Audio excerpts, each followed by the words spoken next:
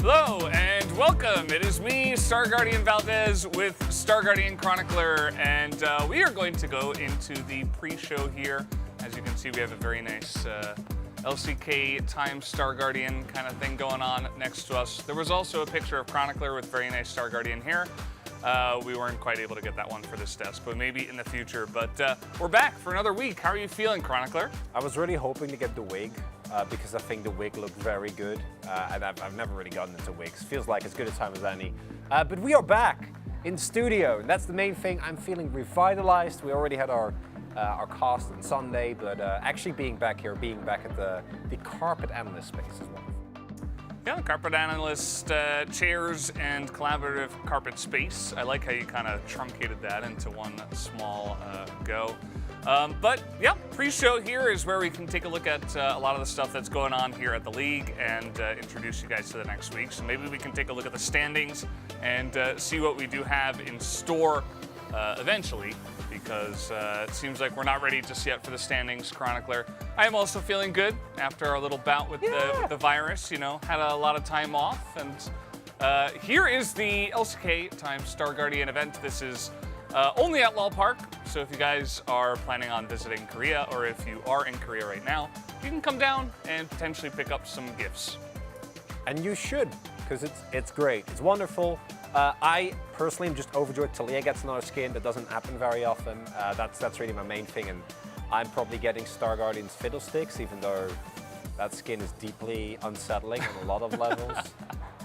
It shouldn't be a thing, but it is. It's weird. It's a weird skin. Yeah. I'm glad they made a weird skin. You know, we need more weird skins. More weird champions as well. Some more monsters, more Cho'Gath types would make me pretty happy. We got Belveth. Yeah, Belveth kind of counts. Kind of counts. Yeah. But yeah, that's the LCK Time Star Guardian event. That's why we're wearing all these stickers. Hope you do enjoy it as well. Perhaps we can get into the standings now and take a look at what's going on at the LCK and see how it's going. As here we go. Here are the standings so far. And most notably, T1 and Gen.G in a league of their own, even though Live Sandbox is only a game behind. And they are on an incredible win streak. They are facing Gen.G tonight, which is by far their biggest test as of right now. Dumlon and DRX are still both really finding themselves, kind of struggling a little bit. But there is still, in my opinion, a large gap between them. And then we got Kwangdong, KT, and then we get Nongqin, and then once we reach Humble Life and Fred Brion, it gets really bad. Fred Brion, most notably, looking very likely to go 0-9 here at the end of the run. Yeah, here are the Pog standings, by the way. Prince is the biggest surprise, I would say. Zeus, you know, in many of our minds, one of the best players in the LCK, and Chovy, no surprise either, but to have Prince kind of tied up there with him, it is very interesting to see. All three of these players are going to be playing today. Says so much as well about what Prince has meant to this Live Sandbox and how he has been able to bolster them, turning him from a team that was kind of whatever, Croco trying desperately and Dove having like some nice moments. It's a team that actually works. It's really cool to see. Yeah, it's kind of crazy to see their uprising and to see how good they have become, especially because in the beginning of the year as well, the beginning of the season, I should say, yeah. With Prince coming in, we weren't 100% sure what they were going to look like. But let's take a look at what the pick ban percent looks like here, as Corky, the only one that was 100% presence for week 4. Hey, those are our first picks. I see you actually working out. Positive win rate. The other notable one that a lot of people are going to pay attention to, I think, is the Wukong Wang. But as we've said in the past many a time, when junglers are, there's really only 2 junglers, which is Wukong and Viego. So the win rate is really not a strong indicator. Lucian, I don't know why it's actually made it through the draft when every single time that we see it, it just completely decimates. Zeri, same, although those bans are a lot higher up, which I think is a very good choice. Very happy to see that we are not letting Zeri through anymore because the champion is busted. Yeah, 2 wins was enough, I think, for that champion. For Lucian, 7 was not enough. We'll have to wait and see. As some point picks for week 4, we did have Shyvana coming out here specifically as a counter to the GP. Kingin did play that one. I thought it was pretty good. I thought it worked out pretty well, even though it did go to a loss. We also had another pretty interesting one, Belveth coming out here to a loss. Canyon giving that one a try, but it not working out. Yeah, the Skarner was kind of a highlight, played into Seraphine, got the win as well. The Belveth in particular, to me, feels very similar to a lot of the AP junglers like Fiddle and Carthus that really need a comp around it. So I wouldn't be opposed to any Belveth experimentation, but it does require strong prio lanes, preferably a team that can fight around Herald so it can actually snowball the pick and get anything done. As Cog Lulu were, I think, the main reason why we even saw as much Lucian as we did. Because Lucian Nami actually having a really rough time into the Cog Lulu. Win rate overall might not be the best, but one of those losses is Hannah and the Light, and the other one is into Genji, so you'll allow it. Yeah, and Deft did look fantastic on the Kog'Maw regardless, so really makes you wonder. I feel like they should have won that game, but it is Genji after all. So yeah, more Cog Lulu I think is pretty interesting. I think that absolutely we should have it a little bit more. As the high win rate picks here, Azir still up on top. You'll note that the Lucian Nami we're talking about there is down there. And we were talking about Wukong and Viego, but actually we have had Trundle and also Poppy now make their way into the jungle more often. Yeah, Trundle really good as a duelist who's actually able to match or outpace these early junglers because of Chomp, so they can't really duel him, so you win every trade, which early on is really powerful. And then the Poppy is, because it's Peanut, basically just stomping on people every time he gets the pick, if it's not banned away. And also Pioshik having some good moments on it. So the Poppy really benefiting from a small sample size. Kench and Azir are just incredibly strong. I already know what to tell you. Champs are nuts. As, yeah, that Victor. Victor. Because the Seraphine win rate, I'm not really going to talk about. The Wukong we already mentioned a little bit. And I do actually think that the Wukong nerfs were pretty substantial to the point where we might actually see him drop in priority more and more as people get better at dealing with it. Renata win rate is a little low, but Renata is one of those champions where if she's open, she's always going to get picked. But Victor is, let it go. We collectively can let it go. Victor is just not, just doesn't do a lot, doesn't do enough right now. Yeah, I think there are a lot of other mid laners you can pick, even the Seraphine, you know, like does a nice amount of damage and can also support your team very well if you go for one of those hyper carries or something like that. So make sure that you do pick up that Seraphine if it is available, I would say. Other than that, you know, pretty interesting stuff in terms of the other picks there. The Ahri also not having too much success either chronically. Now, Ahri has really dropped a lot in priority with the rise of Lissandra and overall teams getting better and better at dealing with it. Yeah, I think Ahri definitely one of those picks that in the right hands can be really awesome, but if you're just picking it for its power, not really too... Kind of lackluster. You really need to utilize the snowballing potential, and that requires you to have a better mid-jungle 2v2, which is pretty hard for a lot of even the better teams. Yeah. So perhaps we can get into looking at the 12.12b patch, but eventually, when we do get that ready. Yeah. Actually, a very relevant patch because the amount of buffs to champions that we haven't seen in quite a while, most notably the Caitlyn, who I'd argue is still on the verge of viability, but it's a champion that we haven't really seen. Caitlyn is always, either she wins lanes and then gets picked up a lot, especially with like Karma, or she doesn't get picked at all. Leona definitely hasn't seen the sunlight recently. Well, no, we're not talking about Katarina. We're not going to see Katarina. The champion. Talk about Katarina. Same as always. As the Seraphine nerfs, very, very good, very relevant, very necessary. You might be kind of surprised by the Belveth nerfs, but in solo queue, the champion was kind of crazy because a lot of the weaknesses are not really relevant, and she snowballs really hard. And then a couple of our other favorites. kind of nerfed. And this is the Wukong nerfs I was talking about. If I remember correctly, his damage against monsters is actually the same as it was before he got, or it might even be worse, before he got any buffs to his clear. So like this is like just Wukong pretend he never got buffed for jungle. Yeah. Which in the LCK probably means we're going to keep playing it for a week. That's the thing. It's just like the mental part of Big Ban. It's like, oh, this is working. We're playing it a lot in scrims. You know, it's still good. It's still getting wins. So we're just going to play it. And without the buffs, nobody ever would have really tried it. I think Wukong would have just sat on the sidelines for a very long time. So maybe, you know, it's time to revisit the Heimerdinger jungle. What do you think? No? Not even I'm on board with that one. What if it gets a Star Guardian skin? No, Heimerdinger Senna. that's interesting. We can look into that. Okay. I think. What do you think about Heimerdinger Star Guardian skin? I think that would be pretty nice. It would be.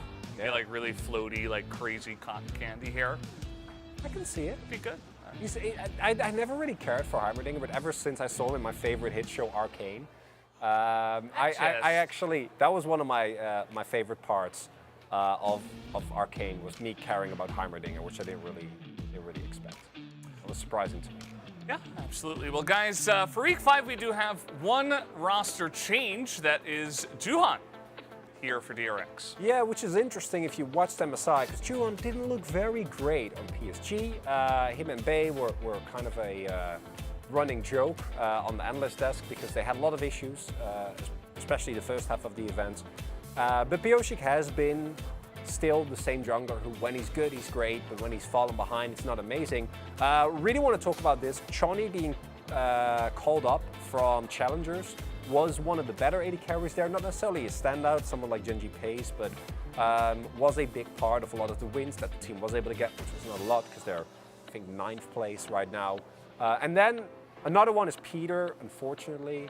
Going to Challengers, has already played there, and their games aren't looking too well. And that's because Sylvie's called up, because Dread is having some health issues right now. So Sylvie actually one of the best junglers in Challengers. Now, is that going to be enough? No, probably, because we've seen many a time that can be really hard for junglers to go from Challengers to the LCK. But he definitely is one of the players that I'd be more excited about to actually see him perform. So maybe can help Nongshim out a little bit. Yeah, I mean, you never know. Like, you think about Gory last year coming into Nongshim, and it's like, oh. And that's a little bit different, of course, because he was a mid laner, and he was very reliable, and I think it is a little bit easier for mid laners to come into the LCK compared to the junglers, as you were talking about. Let's take a look at the schedule here for week 5, as we can take a quick look at what matches we do have, as there are some big ones here, Chronicler. Most notably, Genji, first team, taking on the 3rd place team. I can't believe I'm saying this. Live Sandbox, I'm so proud of you guys. Please don't start letting me down. And even if they have a rough time against Genji, I think that will be a really cool matchup. Really seeing Live Sandbox get tested. Other notable one is DRX versus T1. Even though DRX kind of on the downswing, they are a very up and down team. So if they do have a really good showing and find some draft angles, which Barrow in particular is notable for, and T1 is somewhat susceptible to, could see some cool games there. As yeah, we've struggled a fair bit. Atlas most notably. Yeah, Atlas. I think it's okay. Like the votes that he did go for. Obviously, a lot of us did struggle here.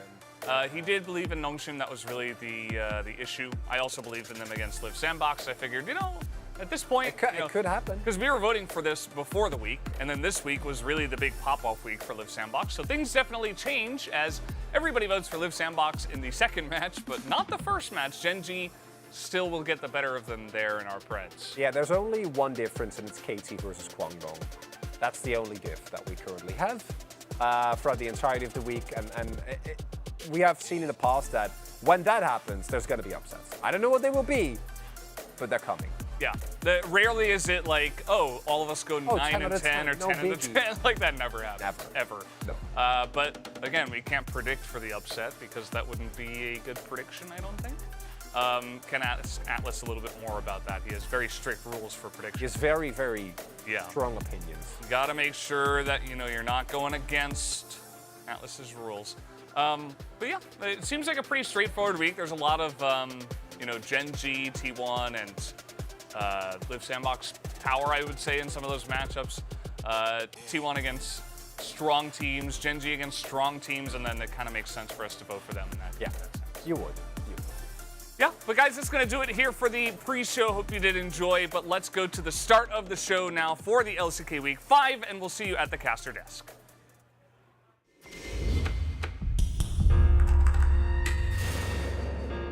Don't go out. 메라가 아니면 이런 Shut off your light. 게임입니다. 여러분의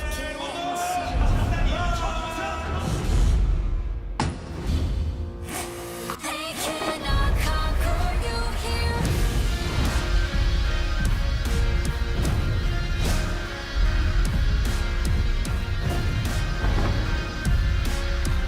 They cannot conquer you here. Don't let it run wild. They can feel you. They can feel you. Don't hold 자, 이번 파이널 젠과 T1의 think it's the end. They cannot defeat you. They cannot conquer you here.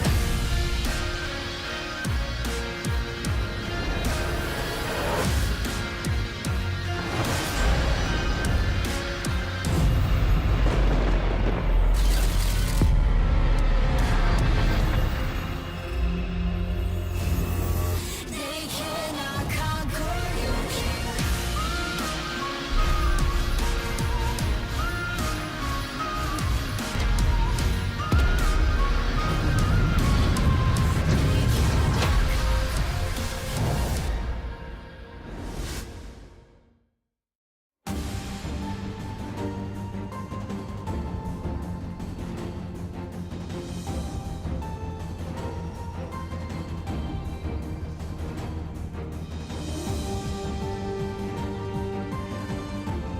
Welcome back, ladies and gentlemen, to a very, very rainy Seoul, Korea for LCK Summer 2022. I'm Atlas, joined by Wolf once again here as we get into a beautiful Wednesday on this Week 5, the very end of the first round robin of Summer, and we'll see the final matches for all of our teams. Yeah, and I'm excited to see how tonight goes because we have two expected winners in our number 1 and number 2 teams, T1 and Gen.G. Of course, I said that backwards, but our top 2 teams are facing off against opponents they are favored against.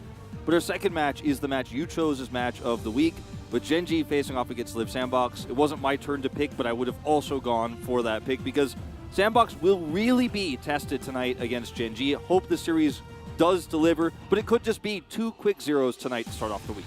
Yeah, I have a feeling that we are going to see some quicker ones, but I think that the judgment on Live Sandbox shouldn't be, can they beat Gen.G? It should actually be about how they look when they're facing strong opposition, because I don't think anyone believes that Live Sandbox are in the tippy top of the LCK in comparison to teams like Gen.G or T1, but I think that they are definitely a contender for going to Worlds as one of our 3rd or 4th seeds right now. Oh, for and sure. even if we make it to the end of the Summer Split, that's when we might be asking the question of Live Sandbox, if they don't fall off a cliff, which they have in the past, so we do have to be careful. Let's get into our key player matchups, though, for our first match, which is, of course, Harmor Life Esports taking on T1.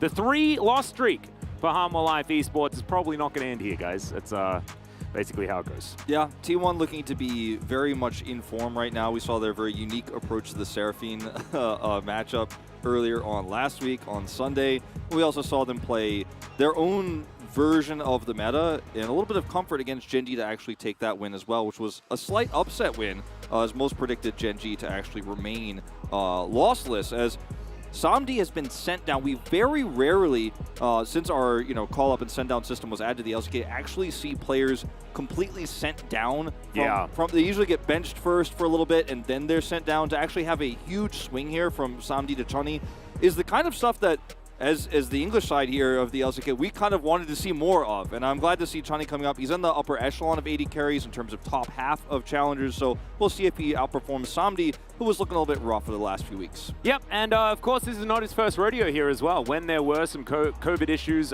plaguing that of Harmor Life Esports, Chunny was in fact called up to play against T1. It didn't necessarily work out in the end of the game, but the laning phase was actually pretty good against Gumiushi and Keria, and we'll see whether that is going to happen once again, especially given the fact that the rest of the team has not changed, so it will just purely be a test of Chani and how he can mix into this roster. Yeah, and speaking of the Amumu pick, Chani has not really played Kalista at all this year. It's a pick that he stays away from, so the draft will, I think, 100% change here in the playstyle around the Kalista Amumu. We've seen so much from Vista. It's his most played champion, actually, now here in the LCK for Summer.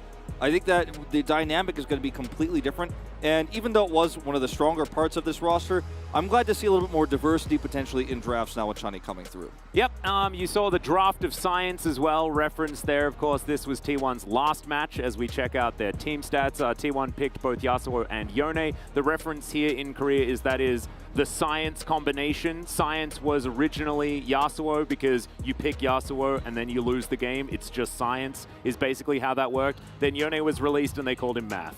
So it's like Math and Science here for T1, and we'll see whether we see more of that educational content from the team as we move into this game, because it's likely that they might have a bit of a happy game if they manage to take game one, perhaps. But let's introduce Harmolife Esports, who will be the home team here for our first game of the day. Dudu, On Fleet, Karis, Chani, and Vista. Again, shout out to the camera guy for being able to get up towards On Fleet's height. And there's Chani. It's very, well, actually, it's his second time here at LoL Park. First time as an official. Yeah, first time as an official player. Yeah, I think, you know, the fans will, I guess, eventually decide what they call his true debut, but it's not his first time, but it'll be his first time coming in officially, and let's see how this changes the bottom 2v2 dynamic, because it has been so Kalista-focused for Samdi, and Chani, a little bit better of a scaling AD carry player, even though Samdi has tried to find success with that style of play. He has not found it this season. A little bit stronger, actually, last season on those scaling picks. So see how he performs tonight, and obviously Harmolife Esports coming in here as a team that likes to prioritize Herald and play around Dudu on the top side of the map. So maybe with Chani coming through, that means they can play a little bit less aggressive in the bottom 2v2. Don't put Chani, you know, it's trial by fire, right? Yeah. Straight into the T1 bottom duo. Maybe put him on a pick that he could scale with and play around Dudu top side. That's my expectation here for Harmolife tonight. Do you know what I want to imagine, Wolf, is that he was called up in that COVID situation just so that he could get some practice against T1. And since then, he's been in the hyperbolic time chamber trying to get to the level to take on this team right here, who proved themselves last week with a win over Gen G. They are not in first place yet, but if it's a 2-0 here in this match and then Gen G fumbles in one of their games against Live Sandbox or loses the series, heaven forbid, then T1 will then regain that top spot right before the end of the first round robin. Yeah, it's crazy how tight that race for first has been for these two teams, and they're both playing tonight in these critical matches. We know which of the two is harder. It will be the second matchup of tonight, but we'll see how this team performs, because, you know, expectations are that T1 have come with a lot of unique style of drafting. It's been very fun to watch, right? Their approach to countering the Seraphine was the science comp, as you called it. But tonight, I wonder if we'll just see a little bit more of a strong approach to the bottom 2v2 as Chani, the rookie player, comes in. The focus for T1 has not been on Heralds, whereas Harmolife Esports have 100% really been zoning in on that as their first objective. So that's a dichotomy. I think that could favor Harmolife in terms of not falling too far behind, falling to that T1 one turret, 4,000 gold lead at 10 minutes into the game. As our key player matchup will be Zeus, T1's strongest player right now against Dudu. I'd hazard a guess to say that he's the LCK's strongest player right now. Dudu, who is by far and above more important for his team, right? Zeus is the strongest player on T1, but he is, you know, maybe like 5% more powerful than Owner, who has been, I think, the second best player on their team, whereas Dudu is like 60-70% ahead of On Fleek, who's the second best player. It makes it very sad, doesn't it? Because like Zeus is probably the best player in the LCK right now, but he's not even like in the same realm of necessary as Dudu is for Harmolife, especially Dudu on his Gnar. And both of these players very well known for their Gnar picks. But you could imagine that Harmor Life Esports, they're in the territory of first picking that champion right now, and would be very happy to get their hands on it if they can. I'm expecting it to be banned away, actually. I completely agree. I think T1 will ban it on red side. We will see what Harmor Life has selected here for side selection, but I'm guessing it's going to be blue since they have that side selection priority. As I love to see Zayas, he's got that Psyduck on his bag. That's his Instagram profile picture. It's always what everybody's posting with him on the fan signs. Yep. It's Chunny. Like, again, we saw Gamin face off against Ruler in his first match of the season. Now Chunny is being put against Gumusi and Keria. In a lot of ways, it feels sad that we won't necessarily see his full potential here in this series, but I think he has a real opportunity to prove himself tonight. Similar to Liv Sandbox in the second series, it's how much he can prove himself in these 2 or 3 games they play against T1. If they win, amazing, but if you prove that you're the stronger starter, at least Harmor Life Esports has something to go on. No, it's exactly right. And I think Johnny definitely worth a look in here with the success that he's found in Challenger. Maybe not as much as some of the other players, as Chronicler already mentioned, but still. Going to be very interesting to see whether he can throw a spanner in the works here and possibly steal away a victory against T1. T1 have had a habit in the past of losing to Harmor Life randomly. It's just a thing. They have been very, very strong, and then Harmor Life just trips them over. So I don't think that that's going to be a likely outcome for today's match, but food for thought if Harmor are looking good. They banned Vista's Amumu straight away, even over the Gnar. Yeah, Keria was actually mentioning this in an interview prior. He's like, yeah, we've been looking into this Amumu shenanigans, and I think he's pretty strong. So they just decide that they want to get rid of it. Yeah, it does seem very good right now. Vista and Barrel, of course, leading the charge on that pick right now. As the Gnar will get banned, as you and I predicted. Yeah. So 2 comfort picks away here from Harmor Life. And I think if you just ban the Lucian here, as Chunny had a very serviceable Lucian game, actually, he played against Genji earlier on. Ooh, they want Zeri. Looks like that's definitely what they want. And it's a lot of pressure on Chunny if he's going to be playing the Zeri here in his first game, but the whole game will be about him. So I personally would love to see it. We'll see if T1 have a Lucian counter in mind. We might actually get to see the Gumusi Keria Lulu lane this time around with the Kog'Maw. Yeah. It's been the most common response. Let's see. Yeah, this is very interesting because leaving up the Lucian has been, it's in vogue. Last week we saw a lot of it. Hanwha are going to prioritize Karas's Azir, definitely his best champion, and has been very strong in the meta recently as well. Picking it away from Faker, also valuable, so there's like 3 pretty good reasons to first pick Azir. But it does give T1 access to Lucian Nami if they would like it.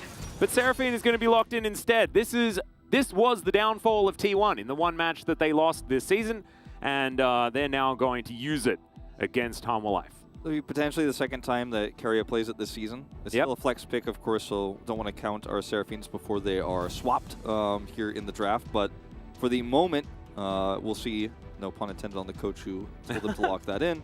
The Xin Zhao here coming over with this. Interesting pick away from OnFleek as well. Yeah, could be a bit of a Lulu angle if they want to play Seraphine mid, I was going to say. But there's going to be the Lee Sin instead here for Owner. One of the cool things about Seraphine being locked in is the fact that because Azir is already there first pick, the Sylas counter is not going to be available. So I feel like Seraphine a little bit safer to pick when you've seen the mid laner already. Lucian Nami, absolutely no surprise, will be locked in here. And so far, it's looking like a fantastic draft for Harmor Life Esports if you turn off the nameplates. Yeah, does look very strong. And again, Chunny will have a lot of opportunities to show his stuff here in this new Lucian Nami lane. Looks like Zayas will pick up the Gwen here before second phase. So a lot of extra side laning here with a T1 composition that has really strong engage and sustained damage right now already, even without showing what Gumusi is going to be on in terms of sustained 80 carry damage. So very difficult for Harmor Life Esports to now draft around the second part of this for T1 because it's so flexible. Gumusi can play almost anything in this scenario, and Faker could, of course, play the Seraphine. They could then instead, to put it in the bottom lane, play something that's really strong at pushing into this Lucian Nami.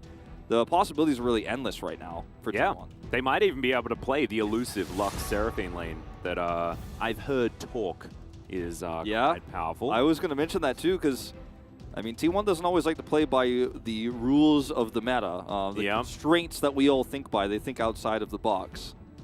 Well, Sejuani going to be taken away here as we just look to try and shore up the Gwen matchups possible on the top side. Dudu does like pulling out the Jax here and there.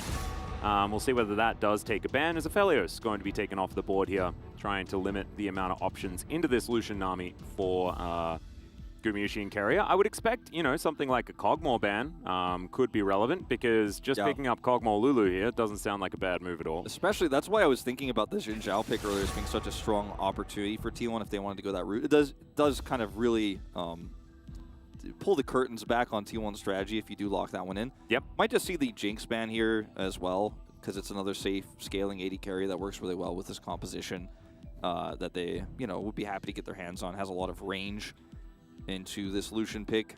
Very survivable because it's hard for Lucian to actually flank or punish it. Will be Kalista that's taken away instead here despite the Amumu ban. Yeah. So, no more Kalista options. Kalista Seraphine might have been something that they were scared about, but Ezreal just going to be considered.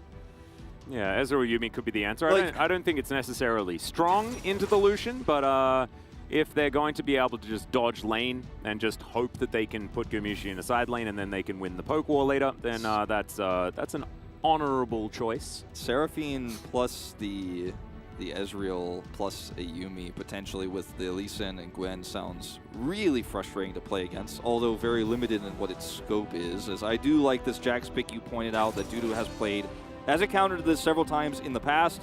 Yeah. But this comp for Hanwha Life Esports is now becoming somewhat disjointed where it needs to have tempo leads here, but it does have Prio now potentially in all three lanes with the jungle pick that On Fleek can now pivot to here to continue to push forward that early game control, grab early Herald, grab early Drake. I would love to see Poppy. Yeah, honestly, I think that's the best opportunity here, especially into the Lee Sin, but he's been prioritizing a lot of this Xin Zhao. It's kind of been, you know, rising back up in popularity here. It will be the Karma, actually, not the Yuumi. But you have two Enchanter supports here. One, of course, is going to be getting a lot of gold. The other is going to just empower a lane. And it will be Keria playing the Karma. You'd have to expect the Seraphine laning into the Azir. And there's a lot of scaling here in terms of healing and sustain and shields and poke damage. And Gwen can basically become a secondary hyper carry here instead of the Seraphine later on in the game.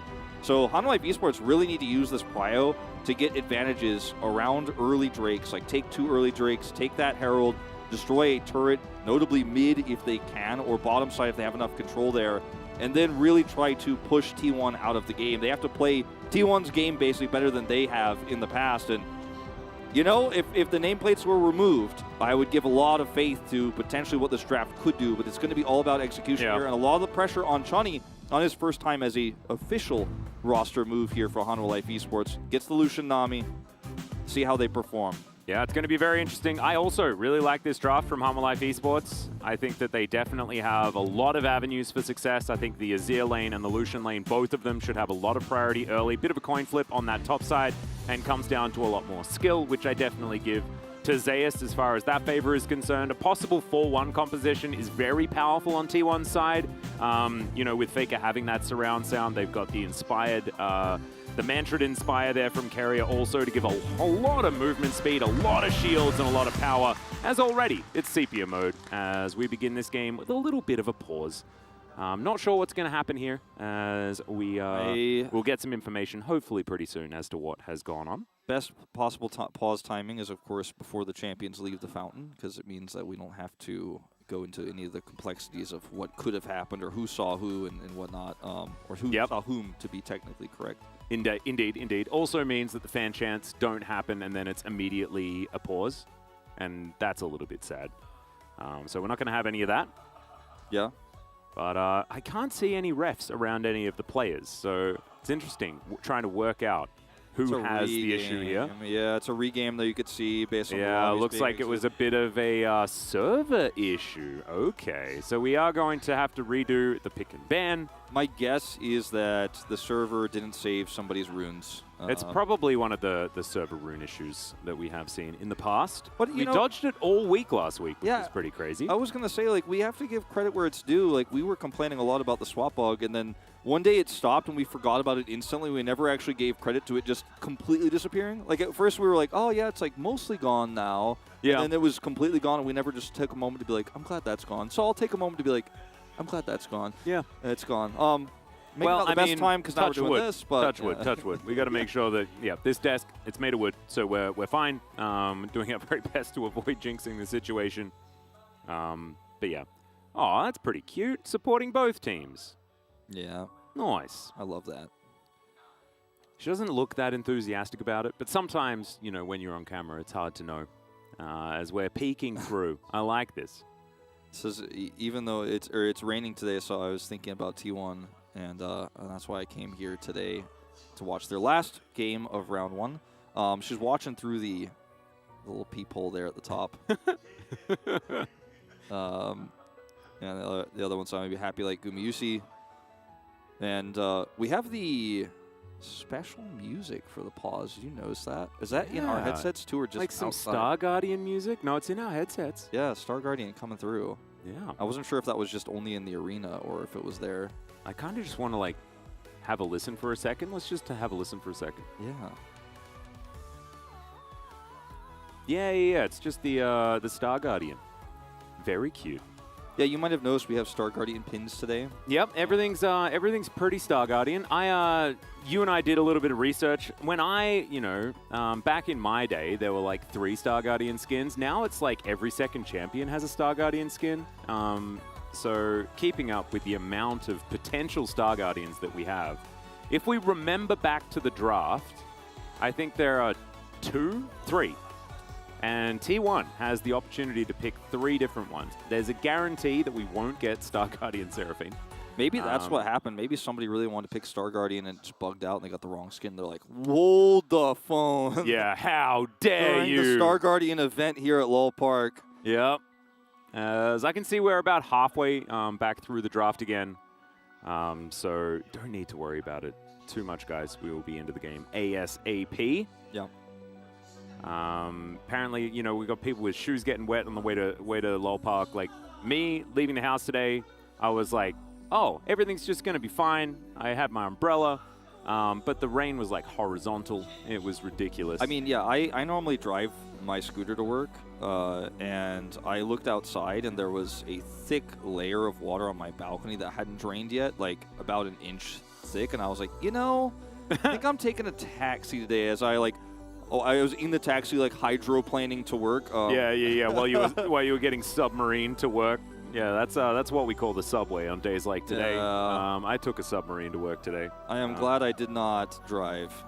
It is very rainy outside. No, it's absolutely ludicrous. So thankfully, we are inside Lowell Park, and there is also air conditioning because it's obscenely humid at the same time. Just monsoon weather, just a classic. Definitely a lot worse than it has been in the past. But you can see we have gotten to the end of things to really talk about as far as the matchup is concerned because we're discussing the weather.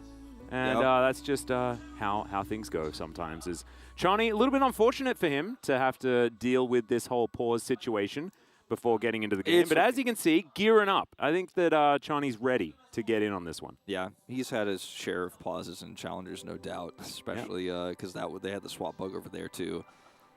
And we'll see. Chani, bit of a Chani fan here. Yeah, we'll see if we won't see how much damage he does per minute. Chani, like 1,000 damage per minute. Like, yeah, that's a clever pun of his nickname there. Chun being the word for 1,000. Yep.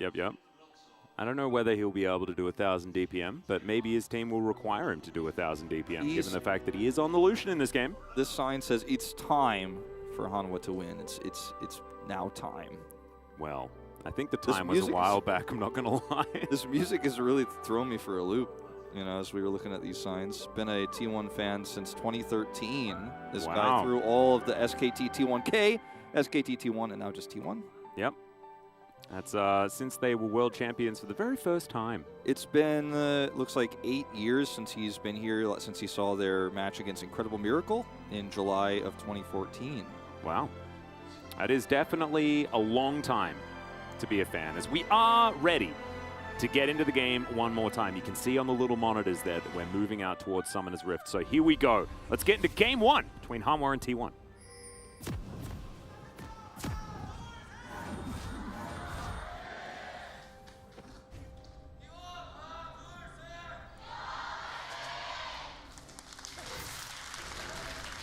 Oh my goodness.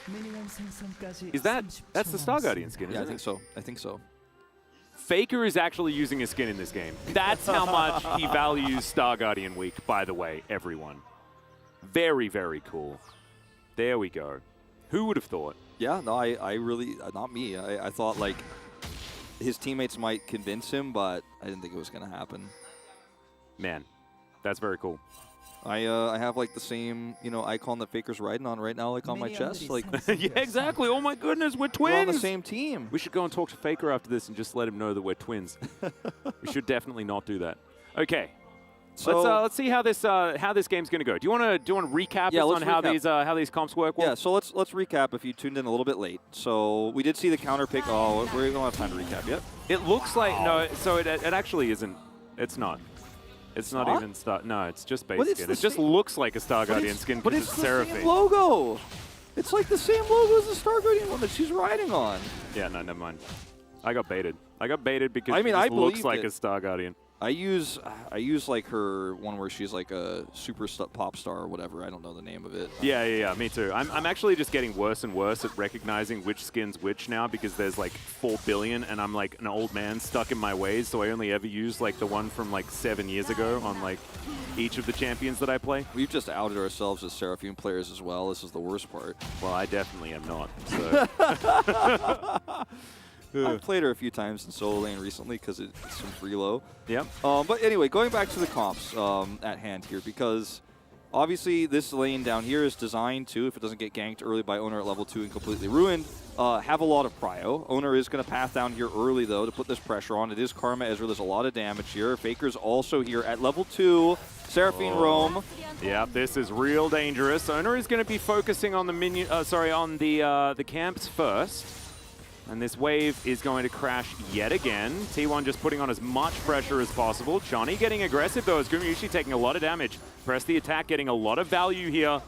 And they are going to back away. So, Yeah. not successful as far as getting any kills, but they do put a lot of pressure. And as you can see, Gumayusi is extraordinarily far ahead, and Faker is able to get back to the wave before it crashes to his turret. And there was no punish on Faker there for the roam. As On Fleek's up your top side. Yeah, Zeus is going to be a little bit immune, so he will be fine. He's aight.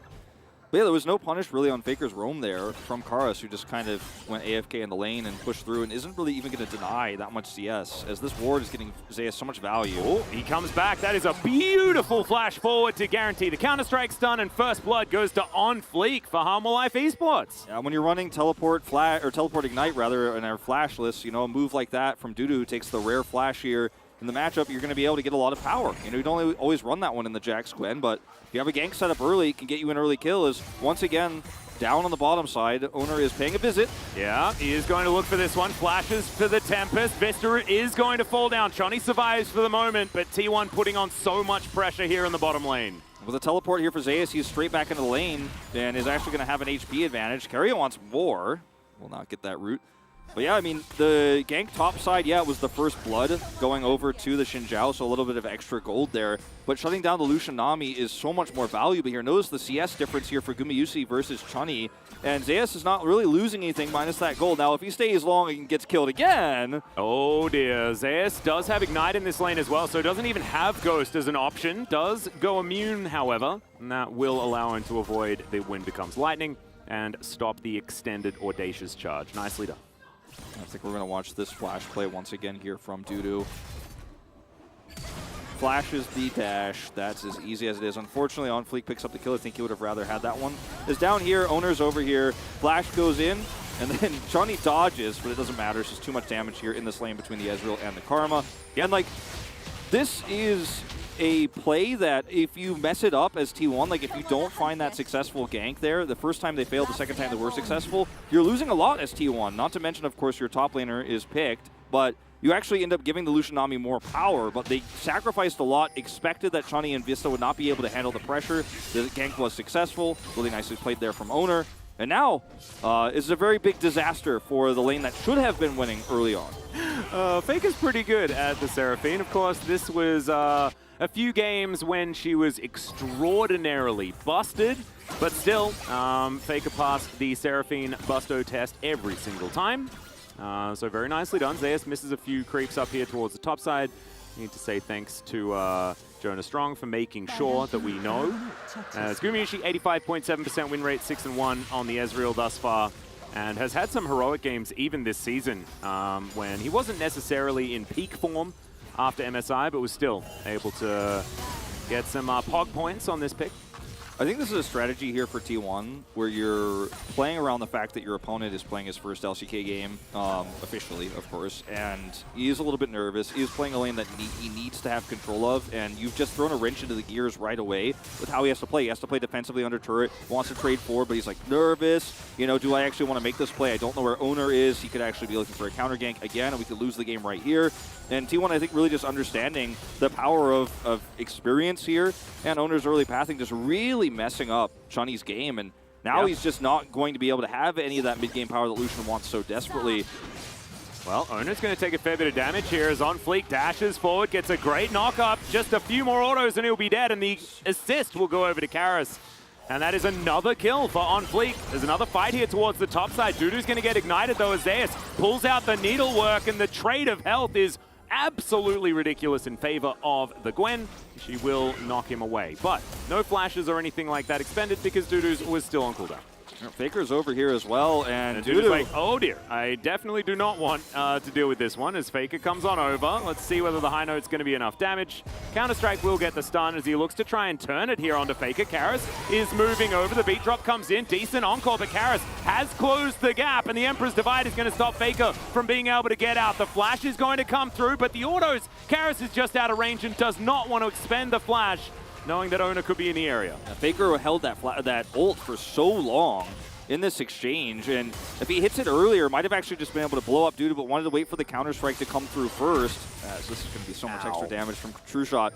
But he held it super long and then is able to use it defensively to get out. I think Faker might have been able to just barely have secured that kill, but I think he was really trying to get maximum value out of this rotation. Could have even turned that into more if Zeus is able to come down and participate in the fight. So at the end of the day, not the greatest rotation over for them, but he does escape with his life and isn't going to fall too far behind in CS. Going to go over to this play here from On Fleek, who will once again steal the kill away from one of the carries here as Karis is just so far away. Gets the knock up here, and he is just stolen away by that auto there. I think he was trying to grab that one, but maybe a little bit of miscommunication. I think he'd rather have a kill on a Jax in this matchup and a Nazir. But On Fleek, we'll see how much more pressure he can put on here because he's picked up two valuable ones. Yeah, exactly. We'll be able to put together his mythic relatively soon. That Gore Drinker getting closer and closer. As Culling just going to be used to clean out the minion wave. And T1 continue putting on the pressure. Gumushi had the opportunity to go towards the Star Guardian skin, instead went for the Frozen Ezreal. Don't know how I feel about that, but that's fine. T1 now just going to continue pushing forward.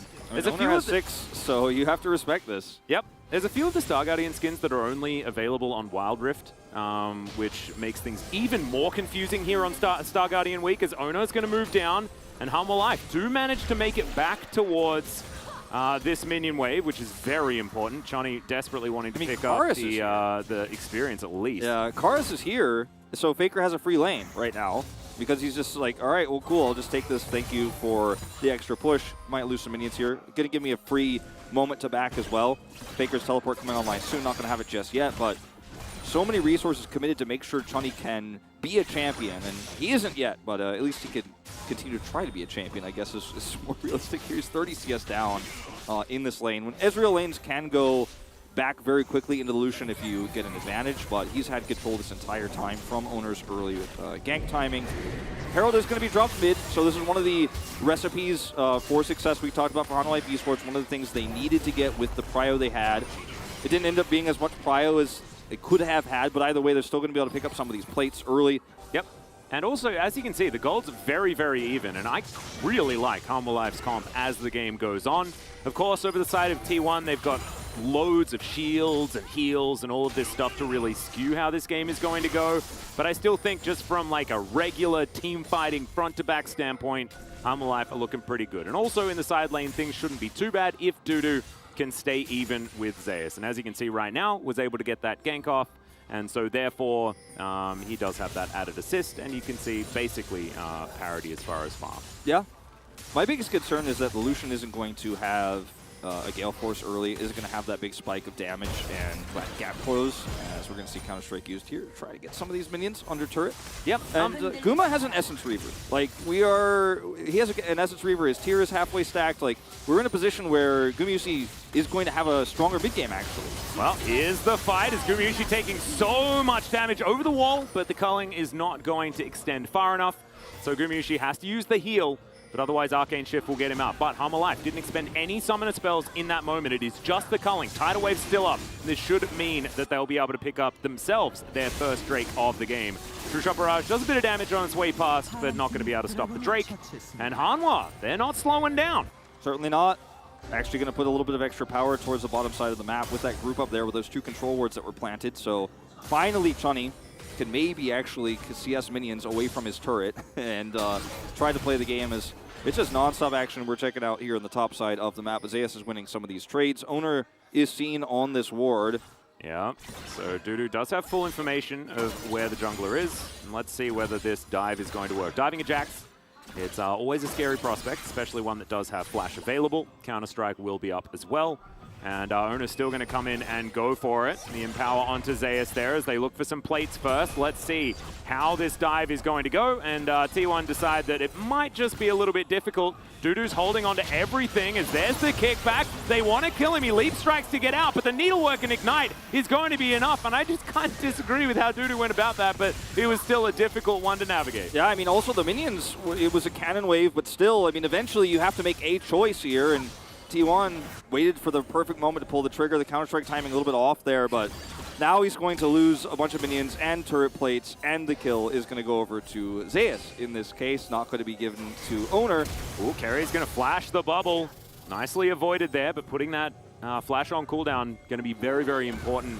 As Tidal Wave comes forward, they're not going to waste any time as Johnny dashes on in. They do manage to get the kill on the Karma, but can they keep themselves alive? The answer is yes. As On Fleek's there, bodyguarding in the area. Beautifully done, and the Lucian Nami picking up some kills is definitely massive value. And they didn't waste any time to capitalize on that summoner being down. Exactly, and they also capitalized really well on the fact that Owner is on the other side of the map here, coming down, trying to force this 2v2 fight into their favor, and they so desperately need these to work, because otherwise we're looking at a world where the Seraphine to the Azir has a CS lead because of Karas having to babysit bottom side so much. This play going really well for T1 means that this lane that could have been, I mean, Jax can be a counter pick, of course, to the Gwen, but it's a skill-based lane, as you pointed out earlier.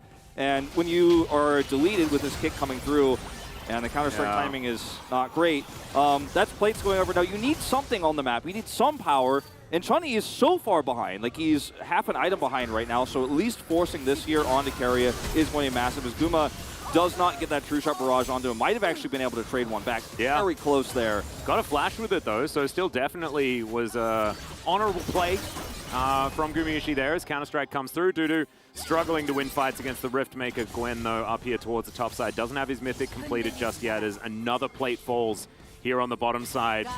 And Owner's here with ult flash. It's a lot of damage, but Johnny's going to take a lot back as well. Owner in position. The culling slightly misaligned with what Chunny wanted to do there, so isn't able to get enough damage through as, yeah, the Gwen not quite as immune as she wants to be, but the Jax definitely never immune enough in this matchup.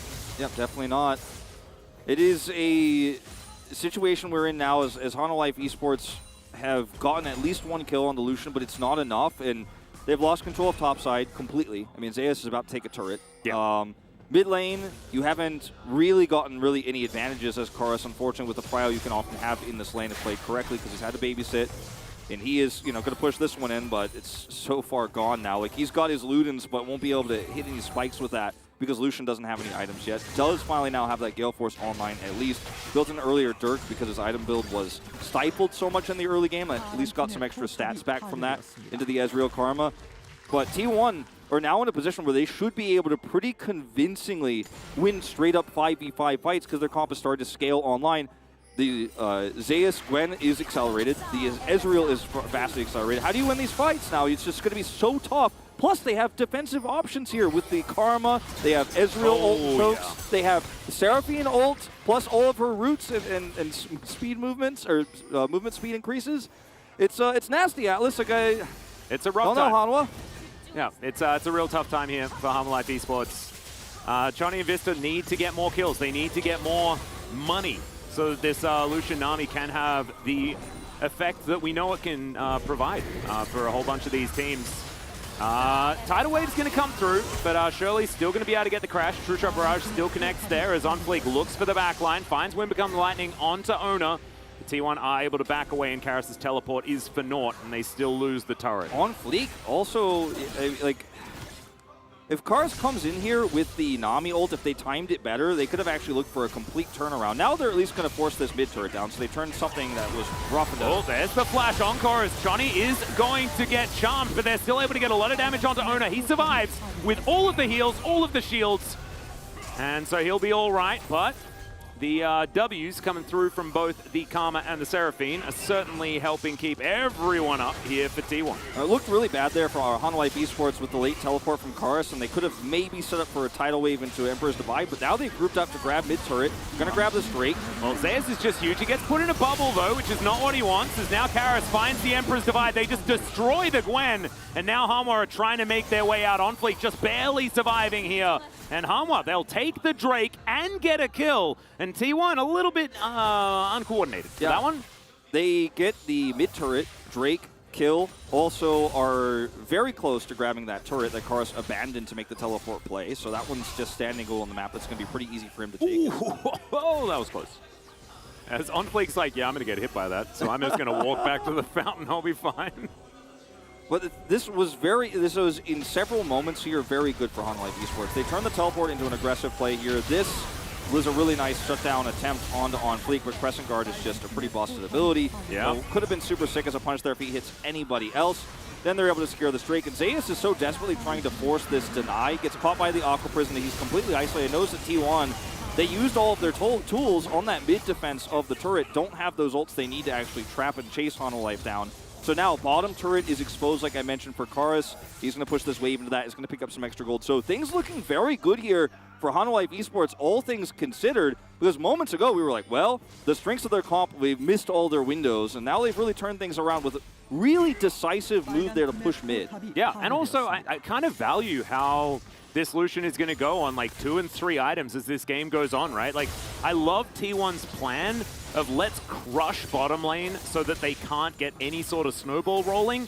But we've seen that that isn't necessarily even when Lucian is in his final form, right? Yes, the laning phase can be strong, but it's when he builds up to these high levels of crit, the culling is just going to be ripping people apart, and the extra mobility you get with Tidecaller's Blessing plus Nami existing in general means that if Chani is actually able to take the metaphorical bull by the horns this game, then it could still be a difficult time for T1. However, that's when you get into the T1 moments, right? Like this mid to late game where they have been so good at just finalizing these wins. Their strongest point this season has been their late game, which is, again, something that we didn't see from them almost ever last season because they won all of their games usually by like 10 or 12 minutes, and then we just had to let them finish the macro parts of it. But I really like your point about this because the burst damage that Lucian brings in on 2-3 items against the Seraphine especially can be something that actually ruins T1 in team fights and setups. Zeus caught again. Karras going to find him with another Emperor's Divide. Gwen does go immune against a few of the members of Hanwha Life, but OnFleek is so powerful and will just rip down this kill. Chani as well, able to take down Owner in the backline as Dudu is dancing forward as well.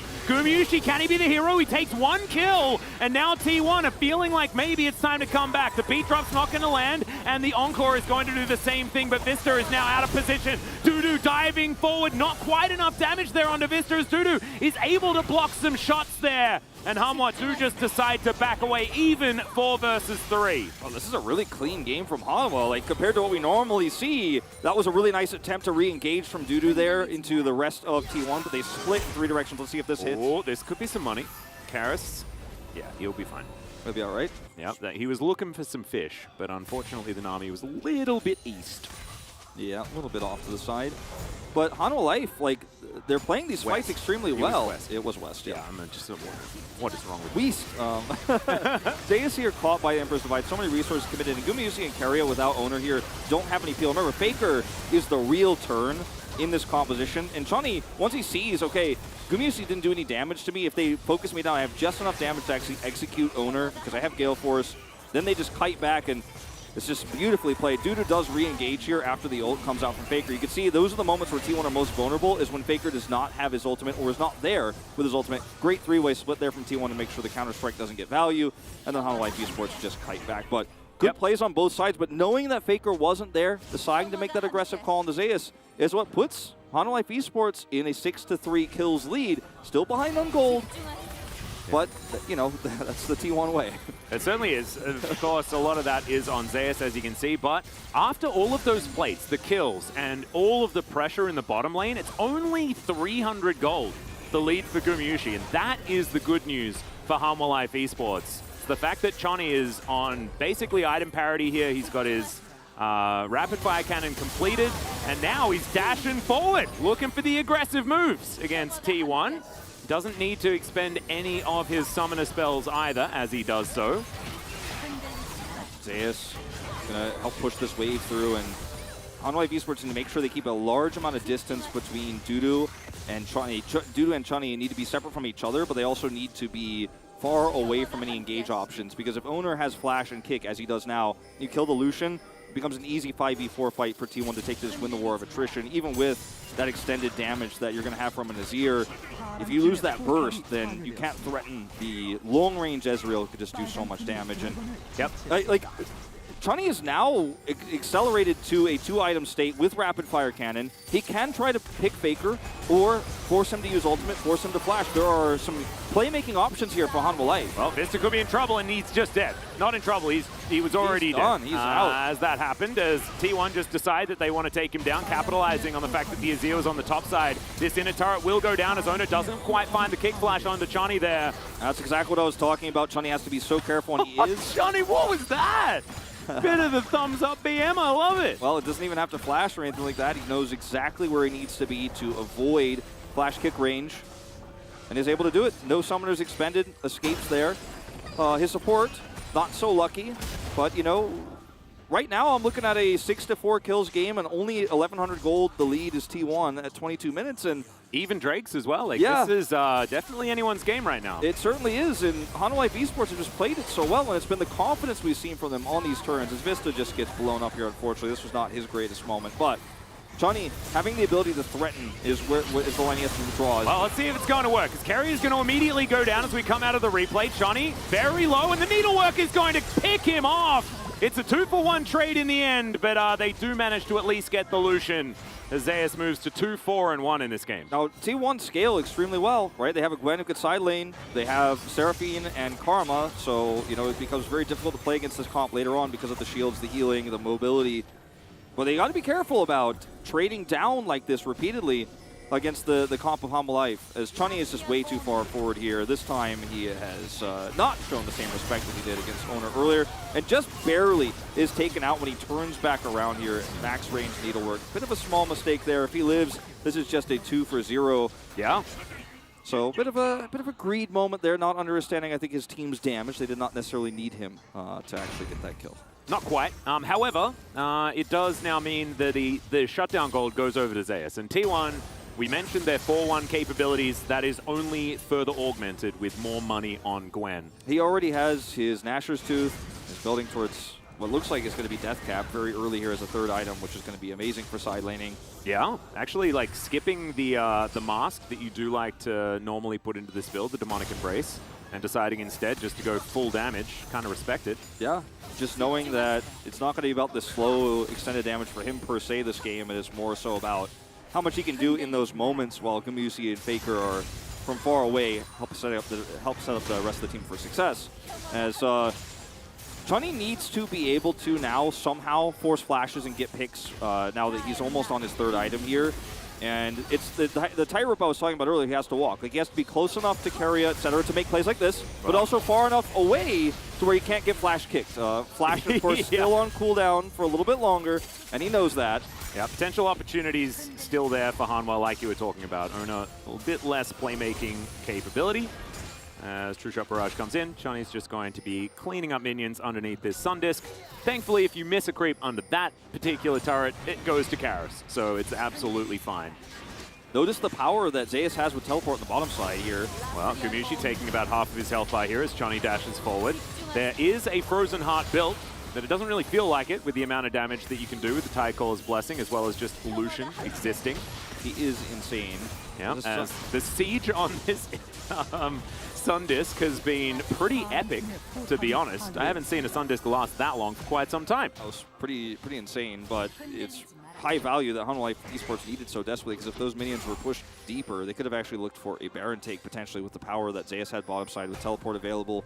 And Dudu's just playing so back, so respectfully here, because he's not going to be able to compete anymore. Even with some Malmortius he picked up here, he will just be obliterated if he takes a 1v1, and he's a level down even against Zeus, who just clears so quickly.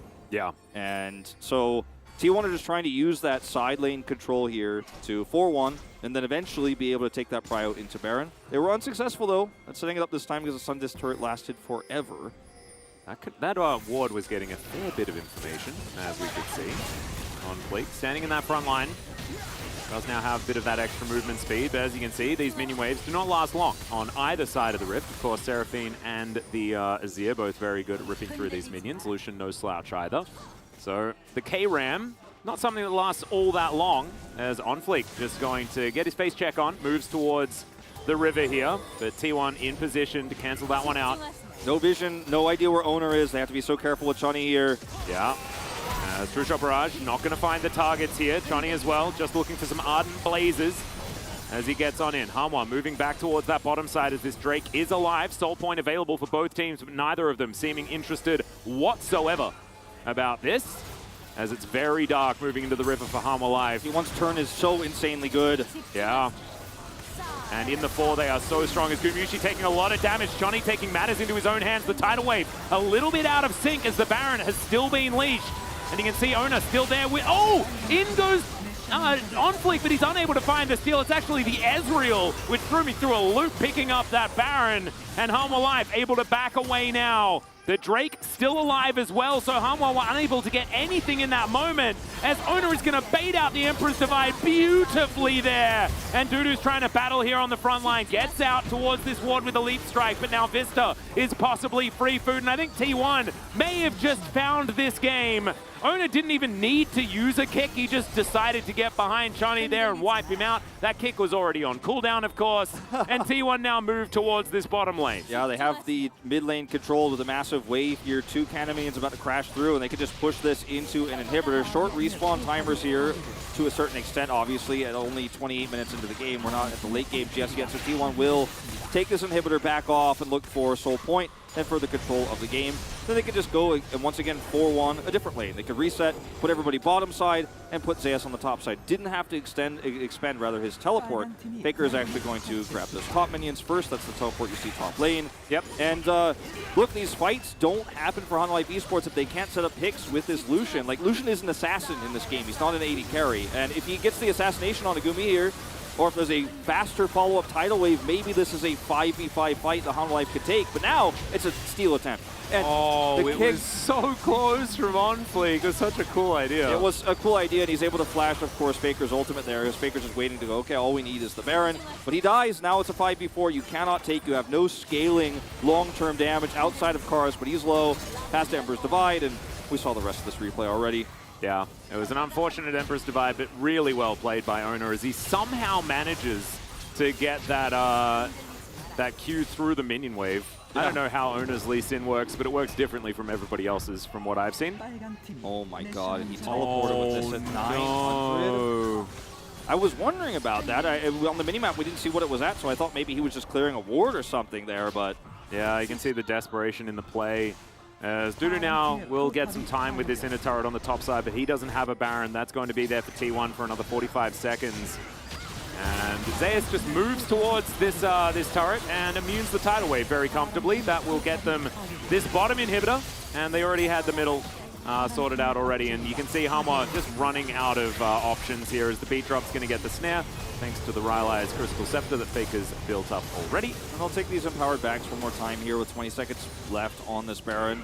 Dudu heroically is able to at least get that top turret, but it's not going to be permanent damage, right? It's just a little bit of extra gold when he's already behind. Like, the gold he picks up is irrelevant. The gold his team picks up, you know, it's nice, but it's not that much money here, whereas T1's sitting on Soul Point now with all the extra prio that these 2 inhibitors are going to give.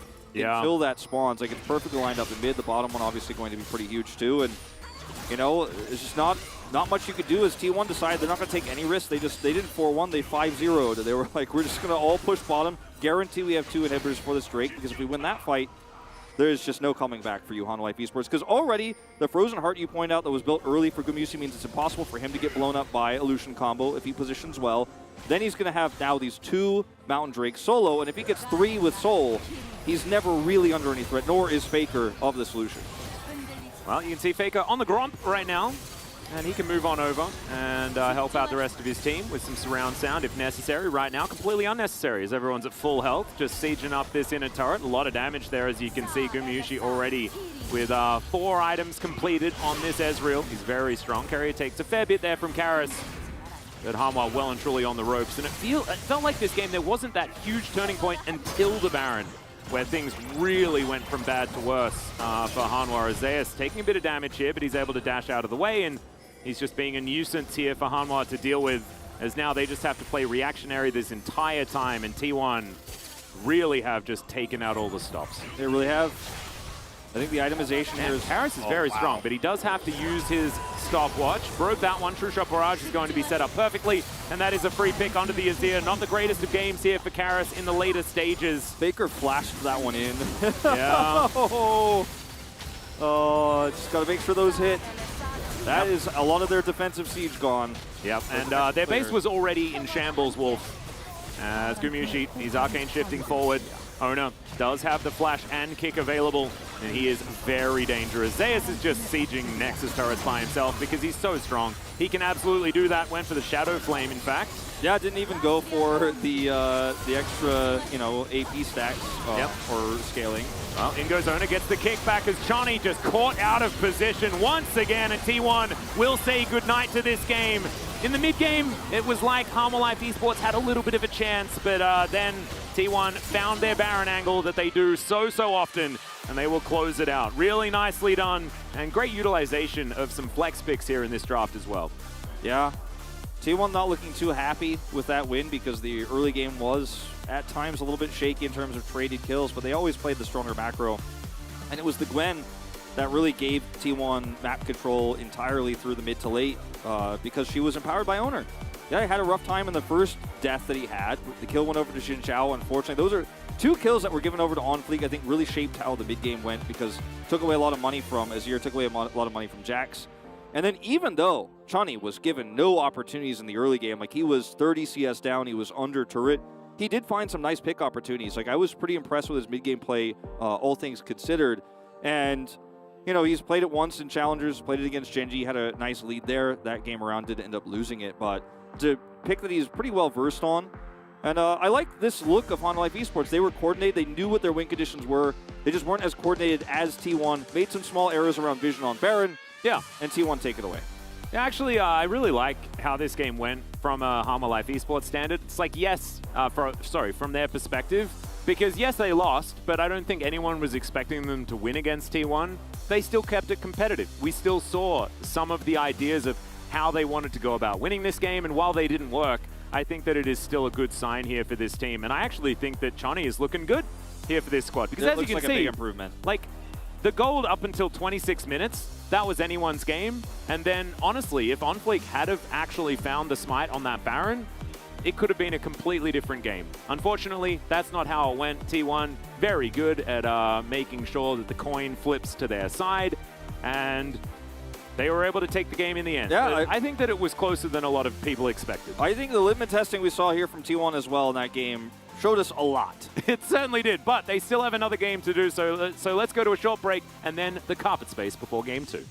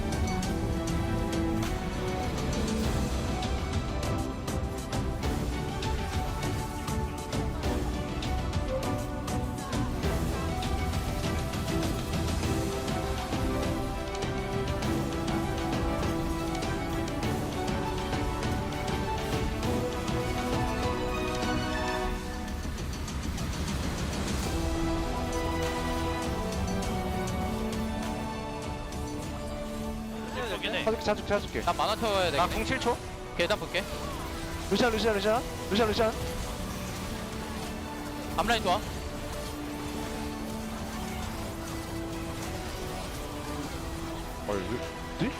아즈는 배달 조심. 게임이 참 이상하단 말이지. 나 실수로 강도.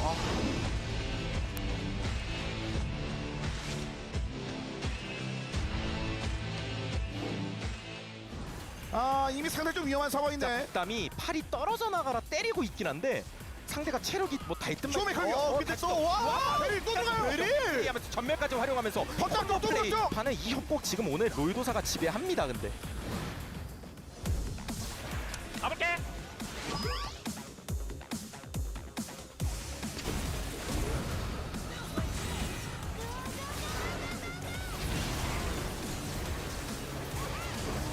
아무 맛있다. 아무 지렸다 그냥.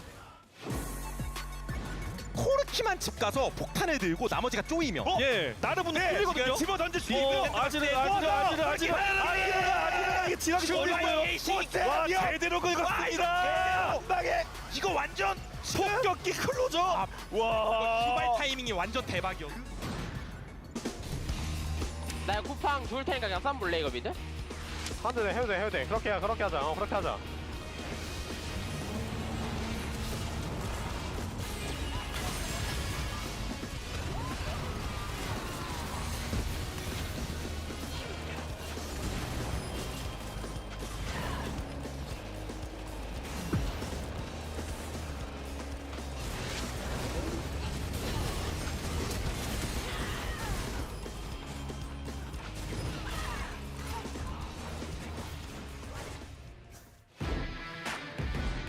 서로 병력 움직임이 중요합니다. 네, 다음 이러면 여기 아수라장 아닌가요? 이거 칼리스타가 지금 못하는데요. 아니 여기 아수라장이 돼가지고 광역으로 소트도 다 빠지고 이러면 어떡하죠? 칼리한테 안 먹혀요. 삼켜졌어요. 이러면 제대로 하나 생명. 아무가 미니언 정리. 박아볼게 이거.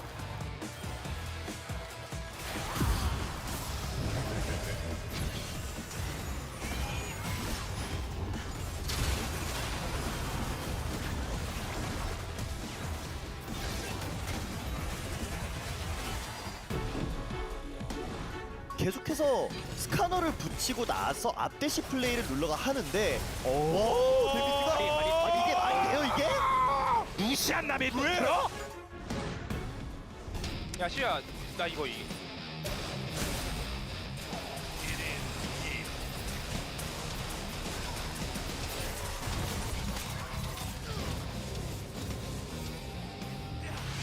잡았어. 나이스. 그러니까 이게 마무리를 좀 근데- 확실히 해야 되고 근데 싸울 이게 건 소드가- 싸워야 되는데 지금 화가 났어요 일단. 그리고 약간 오너가 따먹히는 들어가면서 받쳐주면 이렇게 되면 그래도 나르랑 오공이 열심히 돌긴 하는데 문제는 이미 너무 콤보가 잘 들어갔어요. 맞습니다.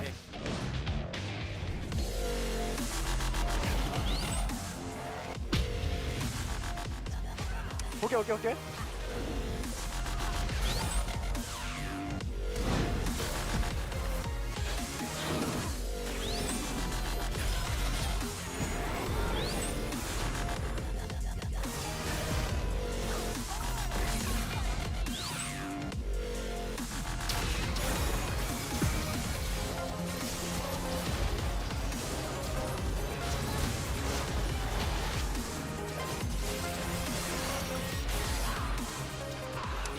이만 시대. 나이스.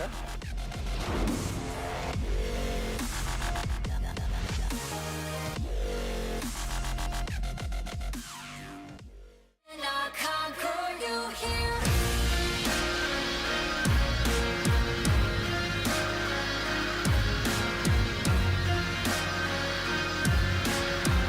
They cannot conquer you here.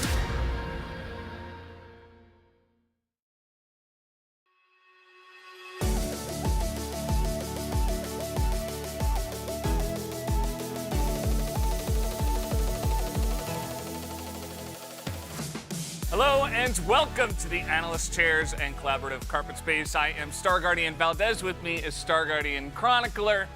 And that was a game where it was actually a lot closer than I expected it to be. Hanwha Life showed up really nicely here. I thought Chunny had a great starting performance, but eventually T1 were T1 and they kind of slammed the door in their face. Yeah, never really felt like T1 actually lost control of the game, but I was very pleasantly surprised by both Chunny's debut and how aggressive he played, even though at times it was a little bit too much. But overall, with the Lucian, you kind of have to play that way. So that was great to see. And the early presence of OnFleek was really good as well. In the end, of course, T1 still wins because they need one Baron to win the game, and they got the one Baron. So that's all they need, yo. Yeah, we can talk about the draft as well, just to see what we had going on here. We weren't, you know, obviously with the double supports, we're always kind of happy, especially with the current state of Seraphine. But with the Ezreal, I was especially a little bit unsure, but then eventually Gumayusi just proved to me why it was going to be good. Yeah, so a couple of highlight things here. Oner gets his trademark Lee, which he also played very well on. Lucianami is like the biggest power combo that goes over. And then in second rotation, we ban out a lot of the AD carries, but T1 still get Guma and Ezreal, which he actually looked better on than he has, I think, in weeks. Like really impressive game from really, I think, the difference maker.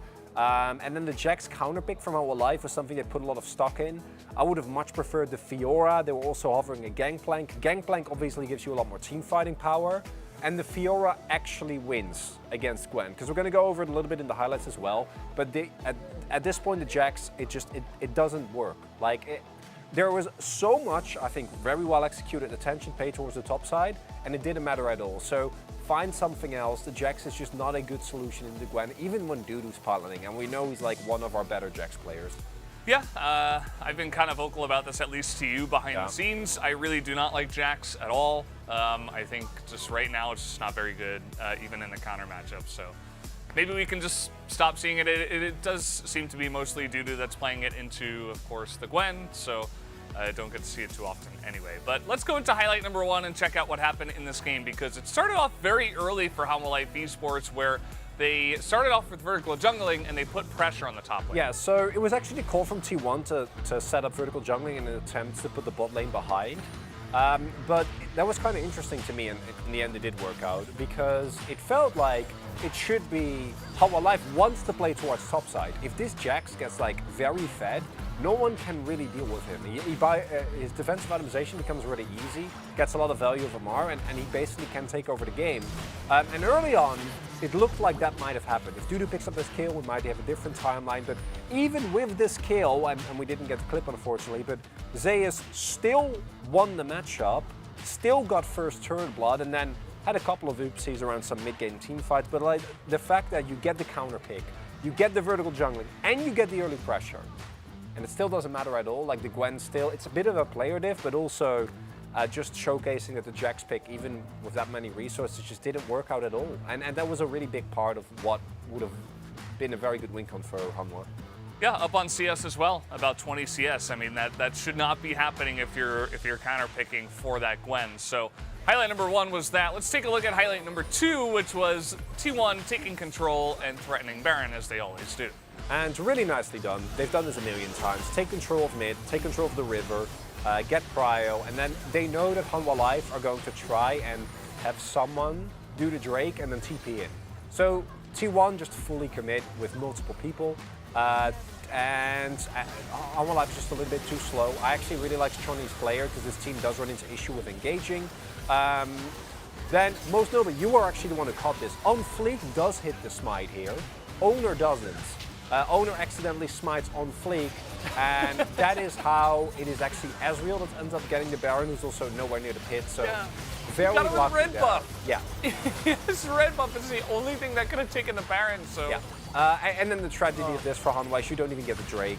And this is where you really see the difference between these two teams and why it never really felt like T1 was completely out of this, which is when it comes to these moments, Hanwha Live need to be like 2 seconds faster, and then maybe you get something out of that. Yeah, for sure. But guys, we do have the player of the game ready to go. Let's see who does pick it up here for game number 1.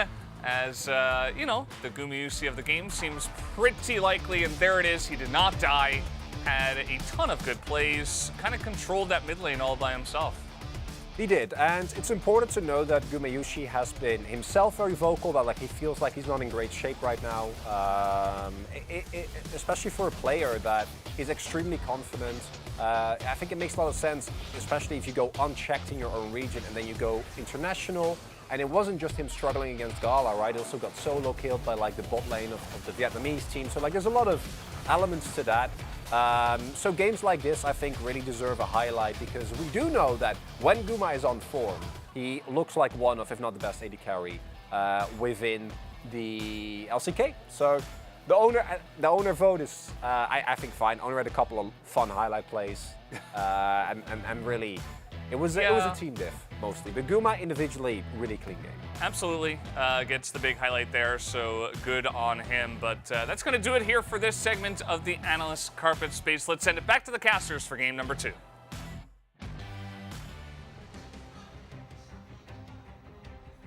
Thank you so much, gentlemen, for all of your fantastic carpet space work. And yes, welcome back, Media KEKWs, to the caster desk here for game number 2 between Hanwha and T1. We'll see whether Hanwha choose the blue side once again, Wolf, and whether we potentially get a run back of the draft. Yeah, I outside of the Jax, I wouldn't mind it.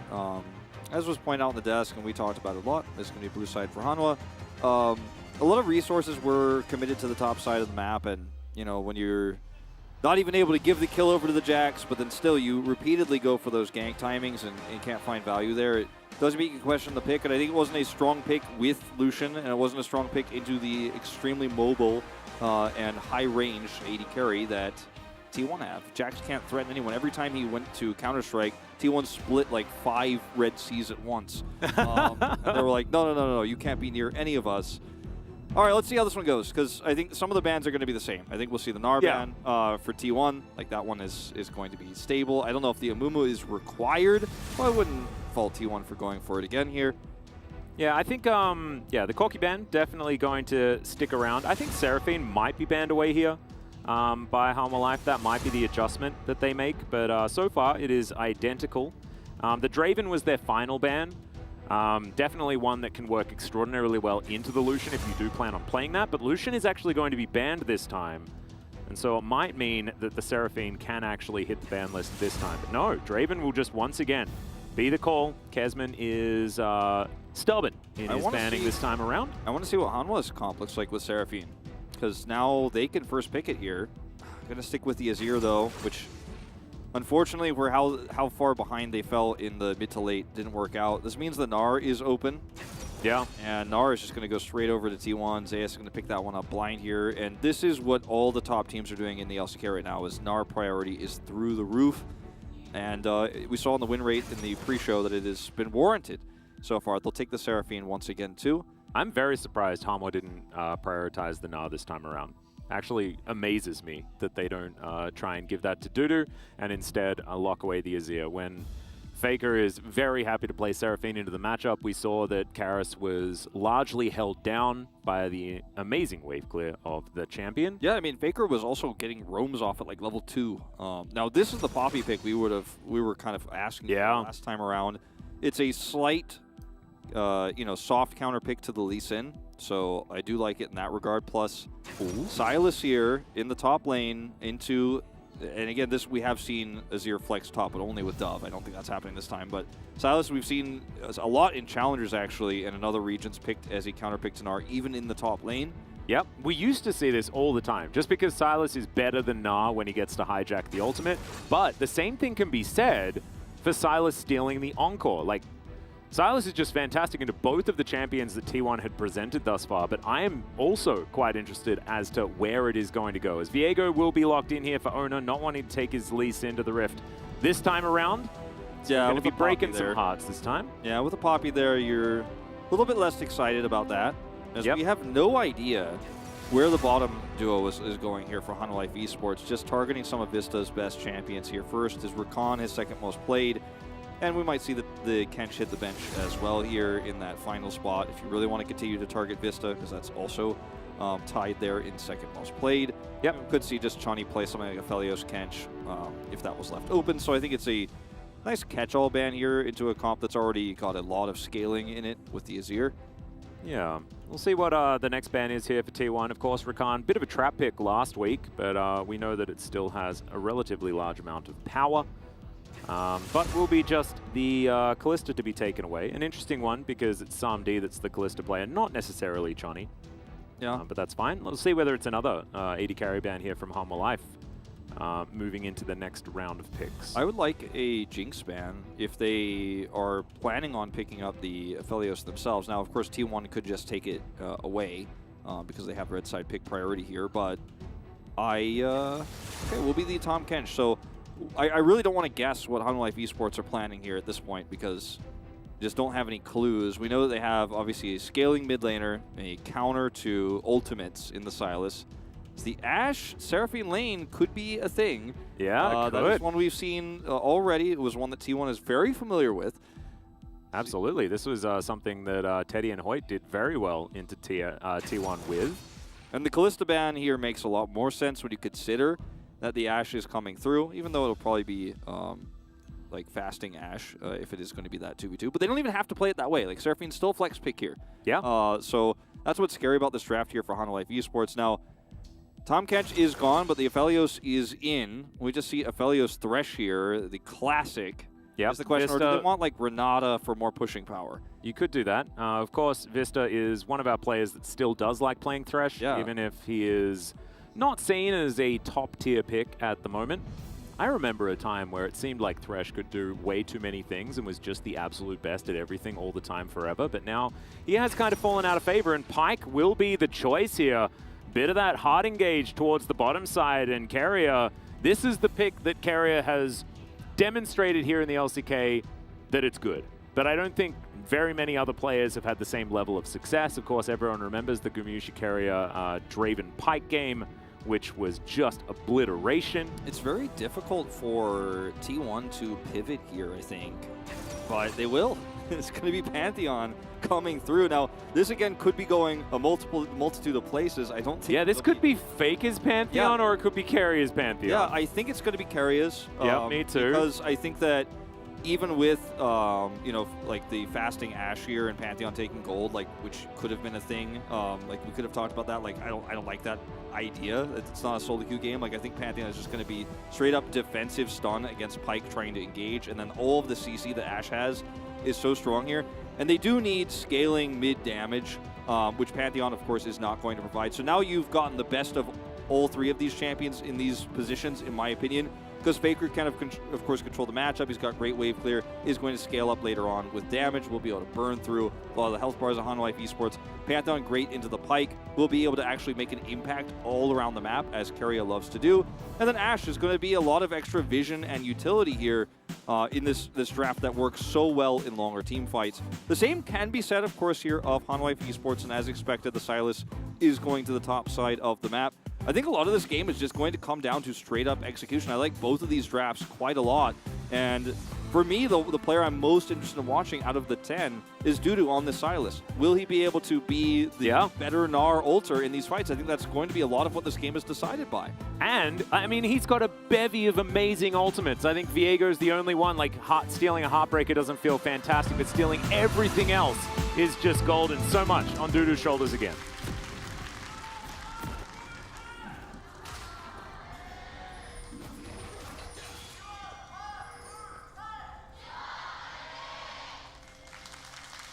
All right, that is a very cool Pantheon skin that Carrier has right now. As you can see, looking absolutely glorious. Charging up some Qs, throwing them around. And of course, one of the reasons why the Pantheon is picked up here is because it's just fantastic into the Pyke. Yeah. Plus the chain CC holding the Pyke in the Wizard Wand is absolutely fantastic. It's so amazing because what you can do is, so for those who, you know, are wondering why this is a counter pick, like what Vista is going to try to do a lot is, of course, Bone Spear into his dash where he sets up the follow-up stun.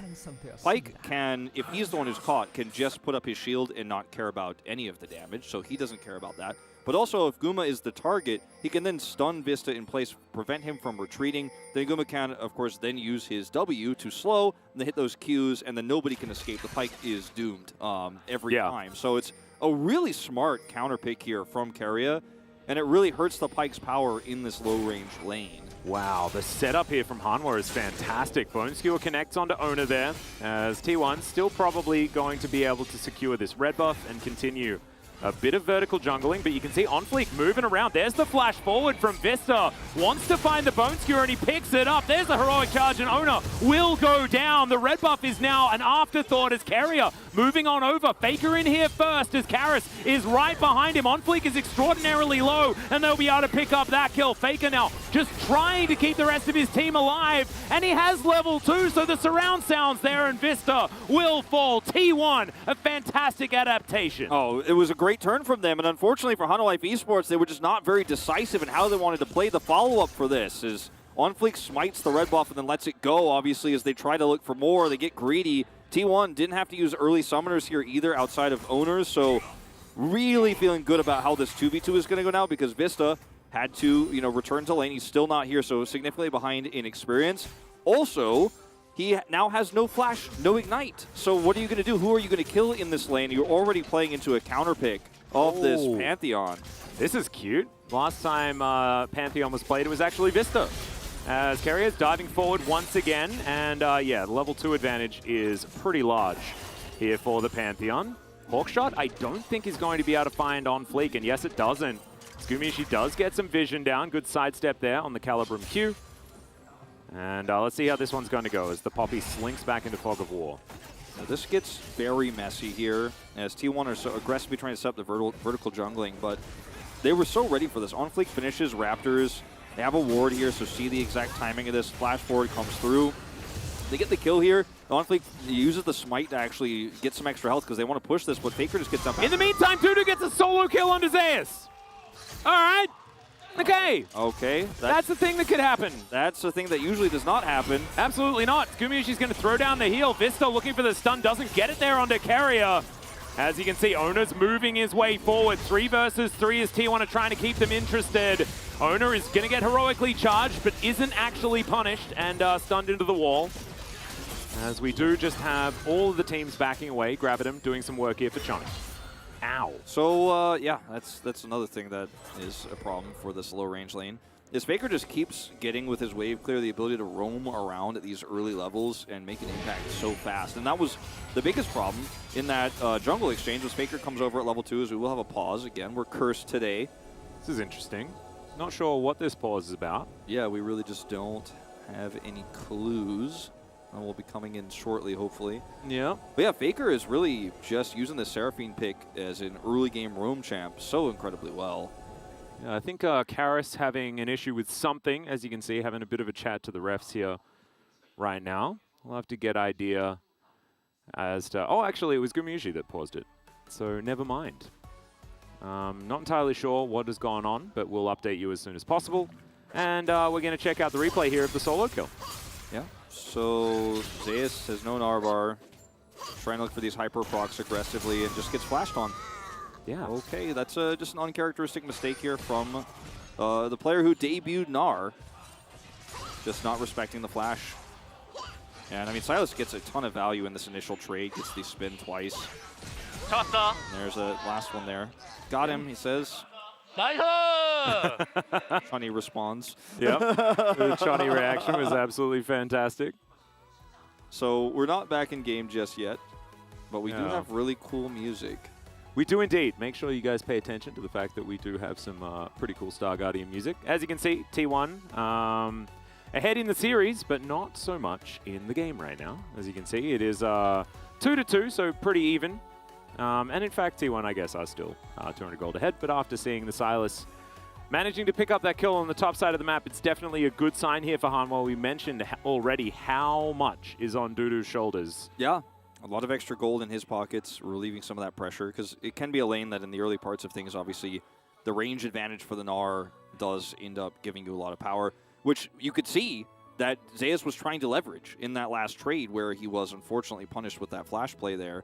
Because he's trying to actually go, okay, I'm a little bit low on health, but I have range, and I should be able to kind of tiptoe around, getting some of those autos through until he's flashed upon.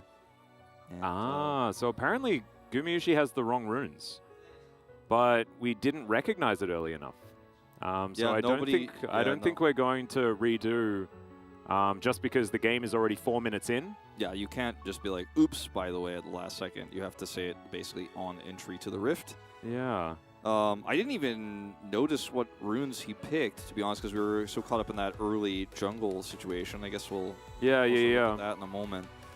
A very interesting situation, though, because I don't know whether it was necessarily the rune bug or whether it was just a mistake that he made. But we'll have to check to see what runes he does have. But playing the Ashe here towards the bottom side, it is kind of important to have the right ones. Yeah, generally, you know, protocol does exist for you need to report a problem as soon as you are aware of it, and if you do not become aware of it until this late, like there'll be some questions about, you know, whether you intentionally hid this information or whatever. So like you just usually don't get the benefit of the doubt as the Ashe in this case. So we're getting confirmation, of course, and we'll see what the T1 coaching staff and Kespa do decide at the end of the day. But my expectation is that we will just continue the game. Because Yep. He does have lethal tempo, so there's no, like, I mean, that doesn't surprise me as far as Ashe runes are concerned. You know, Alacrity, coup de grace, like, it is like biscuits and magical footwear. It's pretty standard. I mean, that's what I ran on Ashe last time I played her. So unless there's something going wrong there. Yeah, I can't think of what... It might have been that he was hoping to click something else instead. But doesn't seem like there's too much of an issue. Yeah, I couldn't really imagine what else he would want to run in this case unless he's got a specific build planned. And it's not like he's going to be running First Strike Ashe or something silly like that. So lethal tempo is basically required for how you want to win this 2v2, and empowers you so much. It's an extremely strong keystone choice because of the trading we talked about in the turnaround from the Pantheon pick. So I'm glad to see Pantheon back on the Rift. Keria is just bringing them all back, man. I mean, Keria is just happy to play basically anything ever. There have been a few different, like Hail of Blades is the other option, but that's normally a choice for more of the support Ashe type playstyle.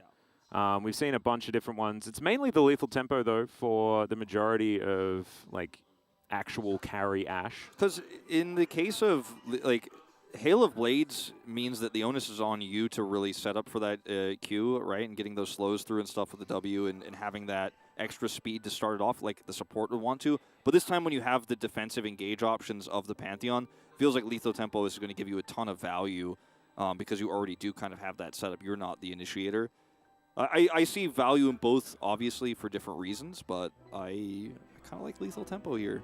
I'm okay with it as well. I mean, I don't think that you'd be picking anything else if you are going to be playing like as the main carry. Might have been that T1 wanted to actually have a Pantheon carry on the bottom side, and we're going to go the Imperial Mandate Ashe route, but not entirely sure. We're waiting for the official ruling as to what is going to happen here, as it is a slightly unique situation. Yeah, it's certainly that, because these things usually get caught right away. Because everybody presses tab like 17 million times before you walk out of the fountain, and usually if the player doesn't catch it, one of his teammates will. Like, hey man, why'd you go for this rune or whatever? Yep. If it's a specific rune and not keystone that he's upset about, which again would be even arguably more bizarre, then his teammates would be able to see. I love this like following of the progress bar here from Dudu. Dudu is like, when will it end? So actually, no. So the progress bar only moves because Dudu is doing that. He's actually pulling the progress bar over and over again. He's keeping it's just one of the things. Like if you're on the blue side and you're the top laner, you just have to make sure that progress bar keeps going. It's your job. It is your job. Yeah. So thank you very much to Dudu for doing that for us. Just really nice of him to keep that progress bar moving forward. The progress bar exists to show people that the game is still in a live state. It is not frozen or crashed. It is just paused, but still active. Just to, I guess, explain why the bar does that. Because there's no progress. It is just indicate. It's like when you press pause on a PlayStation game and like the pause thing isn't just static. Yeah. It actually flashes to let someone who walked into the room know the PlayStation is not broken. Yeah, it's exactly. just paused. So Yep. I don't know why I'm explaining this, but we've run out of things to talk about. Yeah, here. we really have. We We're like, actually explained all the runes and we're everything. discussing the necessity for a progress bar on a pause menu as day 5 days in the until army. Military, for this guy. So coming at one of the last moments here. Indeed. Fan. I'm looking at the afros down there as well. They're pretty cool. It's Karis, and I'm not sure what the second sign was trying to say. You had a glare on it while I was trying to read it. As man, Dudu, what are we gonna do? It's keep. Yeah, there we go. There we go. Oh my good. He dropped the ball for a few moments there, and people would have thought that the game isn't paused anymore. I like to think that the Korean casters are also talking about this right now because of the camera shot. It is the most important thing. As we do have players still, waiting at the desk. We don't have like allowing a bathroom break or anything like that because this is extended, and we'll just have to see what the official call is going to be. Yeah, you're not allowed to talk about the game or anything like that. That's why the T1 players are really stoic. And remember last time somebody almost did that, Faker was very upset. Yep. No, of course. Don't talk about the game. No, it was Carrier, wasn't it? Carrier like said something almost jokingly, and Faker was like, "No, not allowed to do that." Faker's like, I've been doing this for a long time. Yeah. He's the big boss, and he will tell you how it is. Many SK Telecom rosters have gotten warned for this. Well, this guy has been to Low Park a few times. Yeah, so he saw, these are the matchups of T1 that he saw so far here in round 1 in his tickets. So damn. All of them, in fact, as you could see, because there were 8 there, and this will be the 9th. Unless Hano was on that paper, I didn't see. In which case, we would have gotten all but 1. All but 1? Whoa. But I'm still very interested. There will be, I assume, a lot more information given out after this, guys.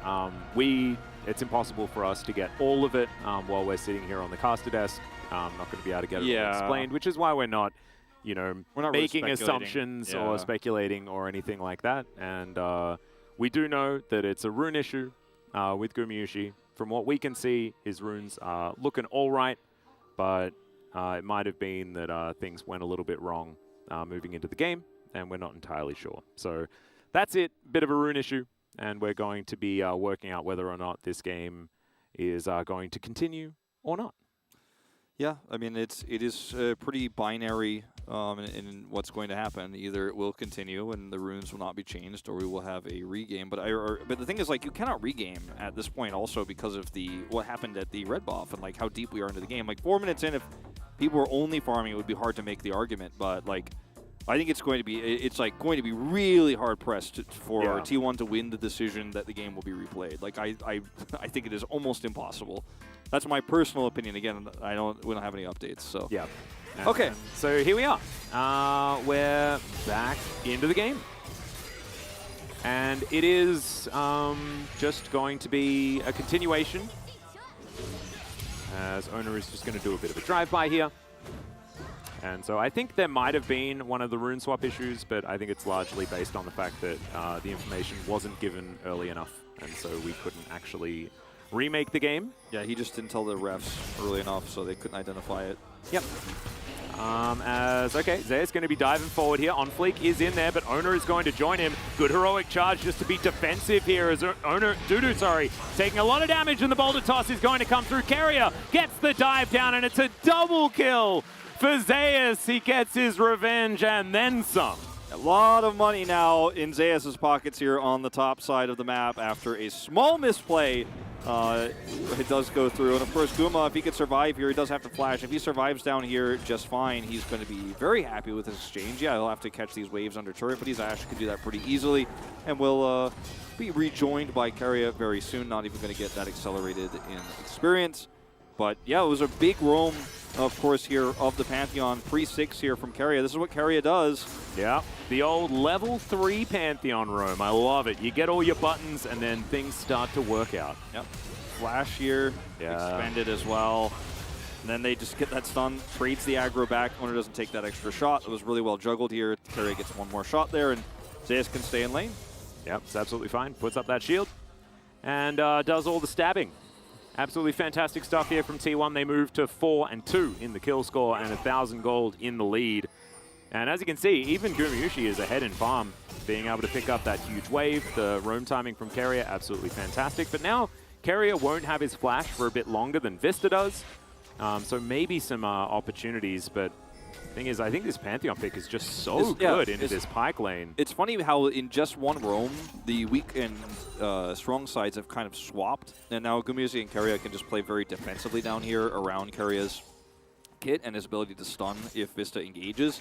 And like the wave will naturally push because of the state of it right now, but they don't have to hard commit. Faker's also coming, by the way. You can see it on the mini-map. So this is kind of a nice little trick. The ping here is so late, by the way, for Karis. He just pinged it while Faker was like, if he was a little bit closer, he could have actually ulted them.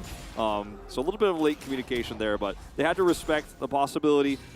And wow, this is now Zeus in complete control of the top side of the map. It really did turn on a dime, didn't it? Yeah. The state of this game. Dudu getting a solo kill to start things off as the beat drop's going to come through for the slow. Karis avoids the stun, but Keria is here. He just boosted on over. And not going to quite find it, but the flash does go down, and now the Azir is a sitting pigeon. Yeah, it's rough. This is the second time Karis has been visited. The first time he didn't, of course, have to flash when Owner came through, but this time he will for safety. As Vista just not able to grab over the wall there. But look, level 6 on the horizon here for Keria means that he'll be able to make impacts like this around the map at a much greater distance with less sacrifice to his lane partner. So feeling pretty amazing about the game state right now, RT1. Yeah, things are going from good to better. Speaking of better, Dudu does have the better ulti here towards the top side, has picked that one up now. But you can see on fleek, his mind is towards the dragon. And T1 knows exactly what's going on, but I don't think that they're going to be able to get any rotation over. Well, Faker pinned down. They know they could push bottom side, Hanalife Esports do, but it's going to be a Drake for a Herald here. And it's like I said, the weak and strong side's just completely flipped because now Zeus has so much power on the top side, and as long as Gumayushi and Keria know where on fleek is likely to be, they can just react accordingly and won't give Vista any engage opportunities where there is a pick possible, even with the flash advantage for a few more seconds. You can see Keria still has his on cooldown. But this is a more valuable trade for T1 in terms of getting Herald first because it's going to lead to a lot of extra plate gold, probably top side here. Yeah, Owner can put it down basically in any of the lanes and find a lot of value, not just from the money, but also from being able to get a bit of priority in the lane and also possibly breaking down a turret. In the mid lane, absolutely fantastic, right? A longer lane for the Azir to have to stick around in is a little bit of a worry. This roam timing here for Vista was very tricky, but it's read very well by T1 because Chani and Vista backed, so they had no information of where he was, but Zeus does not overstay his welcome. Scryer's Bloom was magnificent for Owner. Sees exactly what Dudu was looking for there to get that ward set up. And they just back off for long enough, and now a lot of time is wasted here for Vista, unfortunately. Well, Zeus continuing to just shove these waves forward. Looks very Noggery-esque with how forward he's been as he misses the Gnar. Vista is over here, but they don't really want to take this fight. Arrow is going to fly forward, but isn't going to find the target. And if there was a turnaround, then that arrow could have been very valuable. As there is the Hex Flash over. Vista looking for it, but does get the flash out from Zeus, but that is going to be it. Yep, they cannot chase any further knowing that Keria... That wasn't even a Hex, that was just a straight up flash. Yeah, just a straight up flash. Burning it down. A little bit rough here for Vista. And, yeah. When a play like that happens, I assume it's Hex Flash, just because it's like, it's so that unbelievable. is a real crazy flash. But it wasn't. He doesn't even have inspiration, so it's impossible. Yeah, no, he's going to have that one on cooldown for a while. He cannot chase any further past the turret there because Keria is not showing and has ultimate, so could be ulting from top of the red side jungle to turn this one around so quickly. Has a ton of damage early on in the game. Obviously has that earlier Dirk. He's 1-0-3, so his damage output is much higher than Vista's at this point in time, so it's not negligible. Even on something like a Sylas in the solo lane can be turned around very quickly. And notice how the second there's just a moment for reset here for T1, Zeus just turns the lane back around. Yeah. Very patient. Has his Gnar bar set up perfectly here for the defense of the turret if there was to be a dive.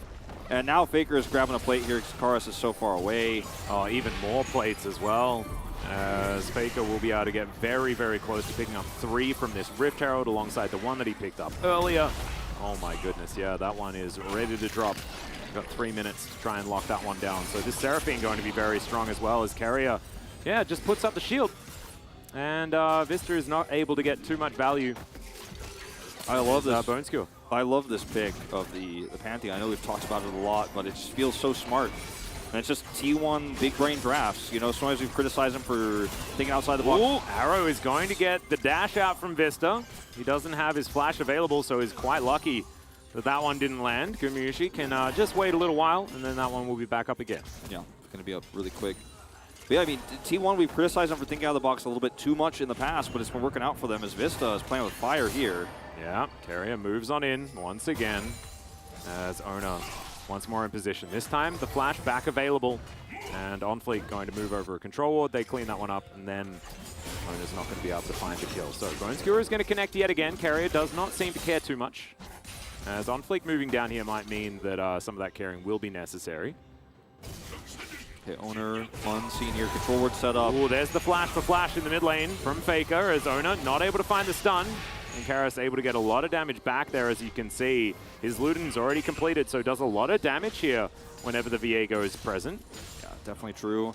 Scary, too, the angle that Faker set up there. If he flashes too far to the right, then he's actually going to be so far away. And Owner is not done yet.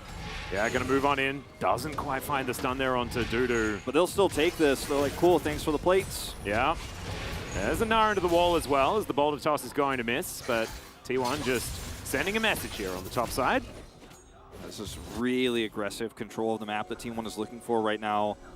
And again, every time Carrier is off the map, that global impact that he can make with an Ash Arrow too. You know, they're both global in that regard with their ultimates. Means that Dudu can't chase or go forward here. The same with Karis. Like, Karis does some damage to Faker in a trade with his Ludens. He's not really looking for a kill with On Fleek because they can just be collapsed on so quickly from so far away. Look at this. Well, Arrow is going to connect there from downtown from Gumiyushi. Beat Drop comes forward as well. They are buying their time as Carrier has to flash to get out of the Emperor's Divide. Vista finds the stun though as Carrier finds himself in a world of hurt. Tries to ult his way out. He'll get refunded a bit of that cooldown, but yeah, that was a bit of a whoopsie and well played there by Hanwha. Yeah, really nice attempt here from T1 with the arrow engaged there, follow-up route, but Hanwha Life Esports were 100% ready for it, turned it around very well. And unfortunately for Curry, he's not able to escape. Yeah, a nice little stun there across the wall. Immortal on Flake's bullied. Immortal Shiobo done here for Gumiyushi, so he's got a lot more damage in his pocket and can, of course, survive a lot longer in trade. So this next Drake is definitely one that T1 want to force if Hanwha Life Esports are interested in contesting. Like, they 100% win this fight. They're faster grouped up on it. Kerry got the refund of his ult. Yep. Nara's going to be stolen here by Dudu, but doesn't have teleport to join this potential fight, and also this dragon doesn't last long enough. So they will be able to secure it, as we're going to check this replay once again. So Pike over here on the other side, looking for the grab. And it's Carrier who's pulled in first, as in live we have a trade, so I'm getting scared to break this one down. Yeah.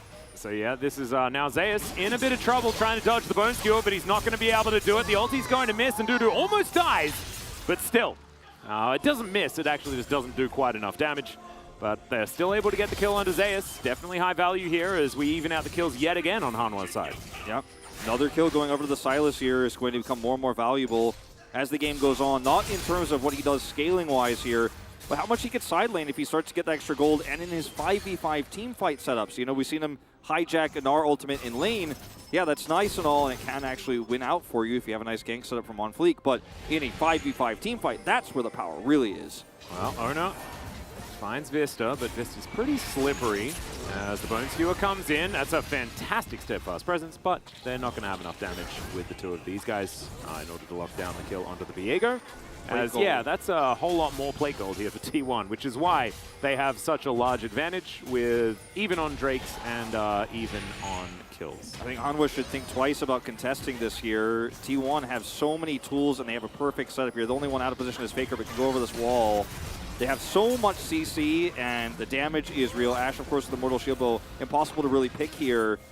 Yep, Ona moving on over. There's the teleport from Zeus. Can they burst down this Rift Herald is the question as he engages there onto Ona. He moves towards the Rift Herald, but he's not going to quite be able to find it on Fleek. Flashing forward, it's a massive gnaw from Zeus, though it's Johnny. He's got red and white guns. He's so so massive! Double kill to come through. Now you'd assume as Johnny's going to tidy it up. That was a really nice turn from Honor Life Esports, and Dudu with the big ultimate, he steals it away from Faker, waits for the opportunity, they isolate one target, and when the rest of T1 collapse in, boom, three-man charm coming through from the Silas, and that's when the follow-up comes through, as Silas is on a win streak right now. Let's just remind everyone at this opportunity. Yeah, I'm like, interesting timing on this one, but, you know, that's as much as it takes when you have the follow-up Aphelios damage, and I was saying the Ashe is favored in the fight here, it's just simply because the Aphelios damage at this point is without the perfect guns, without the perfect setup, so difficult to pull off. We're going to go all the way back to this. Yeah, Vista fishes for it for a while. Yeah, it was a hole in that Bone Spear. But watch in this fight, Dudu has holding the ultimate so long, Owner is forced to ult towards his team who are rushing over to save him, and it's a three-man for the charm. Dudu then falls up, gets another stun, and Chani is untouched. There is no damage here. Unfortunately, the Ashe just so far out of things. When the triple charm comes through, there's no peel to save her. She can't be in the fight. And this is Dudu, man. Owner Hex flashes. Oh, just huge. Or rather, the Heartbreaker's away towards the team, and that's like, he's like, oh, it is going to be the biggest value ultimate of all time. And now Hanwha Life Esports have a gold lead. Remember, this is Hanwha's game 2. We were talking about this as Karis is going to find Emperor's Divide there on Zeus, who wallops nothing. But he'll be absolutely fine, just chilling underneath his turret. Hanwha continuing to put on the pressure here as they K-ram the mid lane. Nona off to the side. Gumushi has arrow left available. And still, the health advantage here on the bottom side lies with Zeus, but doesn't have flash. And is now hopping forward, looking for Karis here as the mini Gnar sets up a hyper, but not able to get the procs. Yeah, with the Gnar bar there, it was very scary. Thought perhaps flash might have had to be expended, but Karis respected it with the shuffle. Chani is very fed. He is a problem for T1. And in game 1, we had him on the Lucian. He was very far behind, then still made some really nice impactful plays through the mid game, despite that deficit. Showed what Lucian is made of.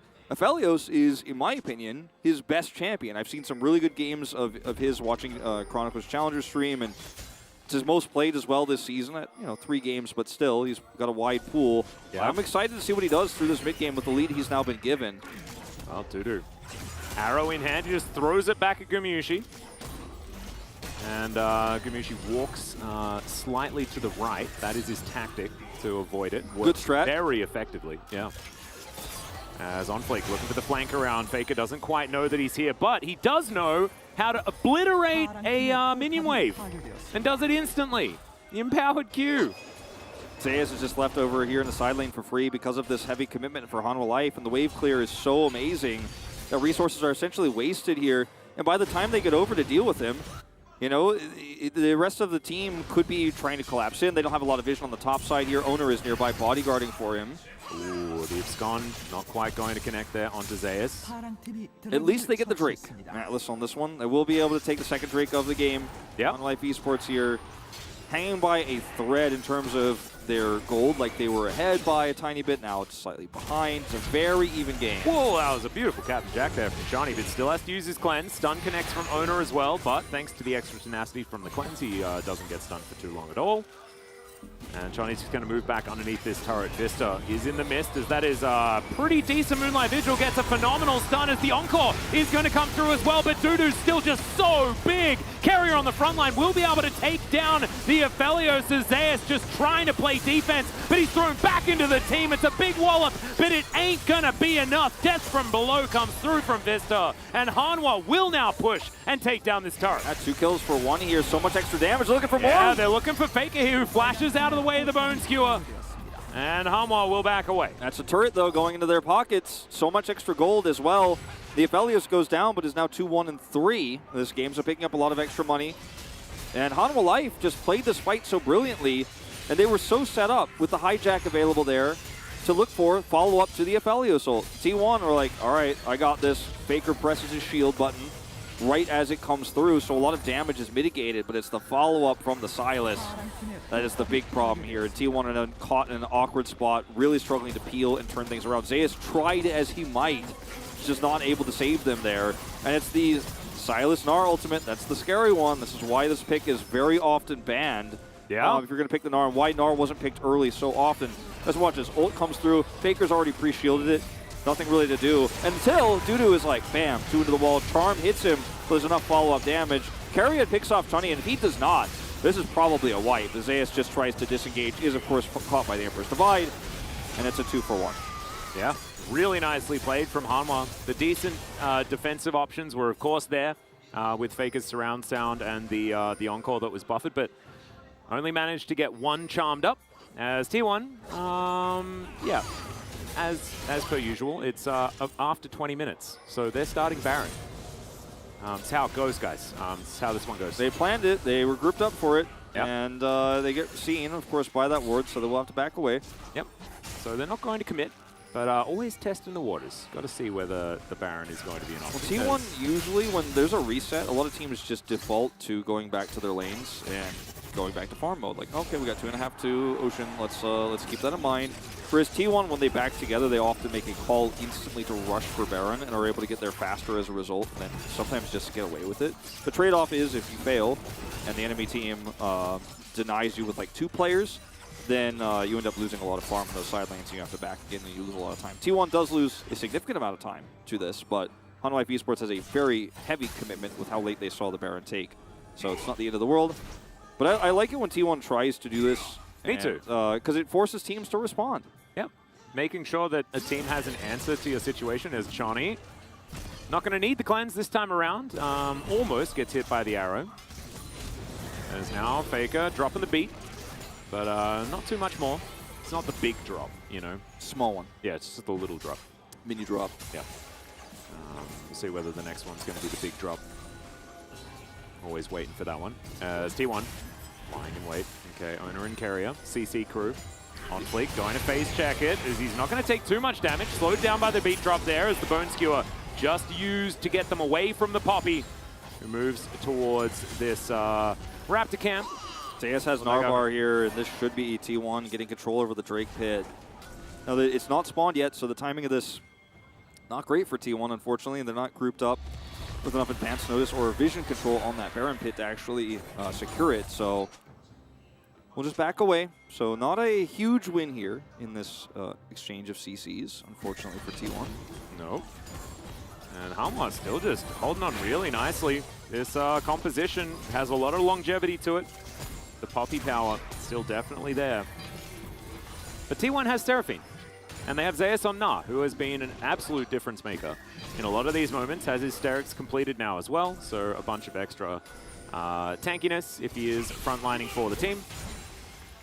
But Hanwha has their eyes on this Drake. It's going to be spawning in 20 seconds time. We'll see whether T1 can actually challenge for it. As we can see, Hanwha has a lot of extra vision control around the area. This time, T1 doesn't have an Ezreal to chip away in the neutral. They have to hard engage with this Seraphine. Can't be used only for turn defensively. They have to find an angle. They have to find an opportunity here with this ultimate from Faker. And it's you know, like if Hanwha just walk away, there's nothing they can do about it. Because it's not an Ezreal game like last game where they could just chip away at Hanwha and force them to make the first move, then use the Seraphine ult defensively. T1 have to be the ones to hard engage. Well, let's see whether they can actually do so as the Dragon has been started up. Dudu is relatively low as the arrow is going to connect. And now the Encore comes in but finds no targets. And T1 thinking about backing away. They don't want to give away another one of these, but the Moonlight Vigil is going to go wide. It might spell go time for T1 as they do boop away one of the members. Owner is out of there as Keria immediately ults forward, but will be taken down, and that is the Encore we wanted to see. The Emperor's Divide will rip through T1, and Hanwha have decisively taken this team fight. It's a double kill for the Silas. Owner, it's just a matter of time before he goes down as well, and that will be the ace for Hanwha Life. Very likely let's go into a game 3 here. Atlas T1 now so significantly far behind in gold. The Baron is going to go over to Hanwha Life Esports. All that standing gold and turrets here on the map is going to go to them. And it just goes to show, like, you have one engage opportunity as Faker here. If you whiff it, or if Hanwha just splits against it and prepares against it, knowing how binary this comp is without the poke damage of an Ezreal, then you're going to struggle. And Hanwha handled that so well, and then for some reason, Keria thought he was going to collapse onto the 80 carry and follow through because Zeus had Narvar, but the hijacked Seraphine ult was what guarantees the team fight win. As T1 are going to come over here and try to contest. Yeah, Faker teleported in. Owner is now respawned. Zeus. Encore's just coming up. Yeah, Arrow is going to connect as well as somehow it's Keria the as well to also punish the Poppy. Oh, you should not be able to get away with that one, T1. No, they definitely should not be able to get away with that one, but they are.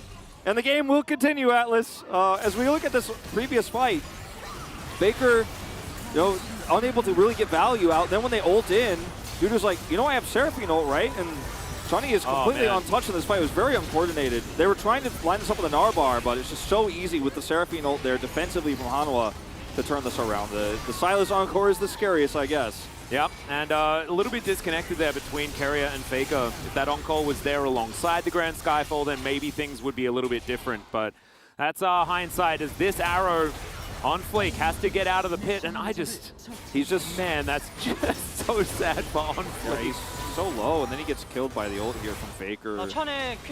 Like, he smites early because he's scared he's going to get blown up, I guess, and then he almost was, and then it's just a Q that steals it away. Yep. Down to 45 health. Wow. And T1 just, I don't know, stole another lease on life here this game. They did.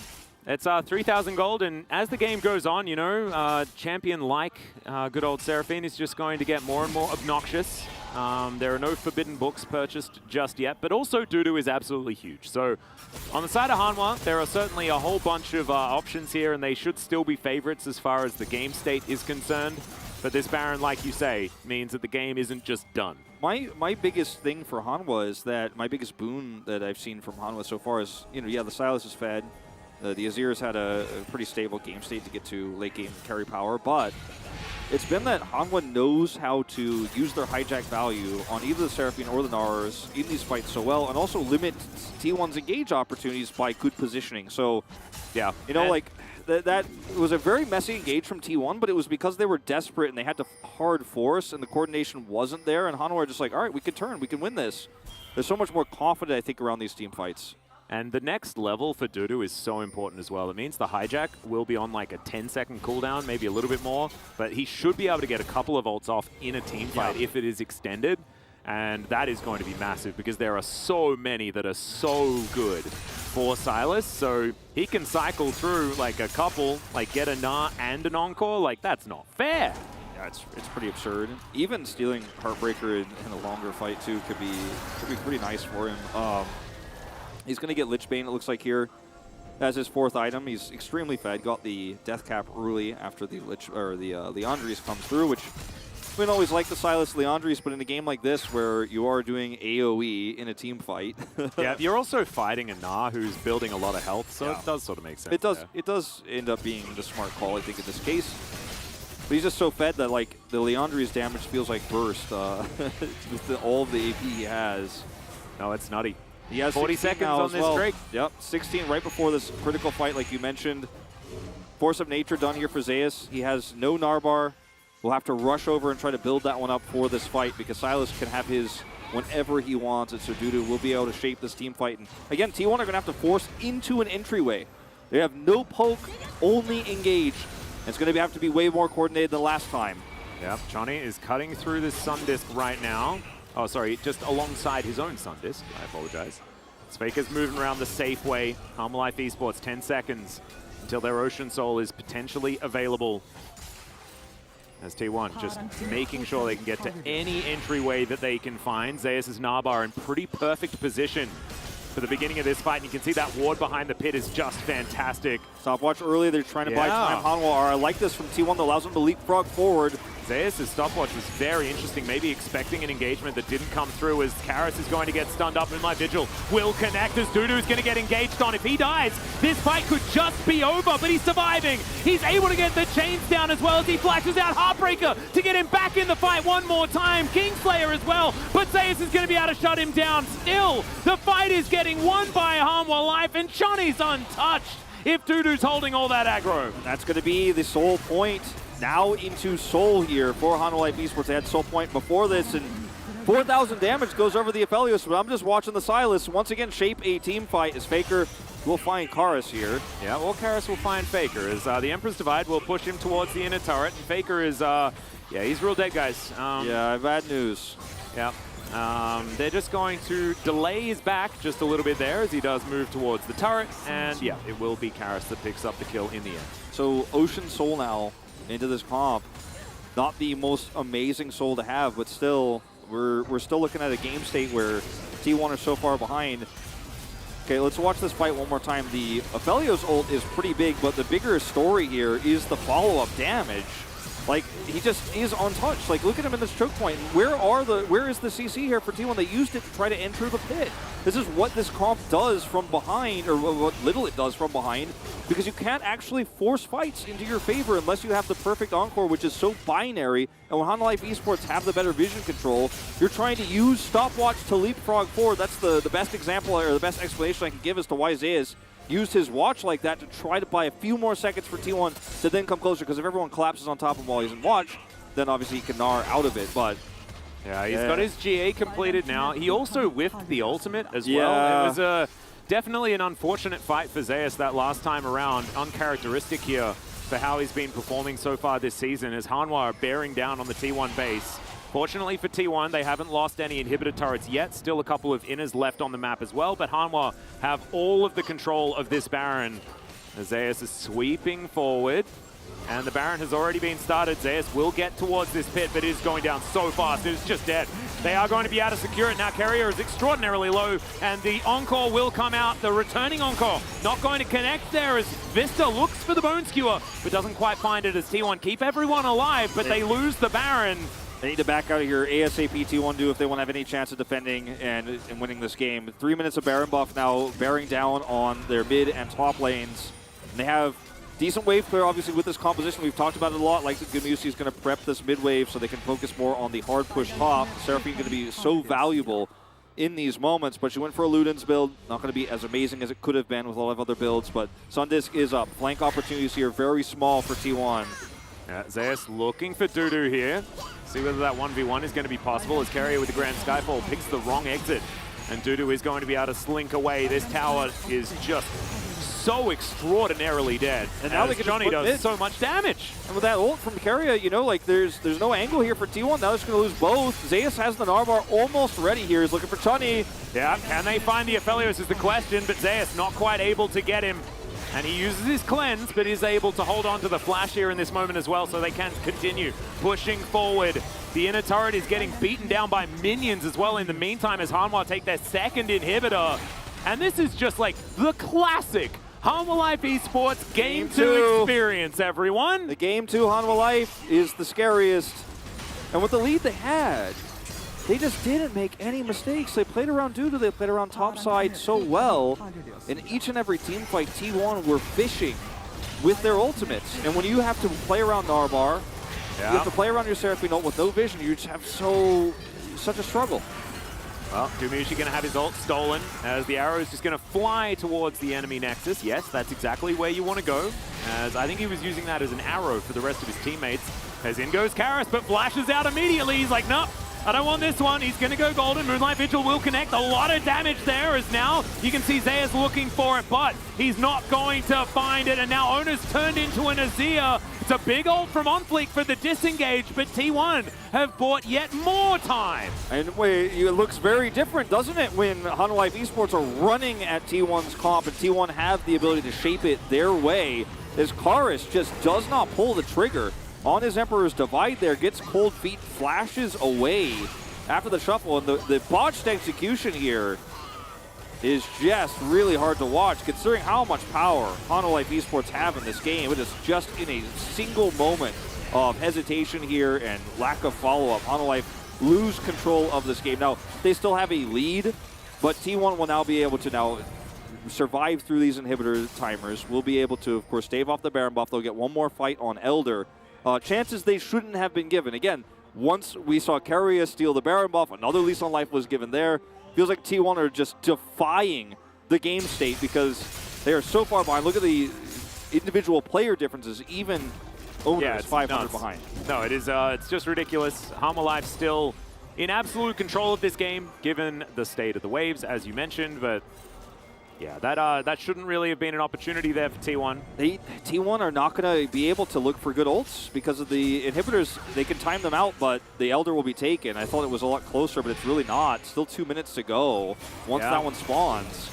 Yeah, 45 seconds. But with the Baron buff down, there are opportunities. And Zeus has his Unleash teleport available, and he's pushed all the way to this inner turret. Doesn't have any flank wards really at the moment, though. It's just going to be pushing here. It has, of course, those wards he can teleport to in mid, but there's no wards around the Elder Pit. No setup vision for him to, go to, so he's just going to go ahead and back. Yep, teleport to the mid lane here for Zeus. As T1 know, they can't give up on this Elder. As Harmor Life Esports, they're like, what if we just don't do it? What if we just destroy your Nexus instead? They're going to have to be decisive here, Hanwha. There's no canceling this one. You have to go all in on this, push this inhibitor down, and look for the ensuing fight. Well, Vista's going to get spotted. Stun not going to connect. The inhibitor will go down, and Red and now, white. yeah, look at this. Red and White Gun's just tearing this turret apart. Is Carrier desperately trying to make this work. Faker gets a massive encore, but they're just focusing the Nexus. They just want to take it down, and they will. Hanwha Life take game 2.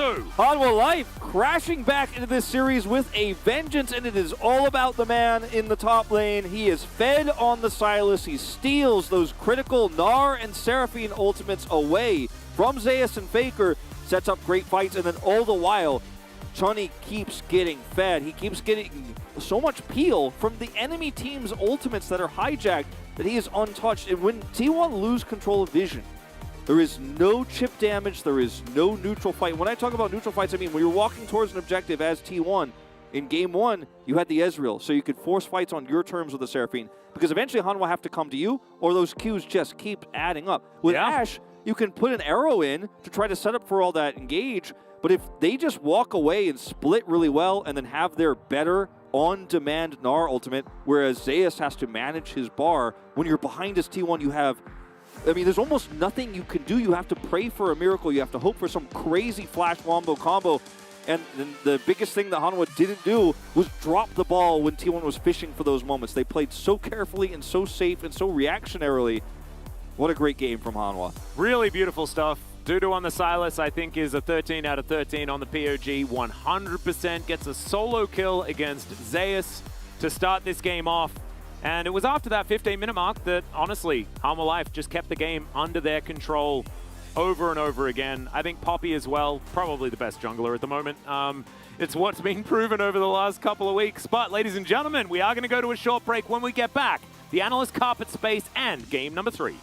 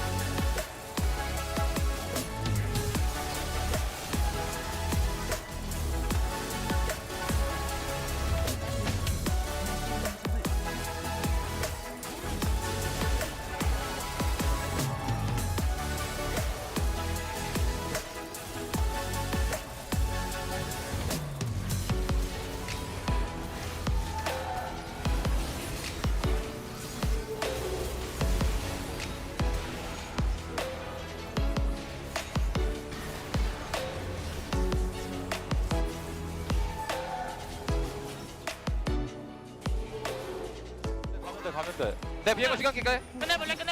끝낼까 보자. 가볼래? 막아봐. 나 공으로 날릴게. 쭉 가. 공으로 날릴게. 끝났어. 가봐. 타워 잡아. 제발 타워, 나이스!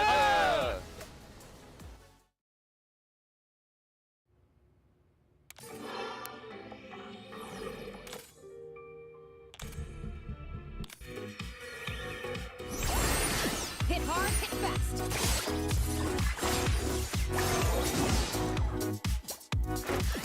I only see you from missions now, Kaisa. What happened to best friends forever? Akali, I know I've been...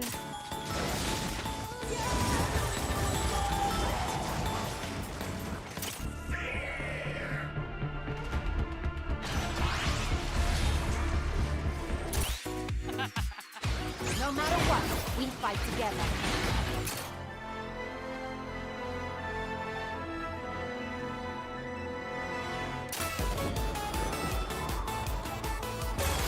Never be afraid to listen, this little girl.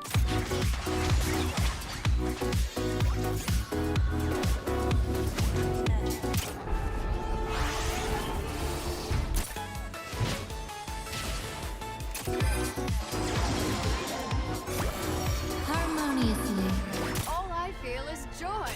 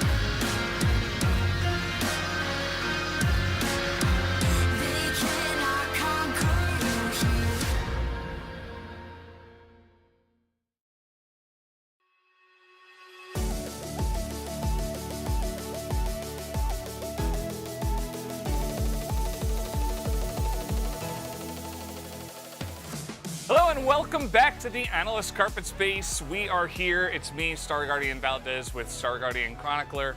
As you guys may have noticed, the Star Guardian event is going on right now. There's a lot of cool stuff happening at Wall Park. Also, we had a game number 2 in which Homolife Esports actually just outplayed and defeated, Chronicler agrees, with T1. It's kind of insane. A lot of cool elements in this draft. The biggest impact one, I'd say, was the Silas. Obviously, The Seraphine being, again, very highly prioritized by T1, but I'm gonna be honest, I'm not super blown away by Faker's play on the Seraphine, and I think T1 doesn't play around the champion that well, and we do see that come into play a number of times, a lot of ultimates that don't quite hit, and overall just T1 not looking too odd. But this Silas, in combination with the R5 Pike, or the B5 Pike, plus the fact that Chonny gets to play as a Aphelios, which is, I'd argue, his most comfortable champion, leads to a draft where Hanwha Life has a lot of comfort, incredible team fighting power, a Poppy that makes the lives of specifically the Gnar and the Viego a lot harder.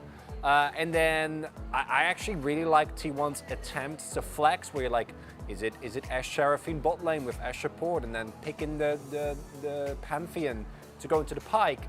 But then the Pantheon didn't actually get that much done. Like, Carrier got a couple of kills and a Baron somehow. But 45 health. Yeah, but overall, Pantheon for a reason like was dropped as a support, right? So the overall team come from T1 feels a little disjointed, and Hanwha played the fight so well. Yeah, it's kind of nice, you know. I felt like the second that Chonny hit that ult in mid, I was like, ooh.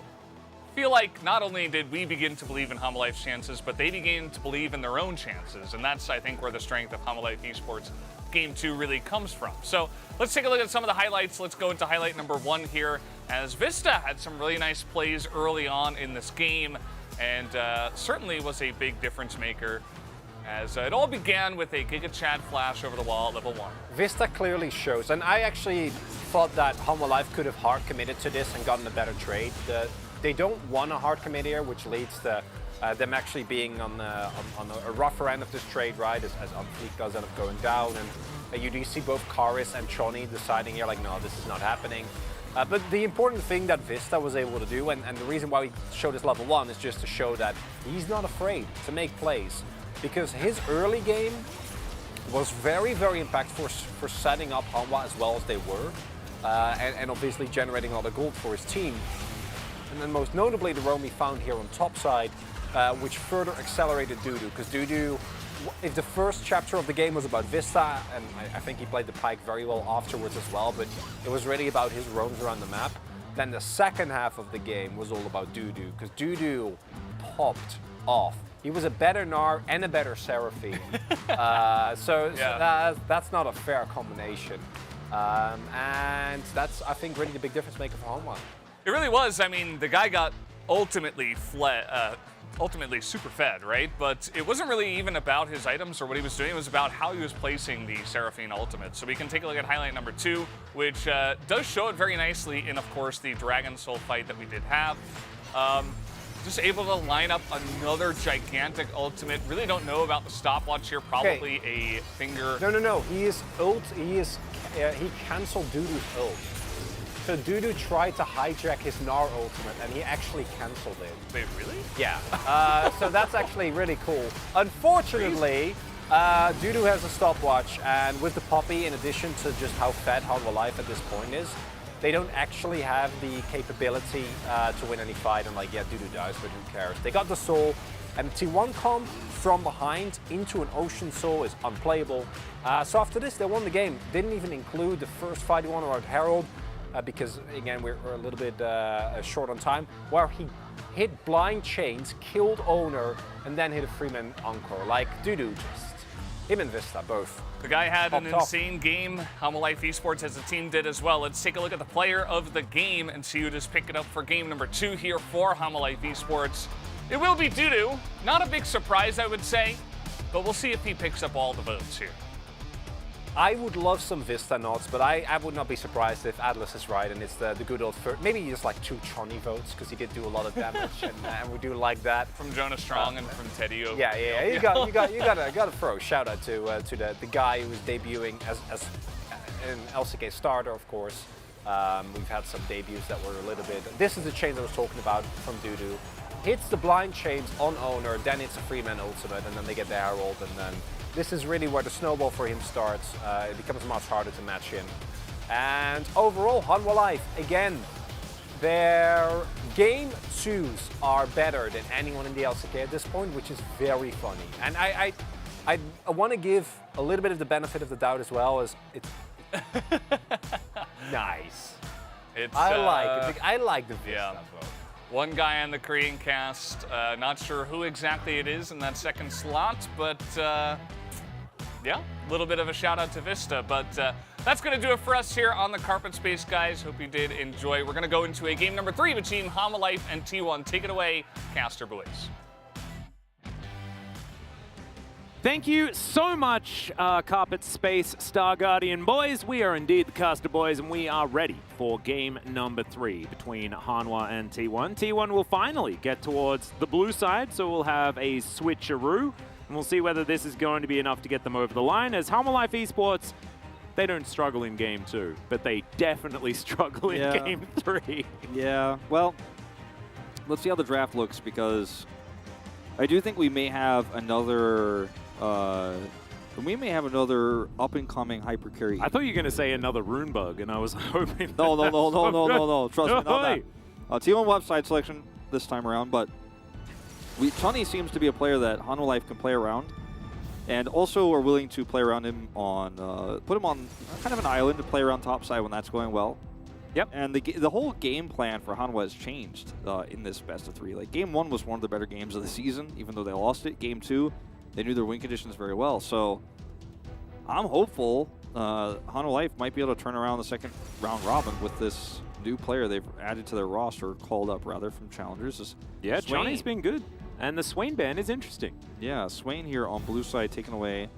Karis was one of our more notable Swain players. I believe he was the first to play it here in the summer season of the LCK. So a bit of a nod his way.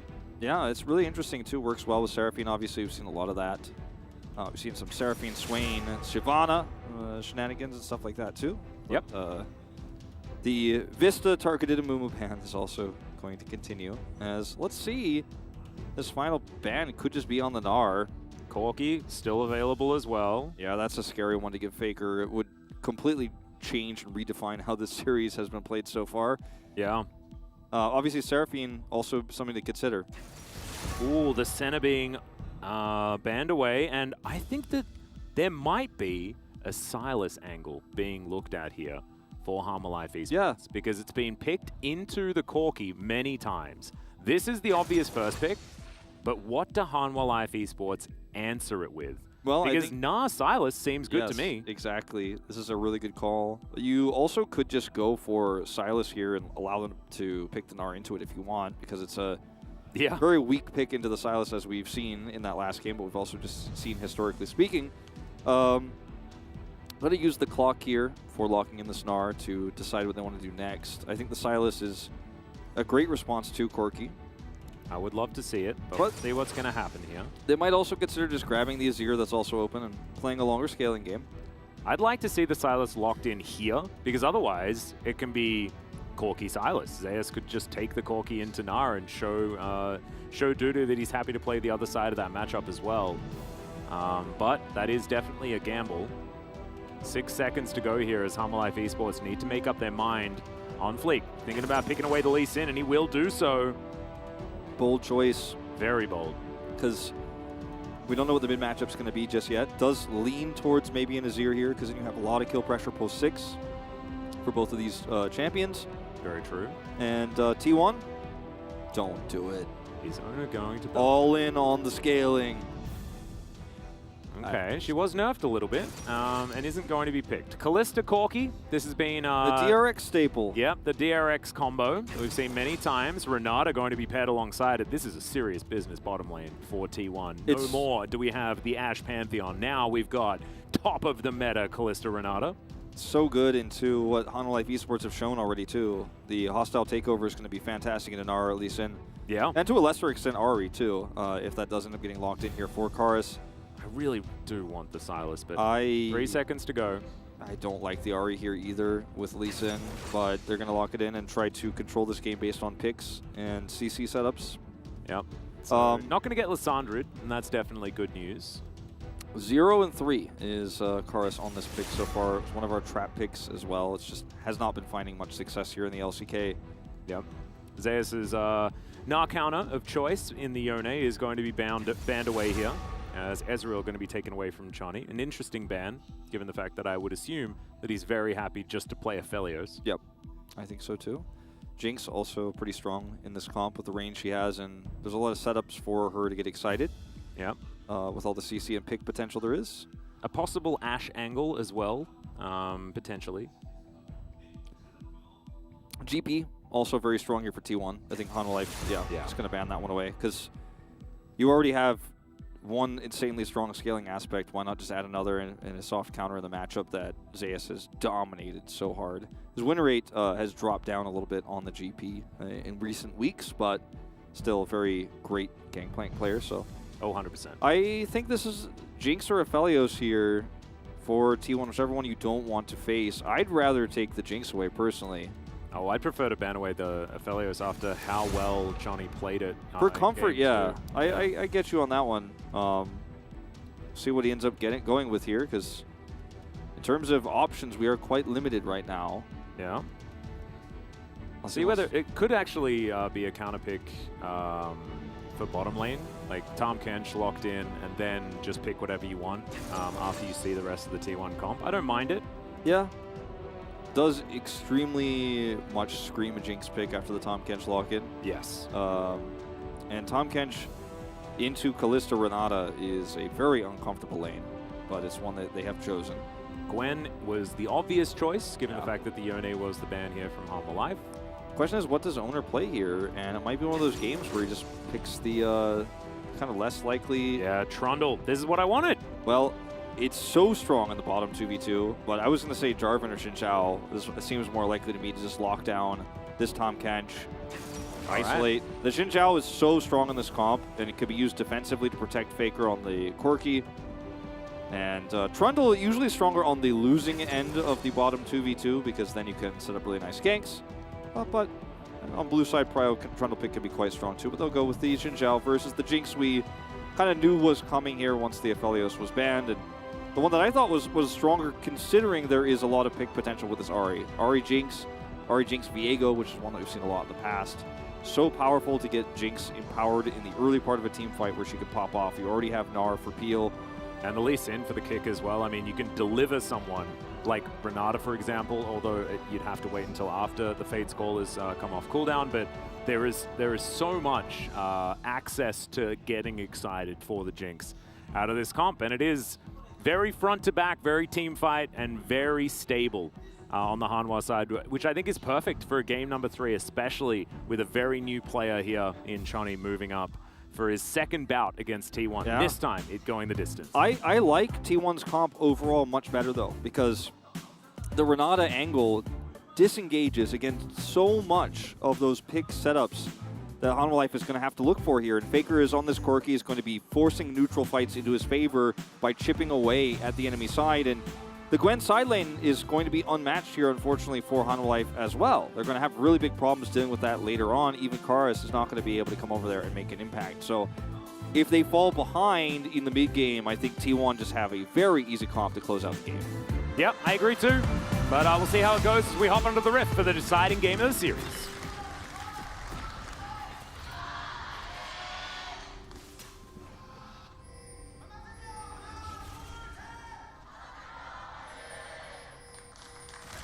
Hanwha fans not extraordinarily loud as we load up game number 3, but T1 fans generally outweigh any other fan of any other team here in the LCK. So an honorable mention that they get from the fan chants.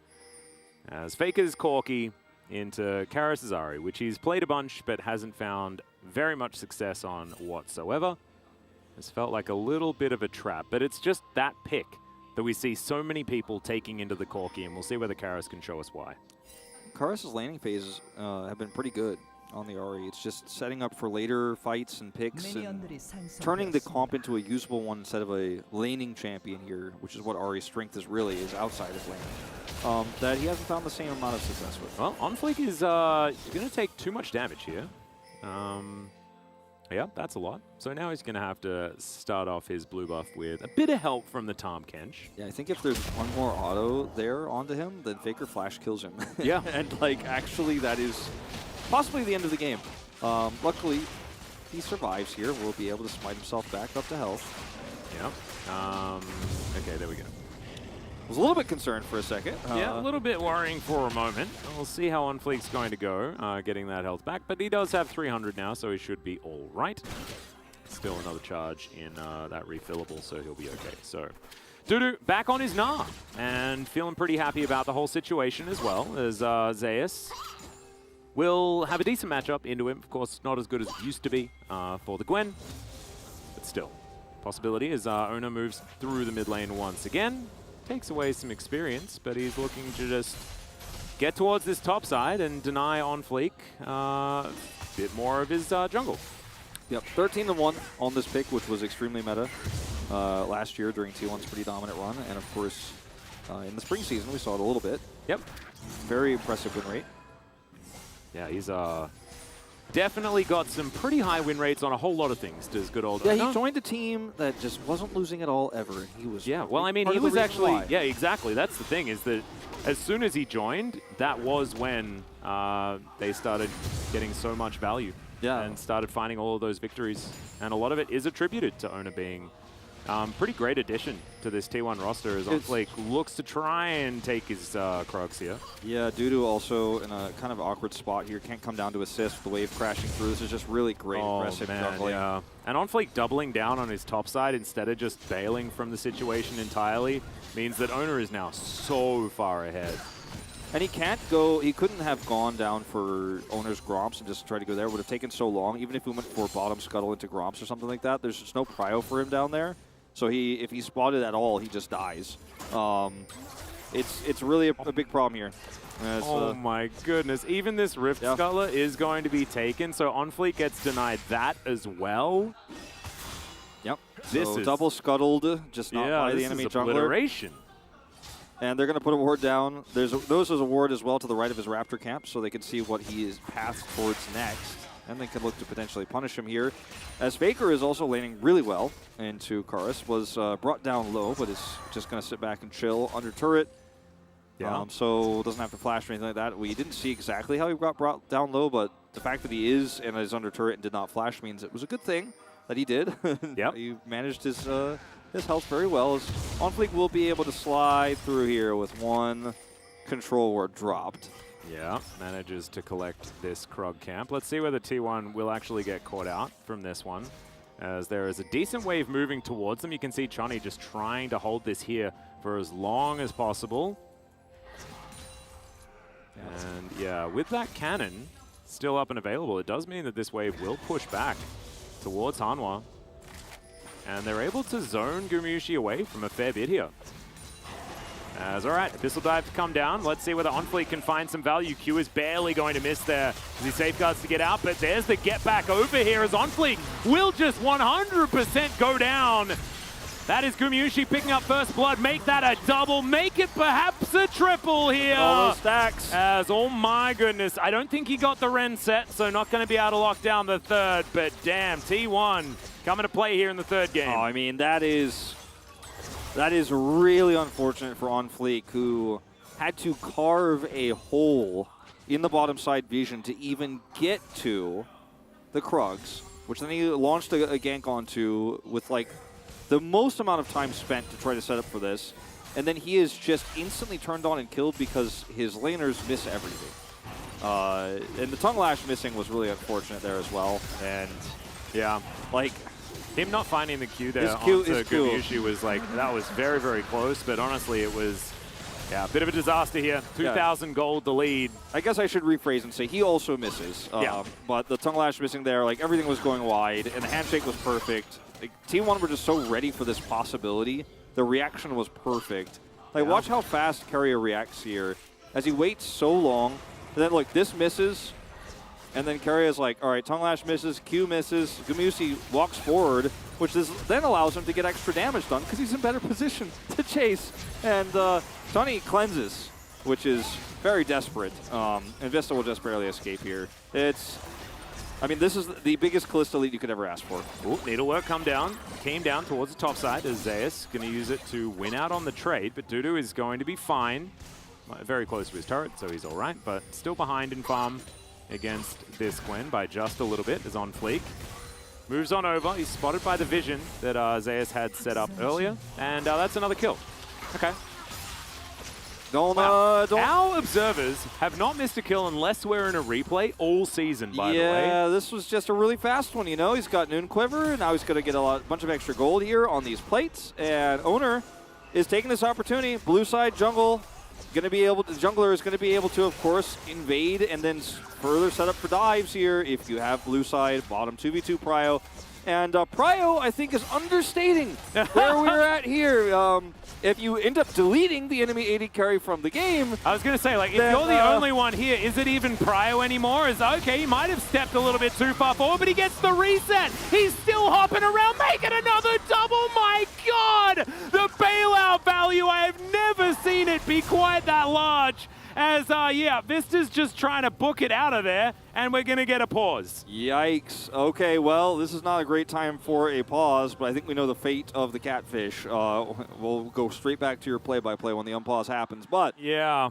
That's a really unfortunate time to pause, and I'm very interested on about who... Yeah, look at Kuma, like, looks at the camera with a...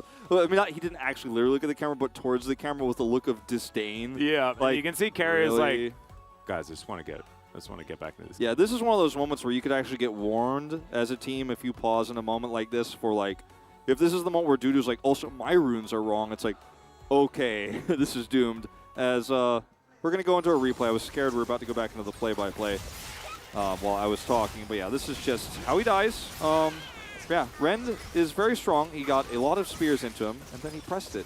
Yep, that was the good old Pierce Ren situation. Yeah, Pierce to start it off, and once again, the same situation. Fate's Call here, allowing Carrier to get that extra damage done. Once the damage is gone here off the Jinx, Guma knows he has just enough damage, and then we cut it short. Or do we? Yeah. Yeah. So actually, he should be able to temporarily get away, it looks like there. Yeah, I'm not sure what the... whether there was something that was like illustrated as to exactly what the reason for the pause is.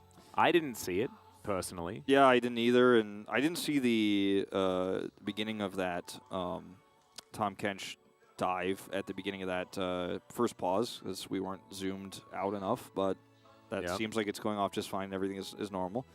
The Knight to get T1, and it's I guess kind of making the Pikachu. Dudu's getting Pikachu. I guess like it's a chicken joke. I don't know because Dudu and the Doduo that fans love to draw with him. Yeah. I don't know. I don't quite know either. We'll see whether they can get actually find their way out of the gigantic hole that they're already in. Yeah, at the beginning of this game. We have no word, by the way, as to why it's paused. If this is a pause because Gumishi has the wrong runes, I'm going to lose my mind.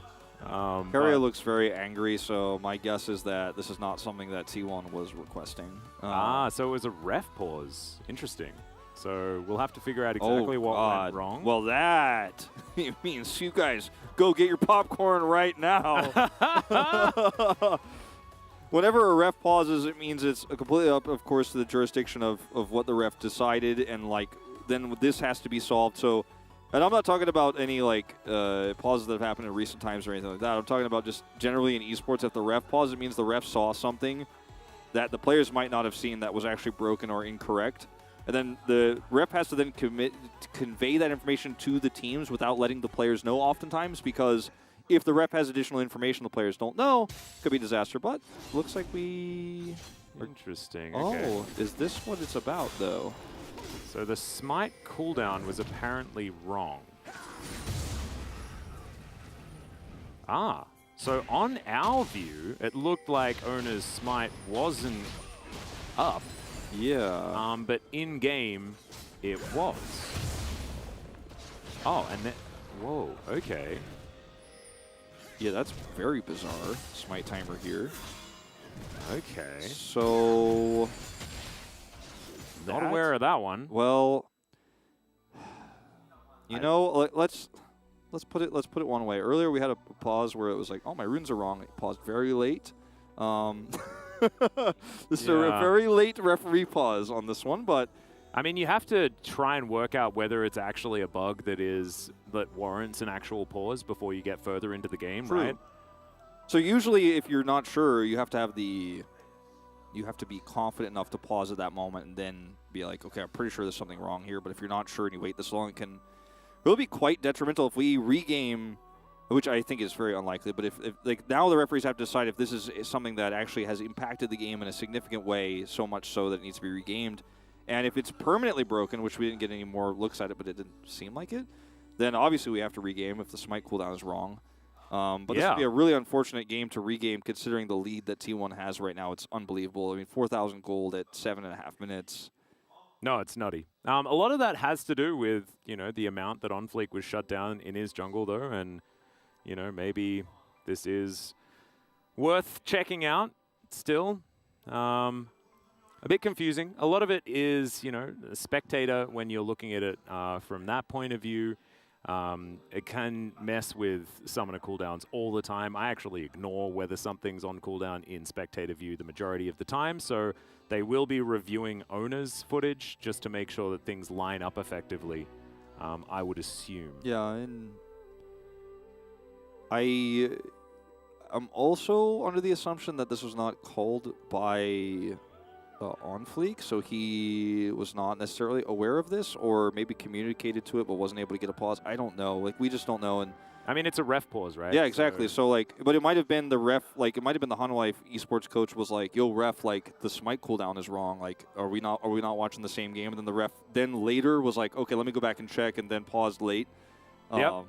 That's possible. That could be a thing, or maybe OnFleek like was starting to get an idea about this and was like, "I'm scared to ask for a pause because I think I might be wrong on this." All I know, guys, is that an issue like this is not going to be solved in the same amount of time it takes to plug a new mouse in. Yeah, that's true. This is not a turn it off and on again, and then everything will be fixed. But it's a very interesting scenario, right? Because this was obviously a plan that T1 had for the early game, right? So if you're just going to remake the game, it actually kind of ruins everything. For what T1 were trying to do, their plan of attack for this, they'd have to have like a secondary plan thought out with this composition, and that's not something you necessarily need to have if it's your Game 3 plan against Hanwha Life Esports. Has there ever been a, because I can't think of any off the top of my head, and I started commenting League of Legends years and years after you did, but has there ever been a case where in a situation like this, the game is completely redone with a new draft as well because of this situation? No, that has happened. Because that would before. make sense. Because in my opinion right now, based on this, like that might actually be what has to occur, right? Like because of, I don't remember the last time that happened, but there have been games that have just broken, and if it is from like a really big game-breaking bug, then games have been entirely redrafted. But it's been a very, very long time since I've seen that sort of outcome, and that is sort of like the Omega nuclear. Yeah, that option. is the go full nuclear. And actually, since Chrono Break came out and was available, that hasn't been a situation. As we just got an update, there is no update.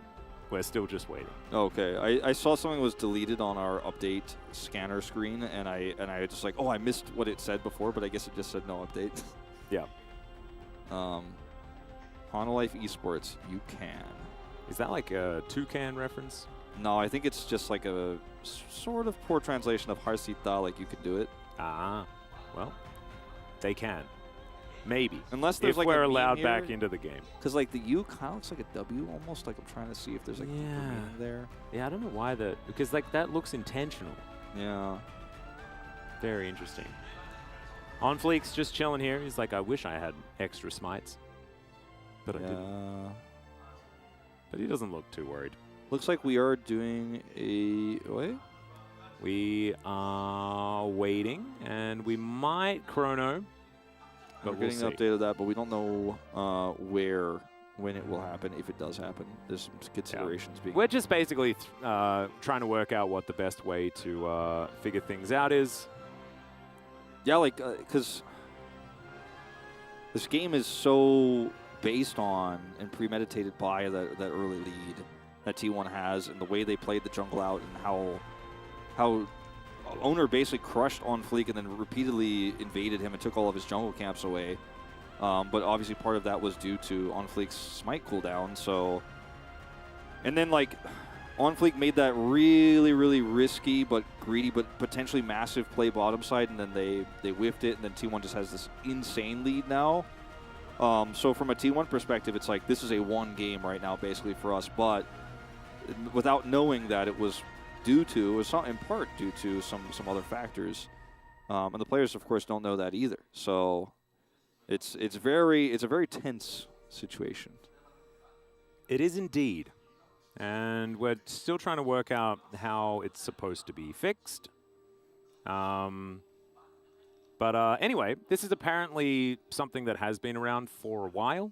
I've never heard of it, but I don't really try to keep up with what bugs are in the game. But it's a triple smite situation. Yeah, there was a time that this happened, I want to say at MSI last year, where people discovered it retroactively, that you could get basically an extra smite cooldown. It was being like used by some players, but like unintentionally, and like it was being tracked by people. Now, I don't think this is exactly the same scenario because it seems to be the opposite in effect, but where if you smited at a certain time, like you would actually get an extra charge of your jungle weapon, whichever one you chose, if I remember correctly. And it was like unnoticed by everyone, and then like afterwards someone made a video about it, like, hey, I think his smite, it was not fair, and then Riot was like, well, that was a few days ago, and like, you know, it didn't seem to affect the game.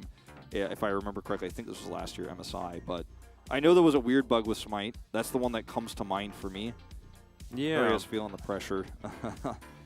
Yep. I mean, they are to get into it. They're in the middle of a attempted third kill there. And so you get. It also may have been an upgraded smite now that he's smited an extra time when he shouldn't actually have access to it. If that happens, this is a thing that has happened in the past. Yeah. You get like an extra charge on your item, you get extra smite. Yeah. Really good that the refs have picked it up early on, but still yet to know what the actual answer is going to be. As you can see, Gumushi just vibing, just accepting this is the reality of his life, just waiting for the refs and everyone to determine the fate of the game. Yep, as we all are. Bit of a cat jam, I think you could throw it in chat. Yeah, a bit of a cat jam for Gumushi sure. And how he's been, he's just chilling. Chani here as well has had a very rough beginning to this game. Would be very happy with a Chrono Break, you could imagine. Oh, absolutely. On for a Fleek as potential well. redo. Yeah, I mean, On Fleek will be happy to maybe play a fair game the second time around. Maybe all of his jungle camps are not stolen. Word on the street is that there is a possibility for this smite bug to occur if you invade us at a certain time or something like that. I'm getting a bit of information here from our men on the ground, Chronicler and Valdez, who are letting us know a bit of what's been going on. But yeah, apparently it just happens sometimes if you invade. Yeah, it was. I did also get the update from Chronicler that it was at Worlds actually that. Genji TL game I was talking about. Yep, that's a similar situation here. This one only lasting 7 minutes thus far. But I don't, like, what happens if you Chrono Break and then you're not allowed to invade though, by the way? Because this might happen again. Like, I don't understand what the actual, like, answer to a Chrono Break situation is, because Hanwha basically now have future sight on what would be theoretically happening. So I imagine that's the big discussion here. Yeah, I guess there's like a really out there idea that if T1's coaching staff is in the conversation that they might try to use, like I'm really reaching here, is that it was not an intentional abuse of the bug. And if there's no comms like confirming that this was a strat where they're trying to get an extra smite, yeah, maybe you could just say, well, it's in the game. He's not intentionally abusing it. In fact, he was probably like not even necessarily noticing this, and so yeah, there's like an argument that it was not an intentional use of a bug, and it was just it's a client issue, and like that's on you, Riot. Like they walk, and like whoever is trying to say this like drops the briefcase down, and we're like, I don't know, like, but it's not fair. But it's like if it's not an intentional use of the bug, then could you defend that? It's kind of like I think the only way this game continues and we say like nothing bad happened, or when we can continue and just unpause, because otherwise, like, it gets a lot more complicated. I think they're redoing the entirety of the draft is like another option that might come up. But again, I don't think this is going to be decided in the next 5 minutes or 10 minutes. Just to let everyone at home know, just based on the severity of these types of issues and the repercussions they have on a series like this, on a team like Hanwha Life, who's only won, one time this season. They're at the bottom of the standings with Fred Brion. Yeah, there's a lot of speculation as to what's going on, but he did definitely smite 3 times when he shouldn't have been able to smite 3 times. So that's what's coming out. Looks like Chrono Break is probably going to be the decision here, and we're hoping that the amount of smites is not going to be quite as high the second time around. But I also expect that he won't be able to do the same thing, right? Because it depends on where we Chrono Break. Right? If we Chrono Break right before we press smite and we just hope the bug doesn't happen, we might have another pause. And that would actually be very, very funny. But we are actually going to Chrono Break right after the red smite, and we're going to hope that the bug does not occur once again. So this will be after the red smite and then before the Krug smite. Yep. Just to let everyone know. So if the Krug smite happens again, theoretically, then bad news bears. But if it doesn't, then we're going to be all right. But also, if his smite's available and he's just not allowed to use it and has to track himself what the official cooldown would have actually been and all this sort of business, like what happens if it happens again? I have absolutely no idea. We go down a rabbit hole there. Also, will On Fleek be able to even attempt he will not be able to, very likely, attempt the same. Oh, but I guess what happens, right, is if we Chrono Break back to him smiting, like, just after the red buff, then theoretically the game will recognize that now he has to wait the full cooldown, right? Yeah, I mean, maybe that's the hope. That is the hope, I guess. I mean, I don't know for sure, but, like, that makes sense to me. Because if you kind of, like, if you just press play again and then the smite is not refreshed, then it should just be on the normal cooldown, I guess. Yep. But I mean, then what happens, right? Does he then? I don't know. It's pretty wacky. Yeah. The bottom lane had already gotten a sizable advantage by this stage, and that's what I was gonna say is, like, even though he doesn't have the smite, like, the top prio is there in that moment. They have a lot of control. The players will have to, of course, remember the state of the game and then have to react. But will On Fleek ever be able to even get across the map to look for Krugs to then even go for that gank, which is where the full lead came in for T1's bottom duo? Like, I don't know if On Fleek ever goes down there again. Or maybe he gets to the second chance at it, but maybe he's intercepted by Faker. A lot more vision could be dropped down there. Like, that was the one angle he found, and then they botched the execution because he missed his Q. The Abyssal missed, and it was a disaster. The Tongue Lash missed. Yeah, but we are not going to see that. That won't happen anymore. That moment did not happen. The best bailout that we've ever seen this season doesn't exist anymore, Wolf. Did you know that? It's like, like in Back to the Future where, like, he's, like, looking at the pictures. Like, this is like Gumayusi's got, like, a picture of his kills, and he's, like, watching them fade away. He's like, no! He's like, Marty, your leg, it's gone! Oh, God. Or, like, in Looper, like, his, like, items are just disappearing out of his inventory. He's like, what? I had a Moon Quiver! Wait, the kitchen lady's here to see them. Oh, yeah, that's the Hanwha Life chef. Yeah. I did a show with her. I was reading off the teleprompter there. I hope the kitchen lady isn't is the appropriate word, but that's what I just read it verbatim. Yeah, she's their chef. They do a talk show. Oh, that's really cute. Healing Shikdan, which is basically like healing restaurant, and they interview LCK personalities, esports personalities, and she cooks for them in the Hanwha Life esports house. I did a show with them. That's very cute. I knew that you've done a couple of shows there with Hanwha. Yeah, it's a really kind person and very nice to talk to and chat with even off the show. Yeah. So I learned firsthand because she made Budechige for me. Like, I learned these players eat very, very well.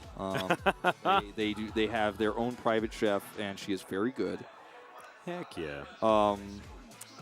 I asked her, like, was there someone who really liked Budechige? I can't remember if I asked her if she didn't like or liked. I think she mentioned Bono when he was on the team. Oh, yeah. Was, like, either super into eating Budechige or super hated it. I can't remember off the top of my head now. But she mentioned Bono and Budechige specifically. So Yeah, I mean, that is boot HLE. Generally, people are usually not okay with it. It's like you really like it, or you're like, I don't want that. I guess I can see that. I mean, I don't understand how you couldn't like it, but I could understand how you could only aggressively like it. Yeah. Personally. Yeah, I mean, that's me, obviously. Yeah. It's like my other half of my existence and brand outside of esports. Yep, you're either soup or video games. Yeah. It's pretty much you in a nutshell. But never together. I don't want to get anything on my keyboard, mouse. Yeah, no, that is definitely the way to do it. It also stops you from being able to effectively play the video game right, because you're just waiting for the next time you die so that you can just eat. Yeah, I can't. When I see people eating ramen at the PC bang while they're playing League, I'm like, well, now your food's getting cold, and or you're not focusing properly on your game. Yep. Or you're the reason why we have to have those plastic covers at the PC bang for the keyboards, because gross, you're getting it all over there. All right, looks like we at least are. The game is at least it's shut down the original version. Dead. Yes. Yep. I think now it is going to be a matter of rejoining and getting back in amongst it.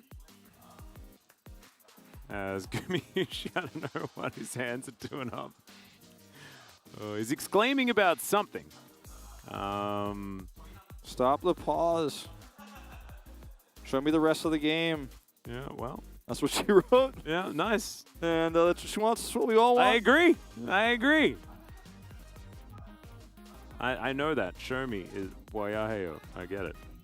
Hanwha. Oh, wait. Says, let's get our second win. Yeah. Win, please. This time for sure. For real. This broken soju bottle. I like how the person's face is just like just contentedly happy with a broken bottle over his head. That's a next level thing. That pike drawing is absolutely amazing. I don't know what Bert and Ernie are doing down there. Yeah, it just They've like swapped shirts though. I think it's kind of a meme like, hey, you want to go top together again? Like, you know, like you want to go together because maybe we can make something happen up there. Ganking it up is very terrifying. Kara's drawing. Yeah, that is. Yeah. That's not the one I'd call lifelike. No, I wouldn't. Very Lego haircut he's got going on in this. Definitely a very Lego haircut. You could probably just like take that off and just replace it with any other sort of hairdo that you want, or even a cowboy hat that all of the Lego characters came with. Yeah. Or one of those like really cool scuba masks. Yep. My favorite was the wizard hat. The wizard hat was the best, but that's from Lego from like the early 90s. I think officially. That was also when Crocodiles came out, the Lego version of Crocodiles. They were brilliant. Did you have a tub of Legos that you played with as a kid? Yes. I did not. I actually only had, like my parents would, I would be like, Mom, I want this specific Lego set. And I would follow the instructions and build it, and it would like go then on a shelf. I never really you had, were a shelf Legoer when you were a kid? I never I never was like, yeah, I just want all these Legos in a big box. I'm just going to be creative. I was like, no, I'm going to follow the directions exactly. And that's all I want. I want the Star Wars one that has the cool, the cool thing, and I'm going to build the snow speeder exactly the way that Lego intended it. Yeah, okay. And then I'm going to put it away. Don't ever touch it, Mom. That's what I do now. That's what I do now. So now I've got like all my Star Wars Lego all over my parents' house back in Australia, and I've got a couple of ones here in Korea as well. But before that, I'd get a Lego and like a Lego set from a mum for Christmas or something like that. I'd build it once. I'd be like, wow, that was cool. Now I have all of the pieces and the instructions. I can just throw it in this giant bin and I can make it anytime that I want. And I can also make all sorts of other things, and it's great. And then you never make it again, because finding all of the specific pieces for that one thing never. In the giant tub. Or God forbid the instruction booklet or the actual instructions. That was my thing. That's why as soon as I finished it, eventually my mom would like take the paper away and like throw the box away, and then like if anyone broke it, I'm like, you didn't have the folder anymore. You didn't have the folder that you put all of your instruction booklets in, Wolf? No. Oh man. I did have that for my video game instruction booklets. Wow. And then when I think before I went to university, I threw them all away. What a fool I was. Some of those are worth so much money now. Well, refs are now notifying the teams about what has happened. Yeah, I think that was around the time when Gamusi put his hands up. That yeah, when he found out when he did the Donkey Kong taunt from Smash Brothers. I like it. Now I've got that one in my head. Oh man, brilliant. No, but anyway, yeah, I can't believe like we actually managed to fit in like a 10-minute rant about Lego, and we're still no closer to getting back into this game. Yeah. My goodness. This is a rough one. Thank you very much for your patience, ladies and gentlemen. Once again, I'll let you guys know exactly what's happening. The game is paused at around 7 minutes in. T1 are extraordinarily far ahead. But during Owner's invade into the jungle, he smoked 3 times in a row when he shouldn't have been able to. All right, so... As we are back into the game. Yep, this is the moment where he will be given the opportunity to smite this again. Yep, and we're going to see what happens. I'm very nervous, Atlas. Oh my, very nervous. Very nervous. I don't actually know what happens here. As Summoner's Rift music is somewhat ominous right now. Stop zooming, Jonas Strong. You're freaking me out. All right, checking cooldowns and stuff like that. Yeah. All abilities available here for Lee Sin. He's already hit a Sonic Wave onto On Fleek. And this is before the smite happened, right? This is when the credits roll and it's like on the next episode of LCK. Like we get to the tense moment where all the characters are like, and then it just pauses like Speed Racer style, and then we get like some small clip from the next episode. The credits roll. All right, T1 paused right after to illustrate the fact that the smite is now available again, I guess. Letting everyone know that that's a thing that's happened. So, yeah. I have absolutely no idea what the actual outcome is supposed to be for this. Well, I think that my biggest takeaway is all of this was predicated on a hope that a computer that sees its inputs in ones and zeros would do something differently a second time, I guess. So T1 actually asked for this pause right after we resumed. So I don't know. I didn't see the smite cooldown myself with my own eyes. Did you actually see it was refreshed? I don't know whether the smite's even gone off yet. Okay, it was not. I think he used it to secure the red buff. Yeah, it wasn't used when we last had the zoom in there with the observers. But then I thought maybe you saw something that I didn't see there. So I think he still has it. So again, hoping that this time it will not refresh instantly. And this is a moment where the players get to pause and identify like what is going on, because they haven't, remember, been able to really talk about the situation or talk with each other about what is going on until this very moment. So I think the refs did notify them before we got into the chrono break, and I think everyone did have information on what was going on there. However, obviously there is something else that needs to be discussed, and we don't necessarily know what that is just yet. Yeah, I'm not sure what they asked for here, or how much time there really was for them to discuss like the situation, because obviously they can't then make a plan, because that's not fair, and neither team is allowed to do that. That's why you see nobody's really speaking about the game, or hardly at all. Faker's ever watchful to make sure you don't do that, as we saw last time. T1 had a indeed pause. So very by the book, very by the book. So again, this is somewhat predicated on the fact that this time around the smite will not be reset. Because if it is, then we did all of this for nothing, and we will either have to regame or just resume from where we were before, which is, I think, impossible? 0% chance. Yeah, I think that's impossible. I think that game's dead. Like I said, the best bailout that we've seen all season is just no longer a thing. As you can imagine, imagine if you're like Gen G, you're sitting back, you're like, damn, when are we supposed to go on stage? Like, in 10 minutes? Yeah, in 7 minutes. Gen G are like, all right, well. Like, Liv Sandbox is sitting back there, like, ready to go against the, the team at the #1 place in the standings. And not going to be able to for the next little while. Looks like something else is happening, or we might have a second regame, I don't know. So when the game was resumed, T1 wasn't ready, so they asked for a pause. Okay. Okay, so now they're like getting hands ready, I suppose, and then Because they haven't obviously been communicating or anything like that, but now it is time to go back in. Yeah. Reloading the entire game. Okay. As you can see, the Life players are still in the actual instance of the game at the moment. They are indeed. This is, of course, on Fleek's vision. Oh, he's going to have to stay geared up. Getting ready for the Smite War again. Yeah. So I wonder if... wait, we're going to chrono back to the time again and then start it again and make sure that T1's ready. That's what we're doing. Okay, that makes sense. Does it though? Well, I mean, from as much of sense we can make for this. Yeah. I want to make sure all the players are ready. Yeah, that is a thing that would be necessary. All right, are we back there again? That's all right. Bit of a battle here. Karis rotating up. This is different to what happened in the past. Yep. Azona's going to rotate around. Faker in great position here.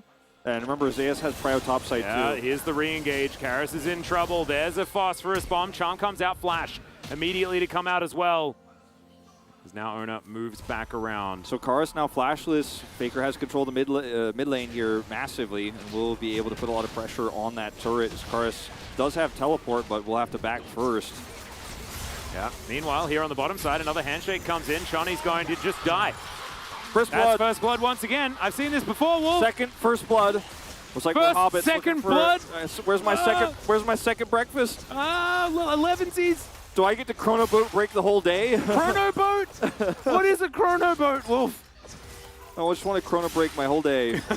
wear different. I want to chrono boat the day so that there's not like the weather that's happening at the moment. It's terrible. Beautifully done by Gumayushi.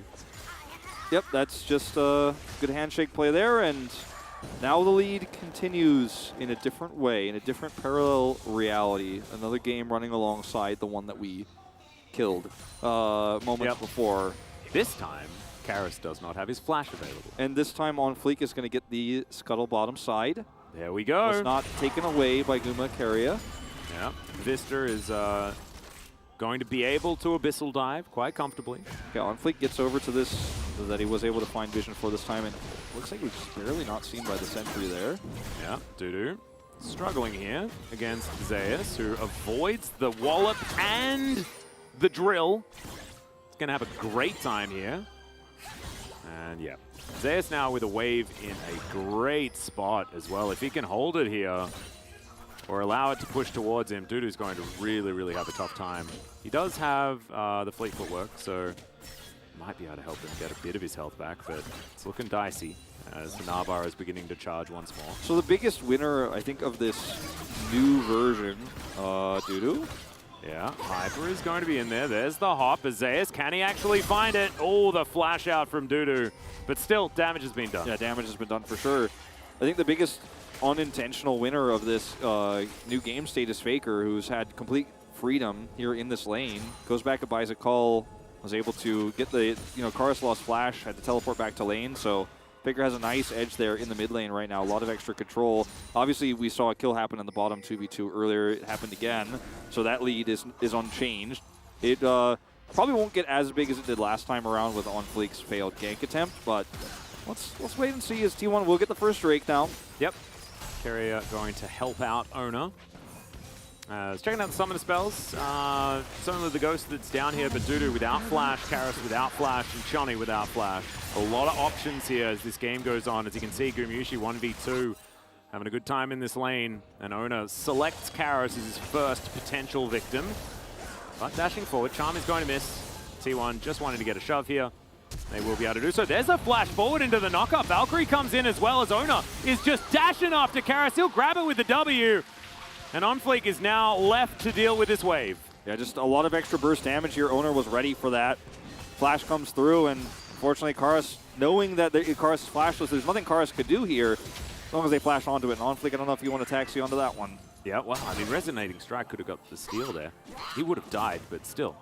Yeah, he's, well, he could have flashed out, I guess. But that's probably not worth it. Flashing for a big raptor. Oy. Thought for a second he was thinking about it, though, and I was very worried, and he decided that he was just going to walk away and do the right thing. it is very much a similar game state to the last one. We haven't quite hit the 4,000 gold lead mark, but we're getting up there. It's 2,000 here at 7 minutes as we crest it. There's not a lot of opportunity here for OnFleek to gank this time, obviously with what just happened in mid and the wave he had to clear. So, you know, at this point in the game, Gumusi was getting a triple kill, but now he's just pushing this wave with impunity, and there is no Lee Sin gank in this reality, in this version, in this universe. Yeah, and this part of the multiverse. Orbit Deception also not going to get the true damage in this portion of the multiverse as well. Wonder which one would have been better, as Charm is going to connect. That Orbit Deception is going to land as well, so Karis answering the trade nicely into Faker. First strike gives Faker a bit of value, however. Yep, he's got his Hexbreaker online, so he's happy to just sit back and... Yep, paid the tax as Needlework coming through here. Zeus only lands one of them. As now, the flash forward from Carrier doesn't quite find it as the Ignite is there. Zeus, I believe, cancelled an auto just there. Wouldn't have killed Dudu, but still, so much pressure from this top lane. It was a really nice roam from Carrier. The reason why Karis didn't actually try to look for the kill there on the Faker is because he realized very quickly, Faker's running at me because he's about to have a bailout attached to him. I cannot actually kill him. He will then kill me and be bailed out, and it'll be a disaster. So, does get away with his ultimate. Has Flash now back available, so he staved off the pressure here. But this game was mostly about this bottom 2v2 still. Let's see how this one goes this time. Oh, the flash tongue lash not going to land, but the kick is. And now Johnny in melee range with Gumayushi's going to try and get him, but he's not going to be able to. The flash and the pierce for the extra distance. Yes, he uses all of his skills and his summoner spells, but yeah, that was a 1v3 that I think he probably should have died in. Yep, no, 100%. And now Hanwha Life Esports coming up with another air ball here in the bottom gank from OnFleek, as he flash kicks for this. So it's summoners traded. It's not like, you know, this is a disaster for Gumayusi. He's actually going to get one back himself, and still comfortable with his 20 CS lead right now, as OnFleek is just trying to jungle in a game of League of Legends. At least the sprites are fair this time. That is not allowed. Oh, so sad. Yeah, he's having a rough time here, as Dudu also taking a lot of damage from Zeus, who's just slowly but surely dominating this lane. Went back, got himself a few of his items. As, yeah, these scissors, really. Like, this is why running with scissors is dangerous. Yeah. Gwen demonstrates that over and over. You can cause other people a great deal of harm. Exactly. It's more dangerous than running at you. Yeah. As Karis going to get fast bombed, but the rocket, that one not going to land. Neither is that one. This Faker's got a big one, but I don't know. That's not going to be enough damage. He's just trying to use definitely get some poke. Trying to use the big one to get Karis to lose some CS. Yep. Works. Well, you know, the game state is not as bad for Hanwha Life Esports here, but we've kind of come to a similar conclusion. His owner is once again... Yeah, well, this is real rough, as he's going to get interrupted halfway through the safeguard, and that's going to mean he's not very safe, Wolf. Dudu as well might be in trouble also, as oh my god, the Wind Becomes Lightning is going to be there. Audacious Charge not quite off cooldown. Yeah, just a second or two away, and still Dudu survives here, but at the cost of losing his jungler again, who's 2 levels down. Yeah, this is 6 jungle domination right here. So I mean, the truth of the matter is that if we go back to, you know, if we go back to our previous iteration of this game, yeah, the lead that Owner had was not really about that smite, actually, in any way. It gave him an extra edge, but at the end of the day, he had the invade set up there with the prio top side with the lead he had previously, and so in a new iteration, it's going to continue. He's going to continue to take those camps away and further that lead. In this version of the universe, do you think that Benedict Cumberbatch is with Rachel McAdams or not? Probably. Yeah, probably. Yeah, you think so? I think that might be a nice one. I think at the end of that movie, I don't want to give away anything, but you know, I think it's good. As okay, Dudu's dead. Yeah, well, that's what happens when we replay Purgatory sometimes. But we had to show the sick plays where Gumayusi just gets over the wall there after Chompers and Abyssal are all a little bit disjointed there with the flash kick setup. And Karis can take a lot of damage. Package is ready. Faker wants to help deny this. There's no one else here, however. He's just by himself throwing rockets out, and no one's really doing anything to answer. He'll eat the honey fruit, and it belongs to him as he packages back to the lane. And it's a zoning package. It's just saying you have to walk back to lane the long way, Karis. I'm going to crash this mini wave in. Faker got a plate. He might actually get a second one. That's dangerous because he's a Corki. Yeah, is 6 to 8, and he's knocked up mid dash there. That's that. Yeah, it is. It's all too easy. As this is the one we missed. Yeah, so... It's just a jungle versus top lane 1v1 as he flashes for this. Oh my god. That was definitely not a fight Dudu should have been messing around with. I mean, Owner is the same level as Dudu. Yeah. And that's, like, that goes so levels deep on, or 2 levels deep on both counts. Like, Dudu's not been having a great time, but also Owner's been having a fantastic one. And well, this time it might be the man advantage for Hamalife that will get him out of here as he's pushed back towards Chani. Okay, there's the ulti, and they single out the Jinx. She gets devoured, but I don't know whether it's going to be enough. Owner somehow still alive here as well as OnFleek gets knocked up. How the heck did he live for so long? Karis is going to have his charm flashed by Faker. That looked real sexy, but he is going to be able to flash away himself. okay, so Crescent Guard, by the way, just to add one layer of craziness, Crescent Guard was at like 3 seconds cooldown right before this, and as he goes down to like 2% health, he gets it, pops it, and then survives for so long. His Crescent Guard was still on cooldown from that last kill he got on the top side of the map. And he does die here in the end, but it's a huge win for T1 in the exchange, which is going to allow Faker to now grab a full turret of plates on Corki. And first turret blood in the mid lane. Look at his cooldown on his ultimate here, on Owners. Yeah. Just barely gets it in time, and it knocks Chani to the right side here, so he can't get out without the Devour. He was using that like it was a World of Warcraft damage cooldown, dude. It was like, as soon as that thing's back off cooldown, man, you gotta use it. And, that was beautifully done. Flash from Faker was sexy, like you said, but doesn't, of course, amount to anything, except pushing Karis away so he can go back and grab a whole turret worth of plates. And going back to whether the Ahri pick was it or not, like if we're on the scale of it or not it, we're definitely towards the not it at the moment. Yeah. I mean, this is still definitely looking like the game that we were watching the first time around. This is the director's cut. Yeah. Yeah. Maybe just like they tidied up some of the editing, but to be perfectly honest, it's still just the same movie.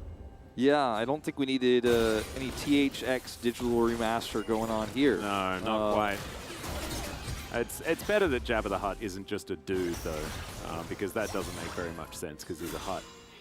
Yeah, I liked it in the remake where they took out the smite bug. That was a good change they made, I thought. Yeah, but otherwise it was pretty one. much faithful to the original. No, it was. It was. As Owner now is going to look to kill Dudu again. Wind doesn't become lightning this time. They still should be able to shove this wave and probably pressure the Nara away from this as Karis and OnFleek, they agree. As Handshake's going to bring Vista closer. And yeah, the siege is danger. Owner going to get to work on Shirley. So if anyone hasn't taken a peek just yet at the item difference between Guma and Chani right now. Oh my god. If you're a Hanwha fan, probably just keep it that way. Okay, as I say this, he does pick up his Kraken Slayer, but the lead is real. It is. Dudu's going to find a Gnar into Zeus, who's not as immune as he wants to be, and they pick up that kill as the turret falls down on the bottom side. Nicely done there. So Hamalife's top side still been pretty good. Yeah, no, I mean, Hanwha are able to make this punish play happen. It's, again, just at the cost of a lot of extra pushing here for Gumayusi. Bottom turret's down, mid turret's down, and they are able to secure Herald, so it's going to give you the Dudu stripe that we like to talk about this season here, where he's got the only gold lead in the game. Yeah. They're going to try to push this into a turret advantage.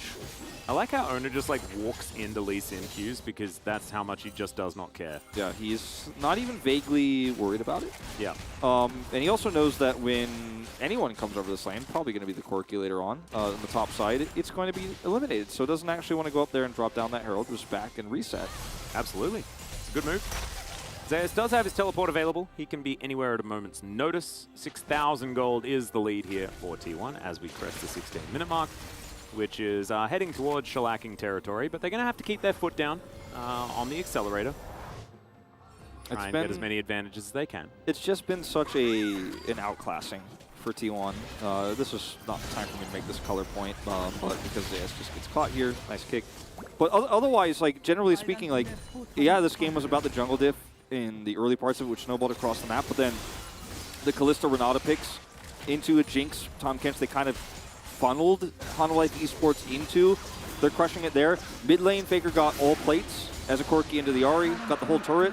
T1 are just kind of outplaying in every metric in every part of the game. And this is after their flow was interrupted. They had to, of course, come into this new Chrono broken game. And then they're just like, well, yeah, we don't have an extra smite. Fixed. It was Chrono fixed, Wolf. Okay, it was broken first. There you go. Come on.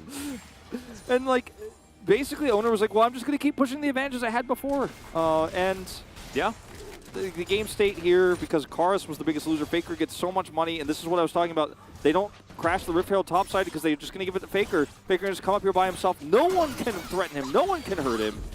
And you may as well just use the Rift Herald to take an inner turret. And that's what they're going to do. Rift Herald pretends to be a Krug for a moment. Faker's got package. He's like, if anyone wants to defend this, please try. Be my guest. Yeah. And yeah, T1 is sieging inner turrets right now. Dudu is a very long way away from this, as Shirley will be able to get this one. Carrier avoids the tongue lash. Vista hasn't found too many of those as Karis is fighting against Faker. Lands a very nice charm, but the Valkyrie is still going to be there. As there is the flash mini stun into the wall. And OnFleek is going to punish Faker for his overextension. Yeah, that was a very greedy move there from Faker, as if that charm doesn't hit, he probably gets away, but he Valkyried into Karis to try to get that extra damage there, so didn't, of course, package Valkyried in, so didn't have his Valkyrie, of course, available once the follow-up from the charm came through. So Faker cleansed this as well in this game, because didn't feel like he needed to take it into the matchup. Is oh, don't you do it to me! Oh my goodness. Oh, no, no, no, no, no, no, no, no. I am, maybe Johnny needs to go to the bathroom, because they've been waiting there for so long. I know he's, at the moment, talking to the ref, so he's the one that has paused, and I think, yeah, probably busting. Understandable. I mean, to be perfectly honest, kind of can relate. Yeah, you and I are kind of holding it up here. Yeah, I've got 2 cups of water I've been drinking since. Yeah. I thankfully forgot to get another water on the way up here, and if I had have consumed that as well, then like honestly, this would have been like I'm gonna need one too. He's just ready to do. He's ready to do another Donkey Kong talk. He's like, these guys just keep interrupting me. Yeah, I'm just trying to carry this game right now. Look at him. Give him a look to the camera. I love it. I love it. Because I mean, look. It's like a save me face. It's like, I've had enough. I like that someone can find comic relief in all of this. Yeah. Thanks, Gumushi. You can see there's actually a bit of a smirk on Faker's face as well. That was actually very cute. Well, this is one of those games, like, Chronicler pointed it out during the desk. Like, Guma, I think, he's been very outspoken about losing some confidence after the MSI run, because he did end up getting 2v2'd by the Vietnamese team, right? And there were a lot of weak moments for him. And Carrier, some really shining light moments as well. But this is one of those games where you are really feeling yourself. You know what I mean? And it's like, these guys just keep putting this pause bar back up on my screen when I'm trying to finish this one, go home early and chill. Game 2 was a rough one. Game 3 was... games 3 and 4 were both very one-sided. But they keep being delayed for some reason is Guma's thought process right now, probably. I think the Faker smirking there is like, I was young once too. Yeah, I was a young, hungry player once too. Is frustrated with this. Now I'm so zen because I've been through so many pauses. I've been in this situation so many times. He thankfully avoided Season 2 World Championship, but he's been there since then and was very well aware of what was happening. As, yeah, this has been a very long series. I was expecting this one to not necessarily go the distance, as Chani's going to come back, gets a round of applause from the crowd. And we'll see whether this means that we're just going to jump straight back in, which I assume we probably will. Hopefully everyone's ready. Let's not forget, like, this guy, it's his first time as the official player. Like, when he was an emergency sub, it was not as pressuring at all. Obviously, there was a lot of pressure on Hanwha at that time because they were in the playoff race and they lost some of their players to COVID temporarily. But he had a pretty decent game 1. His game 2 was pretty awesome, you know, like for a rookie player. And so, you know, this third game, he's just been bopped as we're back in. But, like, you got to feel for the guy, you know? I mean, he had a pretty good night, but, you know, the pressure's on you. You can't hold it in this case. You've got that insanely long pause. Like, you know, it's a memorable debut game. Maybe people remember this as his real debut. Yeah, well, I mean, there's certainly a lot of time of it to remember. Yeah. So that's definitely making it very memorable. As we are going to check out this play the Faker made. He delivered a package to Karis, and Karis was very charming. So he went behind Karis here, and then of course Spirit Rush Everfrost placement was great. Yeah, the Everfrost connects in the center. Faker takes a turret shot, and then doesn't have Valkyrie, of course, on fleek. Flashes to kill him to guarantee it, so a lot of extra money in his pocket, but it's not going to affect the overall game state too much. Or at all, perhaps. Yeah. Not much. Not really, even slightly. Unfortunately, we are in that big of a gap. Yeah, and it's also, the main reason I say it is because it's Corki, right? And Faker does have his Ludens and his Muramana completed. That Hex Trinket there as well that he used for the lane. Now has a stopwatch on top of it. GA going to be coming in as item number 3. And will make it very, very difficult for Hanwha Life Esports to move towards any sort of objective around this map. Speaking of which, we have Baron up in 15 seconds. What are the odds, Wolf? What do you reckon? Well, they just got the scuttle for it. 2 minutes to go on Drake. Uh-huh. I think if Faker had package, they would be grouped on it already. Faker does have teleport. It's not have package. They're going to push mid. And I think T1 will wait a little bit longer before they start this one up. But I mean, it's a Kalista comp. She's got Rage Blade. For some reason, 2 Barons just appeared on the score, score screen. Is that like one of the other universes leaking into our current universe? Oh my god. Oh, wow. This Baron is connected to another Baron. Which dimension? Like, I didn't know that the Star Guardian storyline was navigating through, like, different dimensions, Wolf. Like, this week's going to be crazy. It's like actually suddenly one of the like TCL Turkish players appears and Yeah, like Honey yeah, is like- actually entrapped in Turkey. I'm like, oh my god, where are we? It's like BRTT just appears in the game somehow. As we've got a Baron that started, as Dudu goes down to half health as he teleports in. Super Mega Death Rocket. It's going to be the steal for OnFleek. He gets redemption. Immediately he's going to die. Is now Hanwha Life. They'll back away and say thanks for the purple buff. Yep. Well, I mean, T1, they backed away. They got some prior. They grouped up, but did not have enough to secure what became a flip here of the Baron. But the power play number is not going to be very high or necessarily in the positive integers. Right now it is. Yeah, for a little while. It was up at 1,300. That's probably going to be the peak of it because T1 are going to continue to push around the map. Hextech Soul Point is on the cards now. Yep. Wait, no, it's Ocean Soul, isn't it? I thought it was Hextech. Oh, I don't know. I'm not sure which universe we're I don't remember which Drake was first. Well, I think I can see the pretty flowers. Oh, you're true. Yeah, I could have just looked at the rift. I swear it said Hextech Soul. Maybe that's why it's gone. Yeah. Because it said Hextech Soul incorrectly. Oh, because another universe leaked over. Okay, so it said Hextech Soul incorrectly, but and so now that's why the timer is not showing. All right. Yeah. But this is all the flowers you could see here. I mean, that rocket smite combo, absolutely beautifully done. As in live, Drake was taken. Yeah, in conjunction with the Jinx Rocket. Nice try here from OnFleek, successful. But you can see there's not a whole lot of celebration going on. They've still got a lot more work to do. Zeus is going to catch this wave that's heading on up. Dudu in pretty good split pushing position, but it's really hard for anyone on Hanwha Life Esports to step close enough to these turrets to get too much value. There is still bounty gold to be picked up. Yeah, not a lot of it is possible to get to. Hanwha Life still keeping it in the positive numbers here. They weren't picked. They didn't overextend. Yep. During this time, they didn't fight for the Drake. Do you know what would be crazy?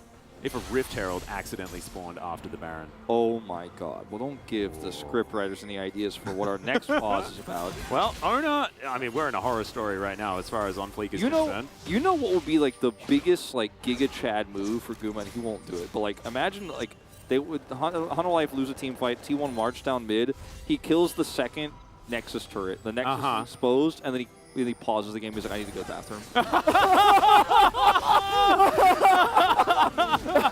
I just can't hold it! As Owner is going to steal away a blue buff and just stand here refusing to flash, and he doesn't really need to, as he's just going to be able to brute force his way out of this one. Faker lying in wait as well. And yeah, that's the reality I want to live in for the rest of this game.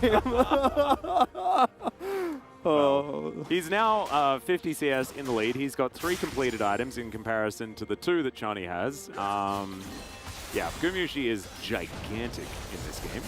As, ooh, Karis, successful steal away. Yeah, the Grom. Get some of those resources back. Take 100 in the pocket. Yep. You know what they say about the butterfly effect, Wolf? It only takes like a small little thing to change the entire outcome of everything that could possibly happen, potentially in this universe. Yeah, or one really small thing that was changed and the result is not changed at all. Very true. But I mean, I haven't experienced that myself, but I heard that it can happen. You know. Yeah, exactly. I mean, it's all about can and will, you know, and can is a word that we can use. As Supermega Death Rocket is going to tickle Gumushi there on his way out from stealing the Brambleback. I remember that sign earlier, the Hanwha Esports fan said, Hanwha, you can. They can. It all goes back full circle. It was a sign. No, precisely. It was a sign, Wolf. You're absolutely correct. Whoa! It's so much of a sign, it was literally a sign.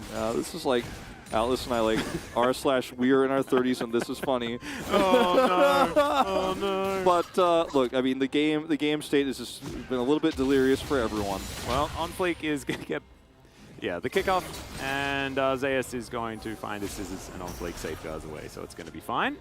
Well, I'm trying to figure out what the real fight is going to be over here for the Hanwha. real battle, if you will. The real battle. I think the real battle is between us and our sanity. At this point, we're losing. But in between the two teams on Summoner's Rift in this Game 3 of Professional League of Legends match, where the objective is going to be fought over, because we don't have the Drake timer. I think it's like probably 2 minutes away or so. Yep. And I think T1 might just group up faster for the Baron before that happens. They actually have so much damage and turn, and I don't think Hanwha could even, like, Hanwha can't be anywhere near the Drake pit to fight. I mean, OnFleek gets another Miracle Steal, and the parallel universes continue. Someone solo queue games, Baron just despawns. Gets summoned in here. As we got 1 minute until the ocean is back up again. We got the actual, like, the true spectator experience here. Beautiful stuff. Pretty synchronized in the Baron and the Soul. Yeah. As Baron's going to be up for about 10 seconds before the Soul is going to join it. Yeah, it's Hanwha Esports only have one more shot at the first step of like 10 steps they will need to have a comeback win here, but they will get one fight. One of those steps involves miracle must happen. Yeah, possibly multiple in the same instance. Yep. If I'm given a second to talk about how, if it does happen. It's a Kara's pick angle, right? Like, yeah, Kara's pick, and then Chani gets a pentakill because he gets excited, and then from that point on, they have to win 2 more fights, and then they can possibly win the game. And the positive color commentator comments I made about this draft come true, where like, oh yeah, the Ahri could definitely get the Jinx excited. Like, it could happen, it could occur in a world, and this could be that world, but it doesn't seem likely. Oh my, especially when the Jinx is just like dead before the fight happens. She is not excited. No, unenthused. Whelmed. Positively whelmed. Yeah. It was yeah. T1 had such a control over the map that Hanwha Esports couldn't cross-map either, really, here, and they don't have the damage to do this Baron, as Faker's just going to go for it. Yeah, just going to give OnFleek his package. Vista gets a ward in, and OnFleek may just die, as there's the Flame Chompers. Charm connects as well, as Ona's going to dive on over. There's the hostile takeover as GA was completed. This was all just part of the plan, as Faker Valkyries to get himself away. Vista gets into the Baron pit, but that's not part of the fight that we want to be looking at, as OnFleek's going to go down, and Zeus, he has his scissors out, he's running in the hallway, and he's destroying people, as Dudu he was in the bottom lane. Dude was just trying to reach 88 miles per hour, man. He's trying to go to another reality. He's trying to go back to 20 minutes prior. No. He's trying to go back to before that What second number spike. was on the dashboard, Wolf? I don't even know. Oh, I think he was around 80, man. He had his Narbar at least. He was going to be going back in time with a full bar and some extra items they don't have back there at 7 minutes in. Oh, they hadn't invented them yet. 7 minutes in, I don't think. Okay, this inhibitor is going to go down. T1 with absolutely everything. They are an Elder away from Exodia here, as Faker is just pushing on the bottom side. Man, I love that play from Faker, though, just to get them away from the Baron. We're going to check this out one more time. He has GA, so he doesn't care, and he is sitting on this, this blast cone, so he's trying to get away. He does end up getting turned, but it doesn't matter because he has res and Owner's there with him. They have a line of defense quite literally, as Dudu is accelerating in the bottom part of the map. Does have teleport, but does not come in. Like, he doesn't have any wards to teleport to, even with an R-bar. Yeah. Oh, he's collided with the turret. That's what happened. His DeLorean needs some repairs. Yeah, no, I think so too. And they don't make those in the era he's living in right now. No. It's too old. Yeah. No, they definitely... Okay. Dudu's going to Nah and thumbs up, as is... Naba was wearing down, so you may as well press the R button. There's something to do. Carrier is going to get slowed down by the zap. Gumushi is terrifying, as you can see. Shield bow, as well as all of the items that he could want. Elixir of Wrath just used. Means business. There's now Harm Alive looking to try and hold on to their bottom inhibitor turret. Ever so difficult as the amount of poke that comes through here. Faker, I mean, Dudu is the tankiest member of the team. I mean, he doesn't exactly Faker have tank items, but like, yeah, Faker is just huge. He built Hex Trigger first. Yeah. He just doesn't carry, got a whole turret worth of plates. Look, he has 0 kills. He's just sitting on 3 assists, but he has killed a lot of minions. He has killed a lot of them. He is almost Flame Horizon Karis.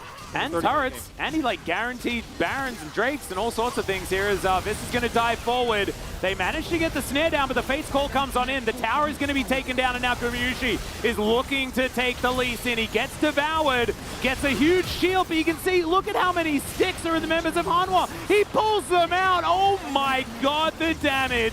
As Johnny Ye's going to go down. It's Faker that's cleaning up as Gumushi is hopping on through, and this game is done and dusted. It took an extraordinarily long time, but T1 will close out the series 2-1. Great performances from the top side of the map here once again for T1, but it was Owner who got the lead that we saw then personified in 2 early games of League of Legends, and the second one, that lead snowballed further into the mid lane for Faker because Karis came over and attempted a play to try to change the future, change reality, and then lost his flash and gave Faker control of the lane, and things just never were the same after that because obviously Owner had control of the lane. There was no help that OnFleet could give to the mid lane. What a real, I mean, honestly, a test of both teams' tenacity in the face of a long pause. Yeah. And Chunny, the rookie player here, comes in for his first real time and plays a great series, but in game 3, the pressure of the Callista was on him, and he just was invisible because the game was decided in so many early steals from Owner, who will almost assuredly get POG if everyone can remember back to what he did in the first parts of that game, where he just constantly stole the camps away, continued to push that advantage. I mean, which universe are we giving them POGs for, you know? Like, that's the whole thing. So I think any sort of votes that do come out here that will be taken on the carpet space, we'll just have to, you know, figure out exactly where they're from after the fact, I think. I think we retcon game 3. It's all about game 4. Yeah. I don't, well, game 5? I like game 5. I think we eventually got to a game 5 in the end. Well, you know, I mean, this is just another day at the office here for T1, but we do have to say that in Game 2, their draft left a lot wanting, right? They were behind. Yeah. They had that Seraphine win condition with the Gnar, and even though Dudu's third game of Gnar was not great, his Sylas game really pushed T1 to the brink, and even though it was a lot of eye rolling and Donkey Kong taunts from Gumushi at the end when they had this game won at 7, I think at the end of the day, we will remember the series because of this pause, but we will remember also that Honor Life Esports once again took a game 2 against T1. And if Genji win that series again, they'll keep an additional spot ahead. If they win 2-0 at that second series of the night against Live Sandbox, they'll keep an additional point ahead of T1 because of it. Yeah, they will indeed. It was actually pretty important for T1 to get a 2-0 here tonight, because now, if Genji wins in any way against Live Sandbox, they retain that first place position. And that game score, especially at the top of the standings, is actually very important. So really good that you point that one out. Checking out some of these highlights here, I think that, yeah, Owner is just so extraordinarily confident on that Xin Zhao. It's an old favorite of his, and it's also one of OnFleek's most popular champions he's been playing recently. So, you know, it's a good pick here. I think Faker will probably get a few honorable votes.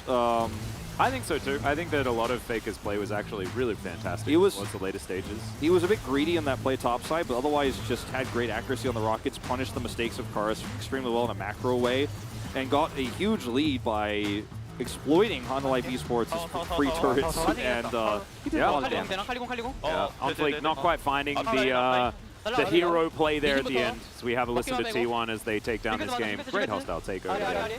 Yeah, Dudu tries to lock Owner down, misses unfortunately. 오케이. 나 총알 2초. 총알 2초. Saying has it up in 2 God, seconds. that was 50% of Johnny's health bar, and he just died to a rocket. 수고했다 형님들. 바텀 오늘 그렇게 몇 개 Basically, Faker said like, good job. I think it was Faker said there at the end, good job guys. Like, yeah, in a way that like I can't literally translate, but was basically like very implied that he was like, we all got through this third game. Yeah, we made it. We made it through, guys, and it's gonna be okay. You can see like Carrier was not excited about the whole situation. Gumayushi was definitely putting on, you know, his best morale boosting efforts there as well. So good camaraderie to see, but disappointing, I could imagine, if you're a Humble Life Esports fan.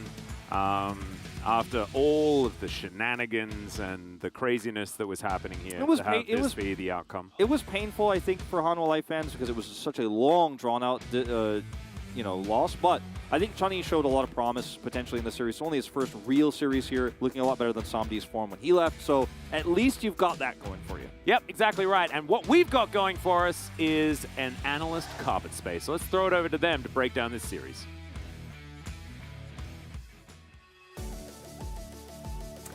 Thank you, Atlas and Wolf, for getting us through that third game. We had a lot of pauses. Me and Chronicler, Star Guardian Chronicler, that is, we're hanging out here watching with you guys. And T1 eventually, they won in Game 3 and Game 4 and in Game 5 and all the different universes that did happen. And it all started with this draft. Ah, remember when this game was drafted? I don't remember. Human memory like only goes. I think. Yeah, human memory only goes so far. And you have what many would consider the strongest bot laner right now, which is, at least in terms of raw laning power, which is Renata Kalista. And it did what it needed to.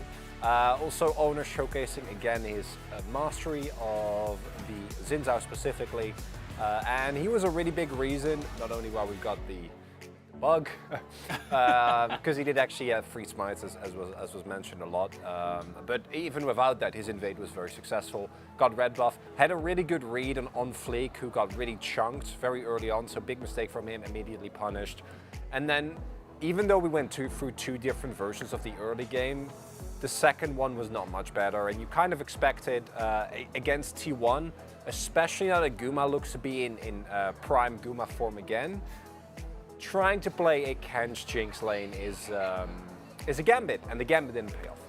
Did not pay off, and of course, guys, we did have to follow the rules regardless of how the game was going to turn out and all the different variations. It's unfair, right? It's a bug, but it's an unfair. We had to fix it, so that's the way it's going to go. Let's take a look at highlight number 1, which we can see the first couple of kills here from Owner. And Owner, again, having a really high impact in the early game. I think Hanwha Life is very reliant on actually on Fleek getting a lot done early on because it kind of accelerates, reminds us of what we saw with last split with Fred and Brion as well. And Owner getting these early kills meant that every single objective went to T1, which is why they got an early soul. Herald went over, and there just wasn't a lot of things going well. Every lane was winning, either through action like bot lane or through inaction like mid lane, and Hanwha Life just kind of got... Yeah, it was not too pretty. Let's take a look at highlight number 2 as we can take a look at the Baron steal. This was the one moment where you thought maybe Hanwha Life Esports could get something going, and you know, at least they stole the Baron. I called it as well. I was ready, especially because Faker wasn't strong enough and he couldn't really zone. Combination of the explosion was actually really well timed, right? So it's the explosion and then the execute from Q coming in combined with the smite. So really nicely done by Fleek. It's a nice little play, but it didn't matter. It just delayed the inevitable.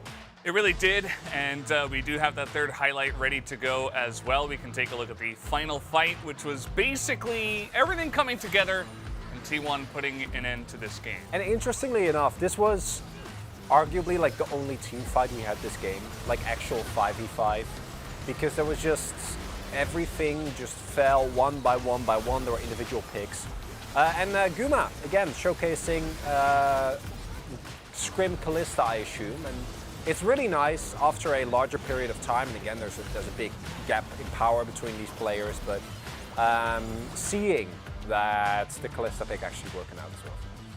This is really cool. I mean, this is part of the reason why we were seeing so many people banning it out, right? When it gets big, it gets really huge and out of control, especially in the hands of an incredibly strong player like Gumayusi. Let's see who does pick up the player of the game, though, as I can think of at least 3 people that did have a big effect on this one. Owner being one of them, obviously, in more than one way. Gumayusi as well. And we should get that player of the game ready. Here it is. It is Gumayusi. Will be a solo POG and really big series tonight. I thought Johnny was way better, not Johnny, was way better than expected tonight. Johnny. Actually overperformed.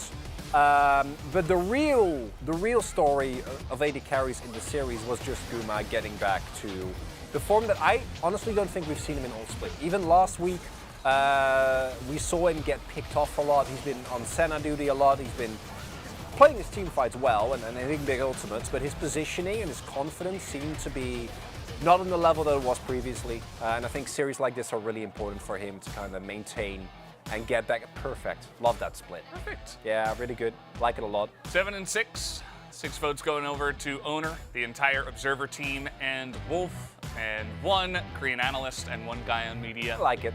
All showing that support for the guy who kind of made everything happen in the early game. Guma took it and rode like the wind into that one. So really good stuff from the side of T1. Did take a while. You know, they did lose game 2 as well. I'm sure that was pretty unfortunate, but Hamalife game 2s are very strong. Either way, guys, we do have the interview ready. Let's hop over to that right now. Thank you. Hello, everyone. This is Dear for the POG interview, joined by Gumayusi. 정말 오랜 경기가 돼 버렸기 때문에 뭐 구마유 선수도 조금 지칠 수 있고 또 팬 여러분도 지칠 수 있지만 팬 여러분 함성 소리 들었죠? 그만큼 기쁜 감동 That was a match full of pauses. It must have been a really exhausting match. Let's hear how you feel about the win today. I'm really happy to have received solo POG today. Yeah, it sounds like you are more happy about the solo POG than the win itself. 천천히 저희 한번 해보도록 할게요. 첫 번째 세트 때는 원딜이 5벤이 나왔습니다. 근데 그 가운데서 상대는 루나미를 So for game 1, we saw 5 marksmen down. And even though the opponent left Lucian and Nami open, which is a high win-win comp, you went with Ezreal Karma. How did you predict bot lane to go for in terms of drafting?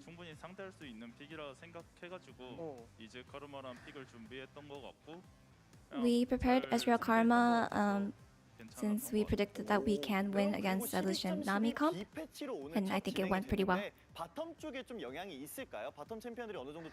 So with our game today being the first game with the 12.12b patch, do you think the patch has impacted the bot lane? I don't think it has impacted that much.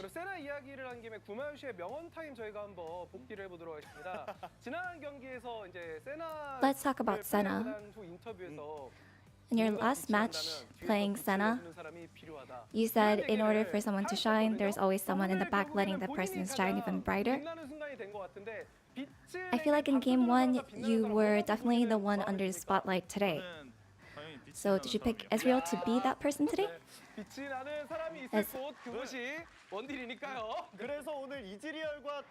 The person who should be shining is AD carry, so yes. 그냥 저희 팀이 뱀픽을 짤 때 약간 못하는 챔피언은 없다고 생각을 해가지고 Whenever we draft, we definitely think that all the players are capable of all the champions that are available, and we're pretty confident in going into this match. 메타가 온다면은 나올 것 같아요. So 지금은, I feel like Owner hasn't been getting a lot of POGs lately. Do you have anything to say to him? I feel like depending on the meta, he'll have his time to shine as well. 선수와의 대결이 스프링 때는 있었지만 이번 서머 때는 또 어땠는지 좀 궁금합니다. So how was your match against Chunny 그냥 this 새로운 split? 상대를 만나는 건 재밌는 것 같고. I feel like it's always fun to go up against a new player. It was quite fun and enjoyable today. 특히 이제 바론하면 T1, T1하면 바론일 정도로 바론에서 과감한 판단력이 돋보이는데 1세트 때 So when it comes to T1, I feel like Baron play is a really key, is a key point. 마무리를 하는 장면이 있었거든요. 그거 어떻게 먹었는지 그때 상황 파악이 잘 됐었나요? 그냥 레드로 먹은 거를 나중에 확인했는데 In game 1, 킬 로그가 이즈리얼이라 떠가지고 내가 왜 먹었지 이런 생각을 했던 것 같아요. there was a smite fight and it looks like you were the one who ended up stealing the Baron. 대부분 좋은 결과로 돌아가는 T1 특유의 바론 트라이 이게 좀 어떤 것들이 경험이 쌓여야 나올 수 있는 판단일까요? What sort of things do you consider when it comes to playing and fighting a Baron? 하는 능력이 좋아가지고 좋은 장면 나오고. I feel like we're really good at executing our plans when it comes to Baron plays, so I think it also worked out today. So we had a crazy game today with the Chrono Break at game 3. 선수의 칼리스타는 사실 오늘 경기 전까지 LCK에서 2승 4패였는데 오늘 이렇게 또 좋은 모습을 보여줬던 이유가 있을까요? 저는 칼리스타 잘하고요. Despite all the pauses, do you think there's a reason you did so well today? 기록은 있는지 몰랐습니다. I didn't know that I actually had that 2-win, 4-loss record against them, but I think we're always capable of doing what we do best, and I'm pretty confident going onwards. 고생 많으셨고 인터뷰 짧게 마무리하는 게 좋을 것 같은데요. 1라운드 마지막 경기 승리 축하드리면서 앞으로 2라운드 각오 그리고 DRX전 각오도 좀 함께 부탁드리겠습니다. Let's hear what you have to say against DRX, which is going to be your next match. 되게 여러 가지 사고가 있어가지고 긴 하루가 됐는데. Today was definitely a long day due to going full series. 선수들이나 해설진 분들도 되게 고생하셨고 그리고 끝까지 경기. I'd like to say hard work, guys, to everyone, all the staff here, 다음 DRX전도 and the coaching staff and the players. 2라운드도 승리로 달려보도록 하겠습니다. We'll prepare very well for our match against DRX, and hopefully we'll get our first win for round 2. Thank you so much, dear, for that translation. As, of course, unfortunately, Ji-sun is down with COVID at the moment, feeling very sick, so send her love as well. But also to Dear, who did a fantastic job on the translation. As T1 will move up to solo 8-1, but Genji will be playing in our second match tonight. And that's going to be a very exciting one as well. Hopefully one that will not be marred by any bugs or any smites available for Croc or Peanut that needn't be there. And outcome today, as expected, Hanwha Live looking again a little better. That game 2 still very, very good. But in the end not going to be enough, as I think should be the case. And if Liv Sandbox win this, fellas, I will believe again. I will trust. I still am not on the train. Okay. I'll hold you to it. I will. I'll hold you to it. We might regain Chronicler's trust, Liv Sandbox, if you can take down Genji. Guys, we're going to have about a 30-minute break, and we will come back with that second match. Don't go anywhere.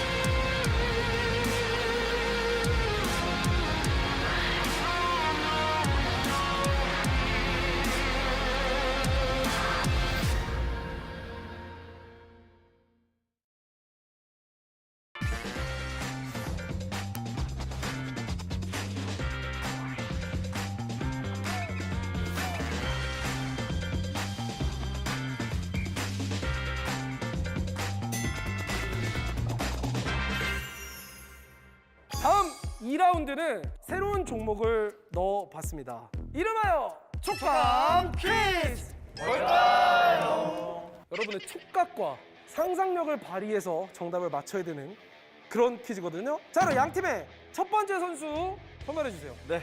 라스칼. KT 어, 이제 라스칼. 형 저희도 탑. 너구리. 너구리. 탑 대 좀 보여줘야죠. 형 이겨줘야죠. 자, 과연 포지션 순위냐 아니면 여기서 너구리. 라스칼. 이 박스 안에 이것만은 없었으면 좋겠다. 딱히 없고. 라스칼은 상관없어. 네. 너구리는. 벌레가 있진 않을 것 같아요. 네. 자, 첫 번째 이제 저희가 문제를 진행을 할 텐데, 자, 선수분들 이렇게 나와서 네, 구경하실 수 있도록 구경하셔도 저희가 시간을 안돼 쓰셨죠? 자, 오픈합니다. 공개하도록 하겠습니다. 기다려. 와 진짜 위기다 이거. 자, 요거예요. 네. 저걸로는 없네. 어떠세요? 보니까 잘 맞출 수 있을 것 같아요? 황건이 형 여기서 쓰러질 것 같아. 쓰러질 수 있다는 얘기가 나왔습니다. 첫 번째 저희가 자. 진행을 해보도록 하겠습니다. 가겠습니다. 시작!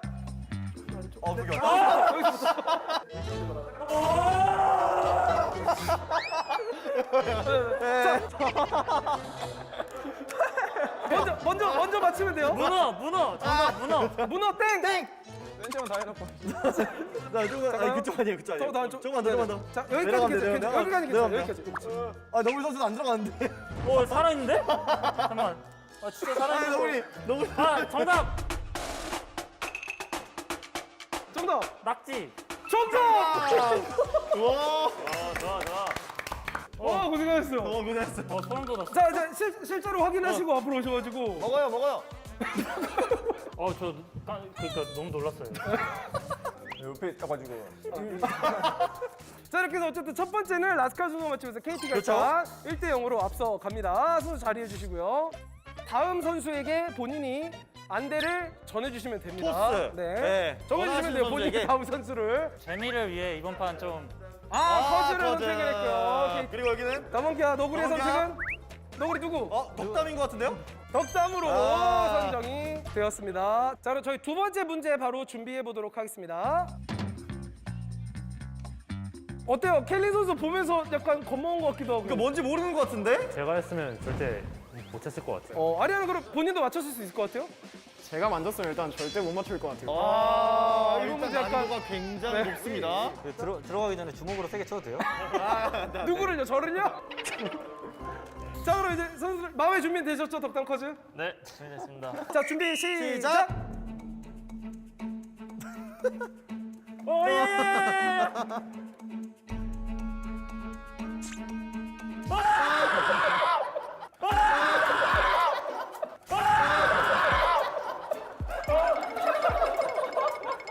덕담 아직 시작도 안 했어요. 더 들어가는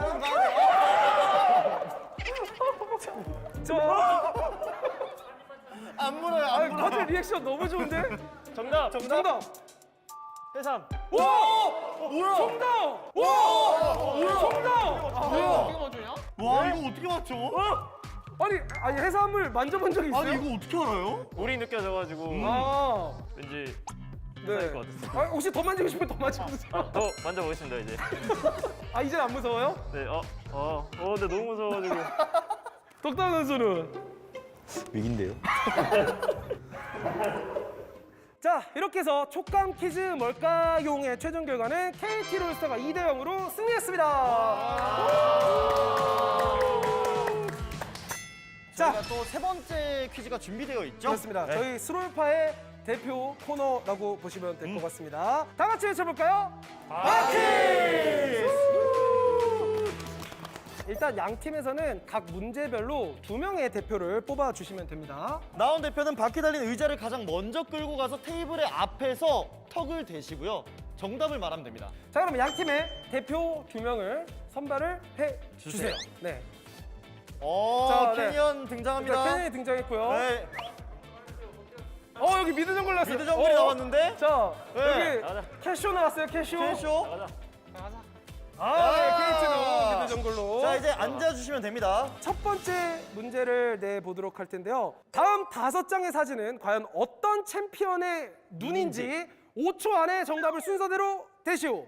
정답을 알면 가서 턱을 대고 말하면 됩니다. 턱을 대고 5초. 자, 커즈 도착했어요. 자, 자, 커즈 도전. 모르가나, 신데라, 카사딘, 문도박사, 벨베스. 정답! 뭐야 이거? 아니 뭐야? 야 어떻게 맞췄어? 이거 어떻게 알아? 나 말파이트인 줄? 메카 말파이트.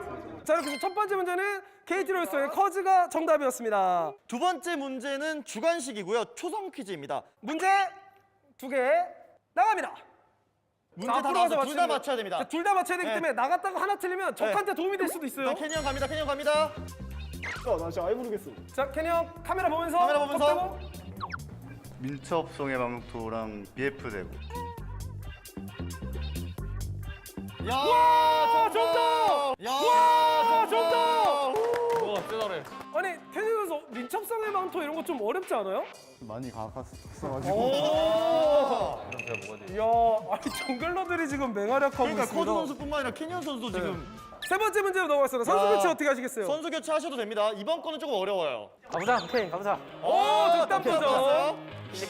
원딜 대신 서포터가. 네. 세 번째 문제 저희가 한번 내보도록 하겠습니다. 2022 LCK 스프링 정규 시즌 솔로킬 1위는 무려 30번의 솔로킬을 기록한 문제 안 끝났습니다. 예. 라스칼입니다. 자, 3위가 19번의 솔로킬을 기록했습니다. 이 3위 선수는 어느 팀의 누구일까요? 쇼메이커 나갑니다. 네. 일단 나가. 쇼메이커 나갑니다. 그래 나가 줄 일단 서, 나가, 줄 빨리 서. 나가. 줄 서. 젠지 초비. 땡! 땡! 정답. 다문 캐니언. 다음에 캐니언 땡입니다. 캐니언 선수 본인 솔로킬 몇 회인지 이런 거 기억하세요 혹시? 나 진짜 아예 모르겠어. 나 진짜 모르겠어. 자, 스프링입니다. 스프링. 정답. 젠지 룰러. 젠질러 땡!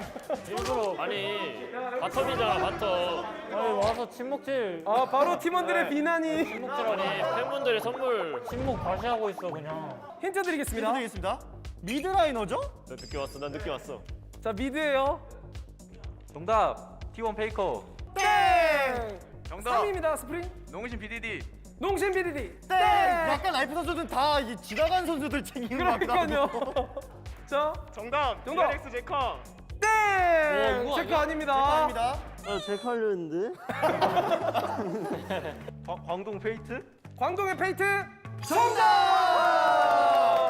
와! 페이트 선수가 총 19회로 네, 그렇습니다. 3위였죠. 역시 같은 미드라인끼리 통하는 게 있어. 페이트 형 잘하네. 정답 맞힌 쇼메이커 선수 대신에 그러면 담원기와 다른 선수 도전하는 걸로 그렇게 가보도록 하겠습니다. 자, 너구리 선수 등장. KT는 그대로 가나요? 라스칼. KT 라스칼? 오케이, 라스칼 라이프와 너구리 덕담. 2022년 LCK 서머의 시작은 내구력 패치가 이루어진 대격변 메타입니다. 12.10 패치에서 강타를 가장 많이 쓴 정글러는 덕담. 정답. 다몬 캐니언. 담원 캐리언 땡! 정답. KT 커즈. KT 커즈 땡! 정답. 미는다. 브리오 넘티. 땡! 강원자 강이요. 정답. T1 오너. 땡! 농심 드레드. 농심들은 땡! 이제 담원기아의 턴이 왔는데. 그렇죠. 자, 과연 과연? 너구리. 너구리 너구리. 카메라 보고, 카메라 보고. 하나 온플릭. 오플릭 정답! 세 번째 라운드 박퀴즈의 승리팀은 담원 기아였습니다. 스트리트 롤파이터 이 명예의 전당에 오를 최종 승리팀 서머의 KT! 자, 축하드립니다. 우승 소감 한 번씩 들어볼까요? 여기서라도 우승해서 너무 좋네요. 야, 언제나 승리는 좋은 거니까요. 거기 선수도 팬분들한테 선물 줄 수 있어서 너무 좋았습니다. 맞습니다. 그게 진짜 제일 의미 있는 거니까. 열심히 잘 즐겨줘 우리 담원기아 선수들. 똑딱 선수 어떠셨어요? 마지막에 이기면 너 개 못하잖아 시전할 수 있어서 그쵸. 충분히 좋은 것 같아요. 마지막에 이겼기 때문에 괜찮다. 이것도 역시 뭐 게임을 하면 누구나 공감하는 거고요. 네, 뭐 재밌게 놀다 가는 것 같아요. 다행입니다. 감사합니다. 자, 그럼 우리 스트리트 롤파이터 다 같이 외치면서 마무리해 보도록 하겠습니다. 레디 파이트! 감사합니다.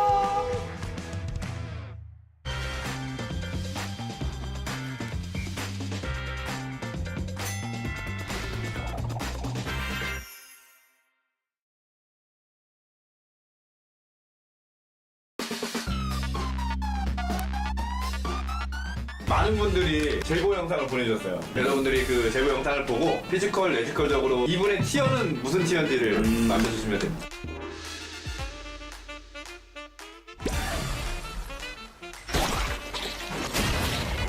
맞닥뜨렸고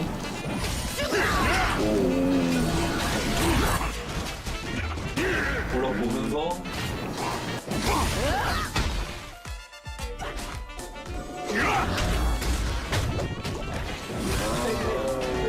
뭔가 급한데? 올라프랑 자크 뭔가 급해.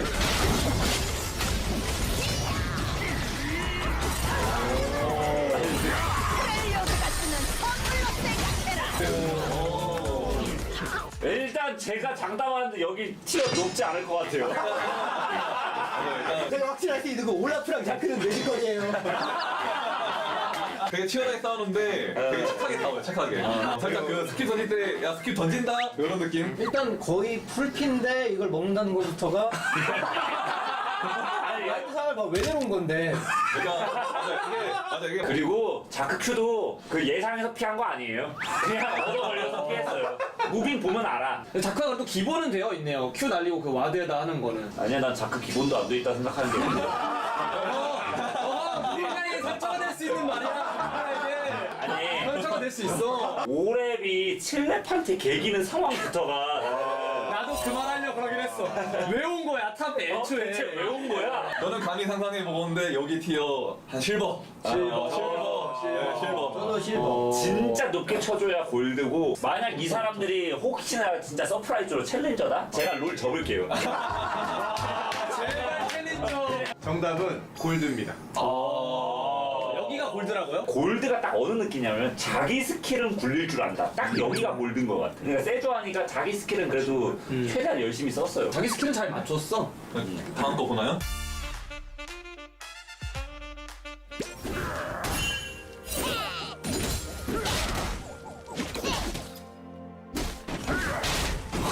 개같이 맞네.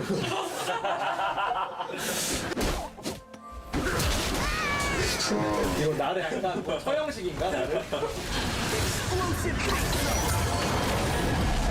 나를 큐 어디다 쓰죠? 그러니까 제가 뭐야 다시 모두 이유가 있었겠지. 아니 럼블이 피지컬이 좋은 것 같은데?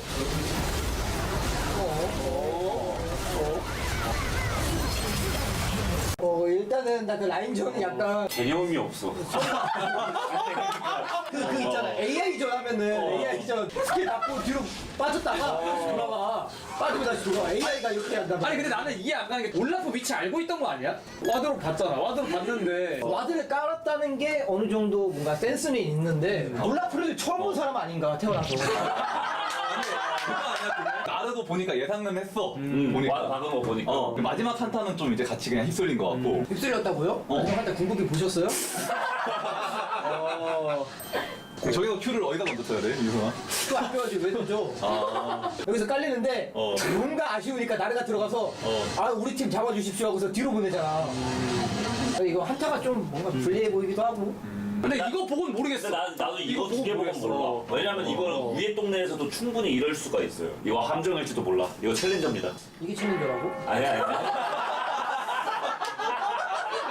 근데 그래도 나는 교전에서 뭔가 하려고 했던 건 느껴져. 나르가 아니면? 아니 그냥 전체적으로 그러니까 적팀도 우리 팀도 럼블 이퀄라이저 좀 잘 까는 거 보니까 뭐 한 플랫? 저는 그래도 골풀 사이. 골풀. 이 영상은 마스터 샤이님의 마스터의 라인전. 나르가 누구라고요? 샤이님. 아니, 나 진짜 이해 안 되는 거야. 아니 설명을 해봐. 뭐야 이거? 본인 올라프로 올라간 거 아니에요? 올라프로 올라갔지. 이거 뭡니까? 아니, 상태가 좀 안 좋았어. 잠깐. 아니, 그래서 나한테 물어본 거구나.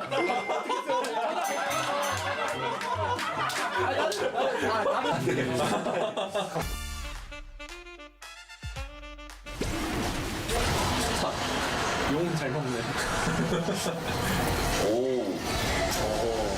잘 썼는데?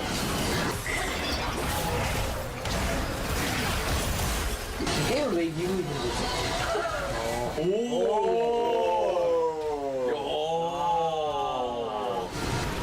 이거 이 두 개만 가지고는 모르겠는데요. 저거 마지막 궁극기는 어떻게 보면 얻어 걸린 것 같고. 아니 저거는 그냥 버튼 누를 줄 알면은 버튼까지 나왔어. 근데 지금 19분에 포인트 이거 981원인 거부터가 말이 안 된다. 근데 그래도 또 아이템 센스는 있는 게 라일라이를 갔어요. 라일라이 장점이 이제 세라핀 E 한 방에 바로 속박 걸리는 게 장점이란 말이야. 아, 나 근데 왜 이렇게 아무모 보니까 왜 이렇게 좀 익숙한 종류가 나지? 왜 이렇게 클테면 같지? 아무모가? 다음 분해를 맞히는데 또 맞춰놓고 바로 빠지거든, 플레이스 타고? 이런 거 보면은 제 티어는요, 다이아로 할게요. 다이아로. 다이아는 오른쪽 저렇게 5원딜 조합 나왔을 때 이미 같이 나요.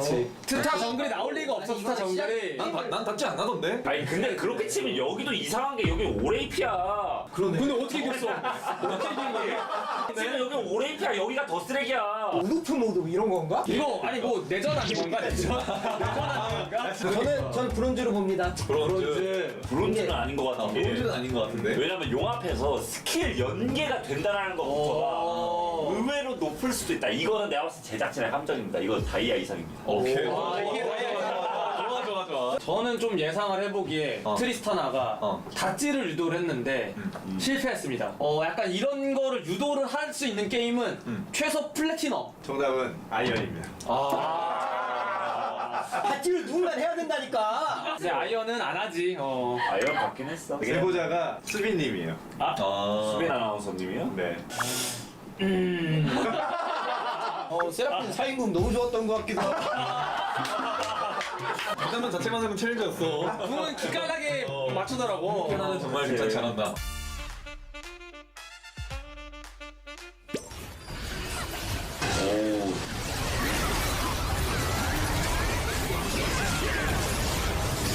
이건 티어 높은 것 같은데? 티어 높은 것 같은데? 일단 비에고 움직임이 좋았어. 근데 이거 약간 챌린저 느낌 같은데? 나는? 이거 앰비션 아니야? 그럼 브론즈. 딱 어디로 올지 알고 딱. 근데 이거 좀 높은 것 같아. 나 이거 어디서 본 것 같아. 이건 높아. 이건 높은 것 나 같아. 이거 어디서 봤는데? 꿈에서 봤어? 나 유튜브에 나 이거 맨 마지막 장면 어디서 봤는데. 근데 이게 진짜 비에고가 보면은 게임 센스가 되게 좋거든. 가면서 이렇게 탈론 저 보호막 한번 빼주고 여기 들어가서 카자리나 여기까지 잘했어. 근데 여기까지는 티어 정말 높다 생각했거든? 근데 그 다음 비에고 공이 좀 에바였어. 거기서 좀 티어가 그렇게 높지만은 않겠다? 약간 빈틈이 보인다? 빈틈의 실이 좀 많이 보였다? 그러니까 옛날엔 잘했는데 요즘은 나이 먹어서 옛날 짬밥으로 하는 그런 느낌이 되게 많이 났어요. 그래서 좀 살짝 피지컬적인 부분은 아쉬운 부분이 있었다. 그래서 다이아 바풀 구간? 근데 다이아면 다이아 하위권이에요 무조건. 다딱이다? 나 이거 좀 고민되는데 챌린저라고 했는데 이게 만약에 찬용이 형이던가 동진이던가 나오면 플레이만 보면은 일단은 마스터 그마 이상으로 될 것 같다. 요 정도 느낌이 다이아 게임 이상에서는 충분히 볼 수 있다고 생각하는 그림이어가지고 마스터 이상으로 쳐볼게요. 마스터. 저요? 저도 한 마스터 보겠습니다. 약간 찬용이 형 느낌 나는 것 같은데. 정답은 다이아고 봉진님입니다. 네, 미사이가 저거 잘 보긴 했어. 이거 얻어올릴 거 아니야 그냥? 아니야 이거 의식하고 했어. 아닌데 내가 그래서 칼로가 빨리 나와가지고 깜짝이야 하면서 켜 써보겠지. 아니 보면은 이거 그거네. 밀어내. 와디 깔려다가 큐 잘못 눌렸네. 6,000골드 가까이 나던 차이를 뒤집고 킬스코어까지 역전하면서 1위 자리를 지켰습니다.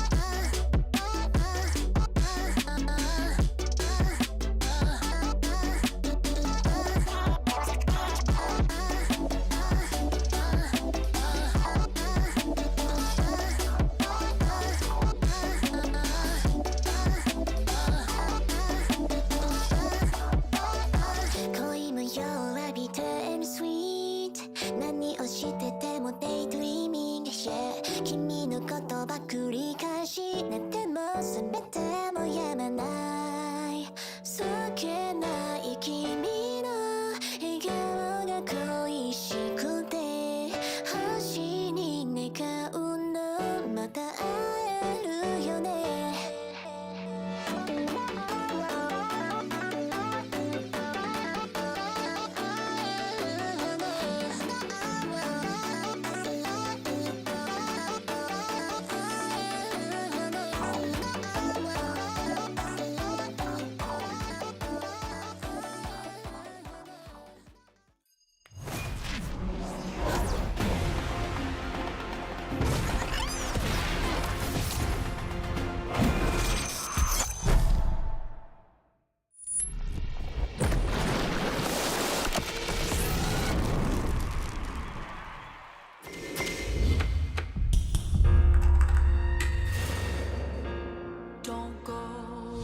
카메라가 아니면 이런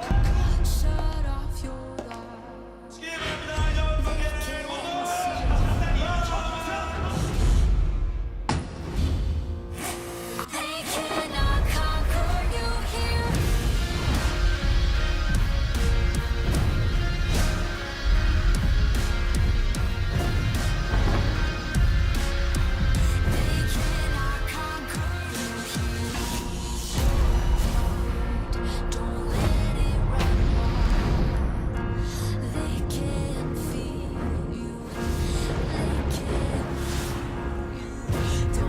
자, 이번 파이널 젠지와 T1의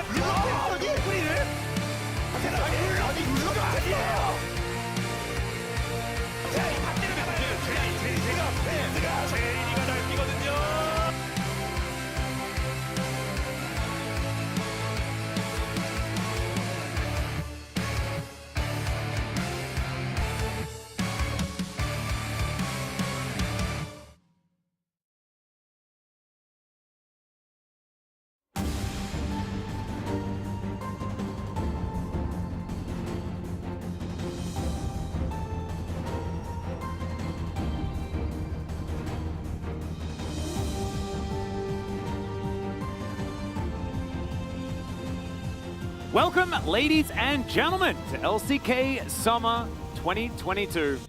I'm Atlas, this is Wolf, and we are ready. That's not us. There we are. Hi. Welcome, everyone. We're ready for our second series of the night. You can understand why things are a little bit weird, because this series should have happened, let me just check an hour and 20 minutes ago. Yeah. But we had our first series extend by quite a bit of time, and so here we are, finally, with our match of the week, Gen.G taking on Live Sandbox, and I just really hope that it's not a stomp. That's all I hope, Wolf. Yeah, I hope so too. I think that we'll have at least one really good game in there, though. I think of the potentially 2 or 3 that we will see, but we already saw one single upset win earlier today with Unlife Esports taking that second game. Tonight with Prince up against Gen.G, because it feels like it is one man against this team, right? Anything could happen, right? And this team has so much been around hypercarry Prince, but Ruler has had the same thing on his side of the Rift in the recent drafts. He has been the dominant force that has decided their victories. So yeah, I am very excited for this series. This one is by far, in my mind, the biggest match of the week. Well, is it going to be the Ruler or is it going to be the Prince, Wolf? Which line of royalty is it going to be? Very, very interested in how this one's going to go. I think that I'd probably put the smart money on Gen.G. They've been a lot more consistent this season, but Liv Sandbox, I mean, it's a meteoric rise for this squad, and I just really, really want, on behalf of the LCK, for Liv Sandbox to be good. That's what I want. And even if they lose this series, if it's close, that's all we need. That is 100% all we need. Chovy and Closer head-to-head 5-5. Actually wacky that it's this close. Of course, this is aligned with the fact that Closer did play on T1 for that time, and so when he played against Chovy, when Chovy was on other teams, T1 was a lot more favored in those situations. Exactly, so just some past history coming through here, and he says he will solo kill Chovy. We'll see about that, but good luck with that one. This is the really interesting point of the match, though. What is the game-winning jungle pathing of both of these players highly prioritizing the Trundle pick, but also the Poppy that Peanut has popularized here? The 2v2, which is so much about what the series is going to define around, two hyper carry players who have the junglers usually getting them massively ahead early on, regardless of matchup. So it's basically a 3v3 game down the bottom side that is going to be so exciting to watch. And if you look at the team stats here, a lot of dominant stats across the board here for early game for both squads. But notably, they're number 1 and number 2 and closing out games extremely early here. They have the fastest average game times in the LCK. Yeah, with 13 seconds the difference. So very, very close between these two squads. Of course, currently, T1 are sitting in first place. With any victory here, Gen.G will reclaim that position moving into the second round robin. They absolutely want that, and Liv Sandbox just want to keep winning. They just want to keep going up. Yeah, neither of these teams prioritizing Herald very much, Atlas, as we have these teams start walking out here. Gen.G, they're first to come down. So it's all about getting that dragon that you got after you avoided the Herald fight and tried to get your 2v2 ahead. So when these two teams collide, it's not an unstoppable force versus an immovable object. It's just two unstoppable forces in the bottom lane. I think that is the best way to describe it right now. So it should be chaos. What you're saying is there should be a lot of inertia that needs to go somewhere. In one of these games, I think we will have a very bloody fight in the 2v2 scenario, in the 2v2 realm, right? In the bottom lane, we're going to have a 3v3 down. There's going to be a lot of jungle ganks coming through early on. And we'll see which team is the one to budge in terms of what's going to happen in terms of the second game, third game drafts potentially. Because I think Gen.G is the much more flexible squad. They can play around Doran, they can play around Chovy. They don't have to put all their eggs in Ruler's basket. Whereas Liv Sandbox, you know, it has been all about him. It has. It definitely has. The really cool thing about Gen.G is the fact that they do have Peanut and Lahens that just do crazy stuff. Like, that is just a thing. So they can pick all sorts of different things. We've had the Singe support. We've had the debut of Skana here in the LCK that Peanut brought out. There are lots of things that Gen.G are able to adapt to and bring out if the situation arises. It was really cool hearing them talk about the Skana pick, the fact that Peanut was just like, I'm ready for this. He's going to need it against this squad here. Dove, Croco, Closer, Prince, and Kael. There towards that bottom side. Prince looking aggressive, but I can tell you, he's forgiven me today. Shook my hand and said, Atlas, it's fine. Saw your tweet. It's all okay. So I really appreciate that, Prince. Thank you so much for that. Means a whole lot. But now it is going to be a big, big test for this team as they make their way out into LoL Park. And what a crazy story it would be if Liv Sandbox could take this win tonight. It would, of course, propel T1 to first place at the end of the round robin. Yep, they would remain there, yep. But it would put Liv Sandbox in a closer spot to top 3 here in the LCK, which is just unbelievable when you consider their performances in spring season, but also the very beginning of summer. Like, we have not really seen a turnaround like this since Gory came to Nongshim last year, and I mean, it is a massive, massive swing that once Prince joined this roster. And a key player matchup, of course, is going to be these two 80 carry players clashing against each other. DPM for these two, very high. Damage percent, Prince is 3% ahead of Ruler. He is so critical for this roster. The entirety of their drafts revolve around him. Those are the champions on his point picks. Basically all late game carries outside of the Kaisa, which we did see him play in the early parts of the season. Yep. But since then, it's been all about late game, late game, late game.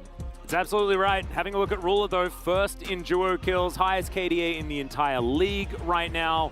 And it's very hard to have that damage percent number be higher, Wolf, because he has Chovy on his team. The guy picks Corki and does way too much damage all the time. You saw that Closer was very happy that he was able to pick up a win on that champion. I think it's going to remain very, very high priority in this draft. But the duo proximity is where my eyes are drawn. And the fact that Prince is almost never near Kyle throughout this game, that's the really important stat for me, because they leave him by himself for so much of the early game. Kyle goes around, tries to get as many things done alongside Croco as they can, and then Prince like swoops in at the end and kills everyone with all his side lane gold he's picked up. And also, another thing that stand out is the champion pools for these two, because Ruler has played a lot of late game carries in his career. In fact, the Ruler ending is perhaps what he's most famous for. He's played 3 games of Jinx this season, 3-0 on it. But he's played a lot more tempo picks. He's played 3 games of Ashe. He's played 4 games of Senna. He's played 3 of Lucian's wins. He's been given that opportunity 3 times, which is unbelievable to me. Yeah. But he's also played Twitch, right? Like, he has a very wide array of champions he can play, and he also is a player who's not only going to carry in the late game. He will carry in the mid game if you give him Lucian. He will give you lane bio. He turns the mid game into the late game, Wolf, because that's the end of the game. Exactly. That's what they do. You give him Kalista, he's going to control that lane. So that is my biggest fear here for Live Sandbox, is if you're just trying to draft only around Prince, it's very predictable. I think Gen G have a lot of ways to circumvent that and win out in a more tempo-based play.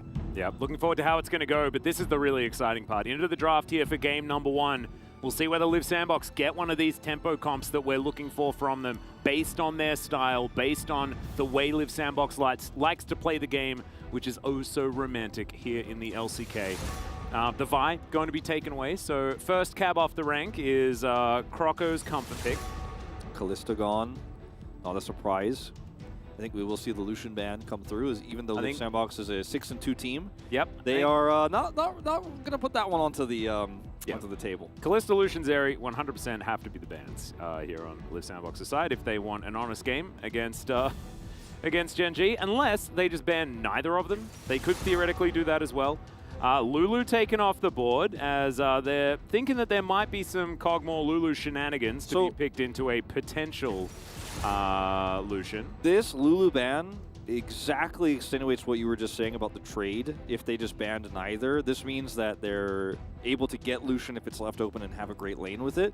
So this, of course, then forces the Lucian ban. It's like, oh, okay, we can't play Kog'Maw Lulu. Now we're going to ban the Lucian no matter what. Zeri, I think, is something that you absolutely do not want to give over to Gen G. But this means that unless it's banned right now, there's a Renata.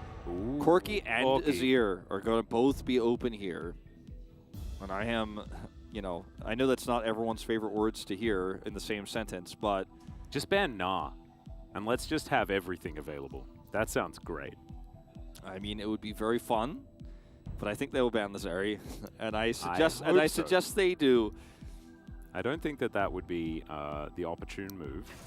But Poppy is going to be banned instead. Oh my goodness. Okay, so Gen G get to choose between Zeri and Corki. They decide Zeri. If they have a Caitlyn lane prepared or something here, where the Poppy is so strong in punishing the pushing lane when you're running Zeri.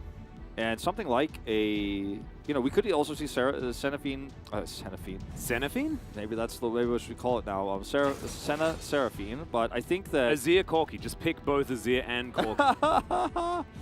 Just do it. Have both of them. Easy. Aphelios here not going to be the same sort of pushing power in this lane at all. Of course, can pin down the Zeri if we do go to Rift Herald. Exchanges that happen on the top side of the map, and then Aphelios tries to get plates and stuff like that, pins the Zeri down. But Zeri, Yuumi also open here. It's looking pretty good for Gen G, because they could just grab the Corki now too. Yeah, Zeri, like, we have so much scaling. Zeri, Yuumi, Corki on blue side should be impossible, in my opinion. I just feel like that's should not be allowed, yeah. Yeah, no, that's illegal. That shouldn't be right. Especially when it's Lehen's Yuumi as well. It's a very different breed. Don't know, there's a lot of cat breeds, I guess, but it is a different one if it's Lehen's playing it. And now Chovy is just going to find that Corki button and will likely press it. Unless they need to priority pick a jungler. Like, Peanut could take... Oh, okay, Silas is going to come in instead. Very interesting. Yeah, because I was also thinking that maybe the Trundle could be picked away as well, because Trundle can work into Zeri, I guess. Yeah, that's definitely one of the other picks I was thinking about here too. Live Sandbox have a lot of options now. Nautilus, I think, is the support they want, but I don't think they want to prioritize it yet. They will hover it here, at least for now. I think you need to pick it just because it's the only real answer to Zeri that you can possibly pick. Yeah, it's the only way you're going to be able to lock her down right now consistently in terms of the champions that are left available here. And this leaves a big gaping hole in the top side of the map here for Liv Sandbox in terms of what their draft is trying to accomplish. As, you know, Gnar, not something you want to pick into Sylas. They're going to start banning away some of these other picks like the Ornn.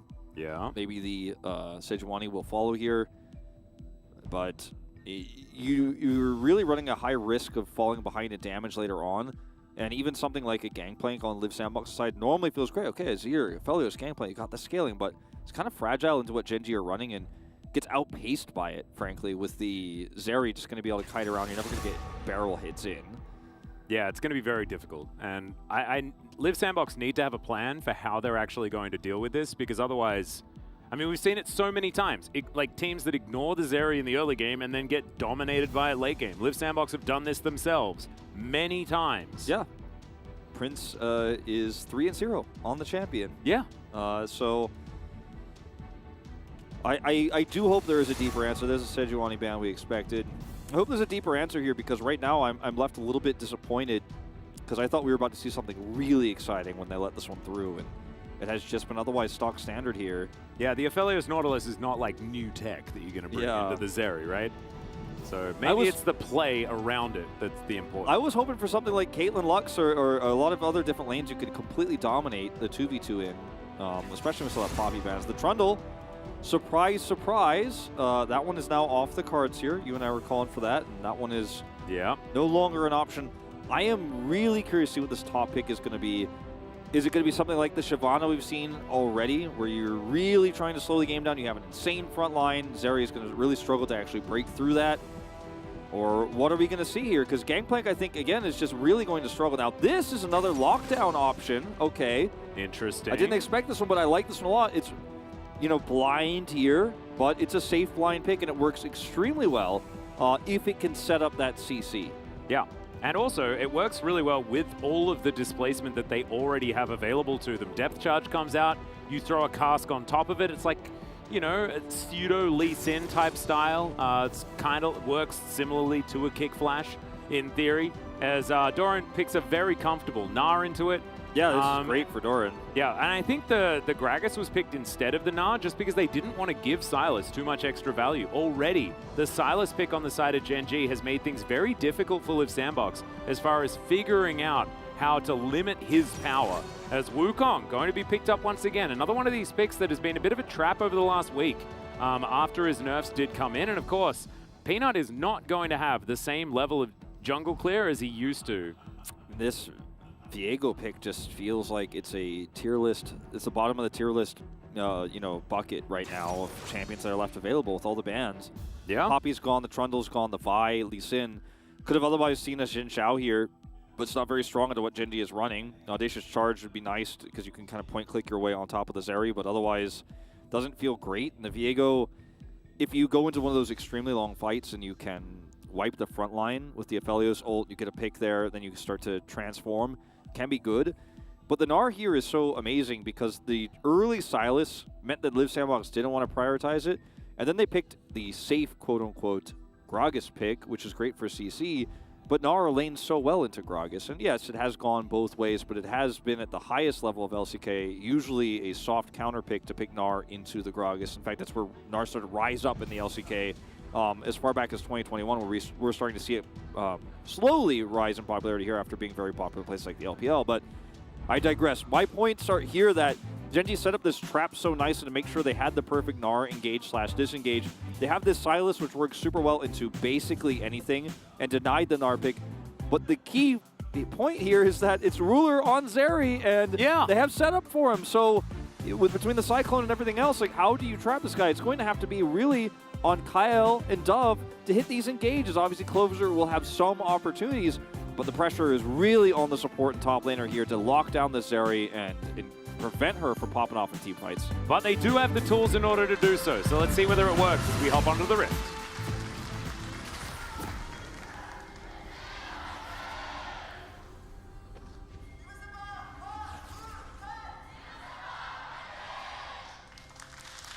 Now, there's always the thing that you need to check, Wolf. Every time you get into a game and there is an Aphelios there, as Lehen's decided that potions are for the weak, and he has full health, so why would he need one?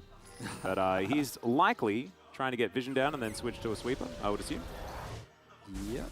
So he doesn't necessarily need to purchase the extra potions. Odd little maneuver there, but anyway. BBQ chicken keeping it a secret. Yeah, exactly. Thanks for that, BBQ. Oh, grabs a control word early. All right, there we go. All right, like that, like that. Picks that one up and will make his way out now. Doesn't actually switch to a sweeper and doesn't put his ward down beforehand, so it was just a mistake, so never mind. The thing that I was going to say is you'd always need to do a range check when it comes to facing an Aphelios. And Genji don't pass the range check in any way, shape, or form. I mean, the extendo beam part of it, I guess you could. Oh, that's true, I guess. But Zeri's broke. But in terms of auto attacks and neutral fights, yeah, no, the Aphelios is going to feel pretty good about this, as we are going to see a bit of jungling set up here, but I don't know if Liv Sandbox can actually hold this against the Yumi comp. Yeah, Croco's going to wrap around once again as, all right, let's see whether this works. Yeah, flashes for it, actually, as Croco starting off with the romance real early. Cheesy steal away of the red buff, and now Peanut going to get to work on his Krog camp, but he is a little bit far behind, and maybe the new weaknesses of the Wukong are going to show themselves in this game. In a game like this, they certainly might, obviously with the slower clear time that he has, and Aphelios versus Zeri in a lane with the Nautilus is often going to be decided by the Nautilus's play individually, because the Aphelios can do a lot, can get his gun set up, can look for Gravidums and stuff like that, but it's really about if those Nautilus hooks hit or not, because that's where Prince is going to get his damage off. Otherwise, Zeri will just speedily kite back and not care, and then come back up and kill minions.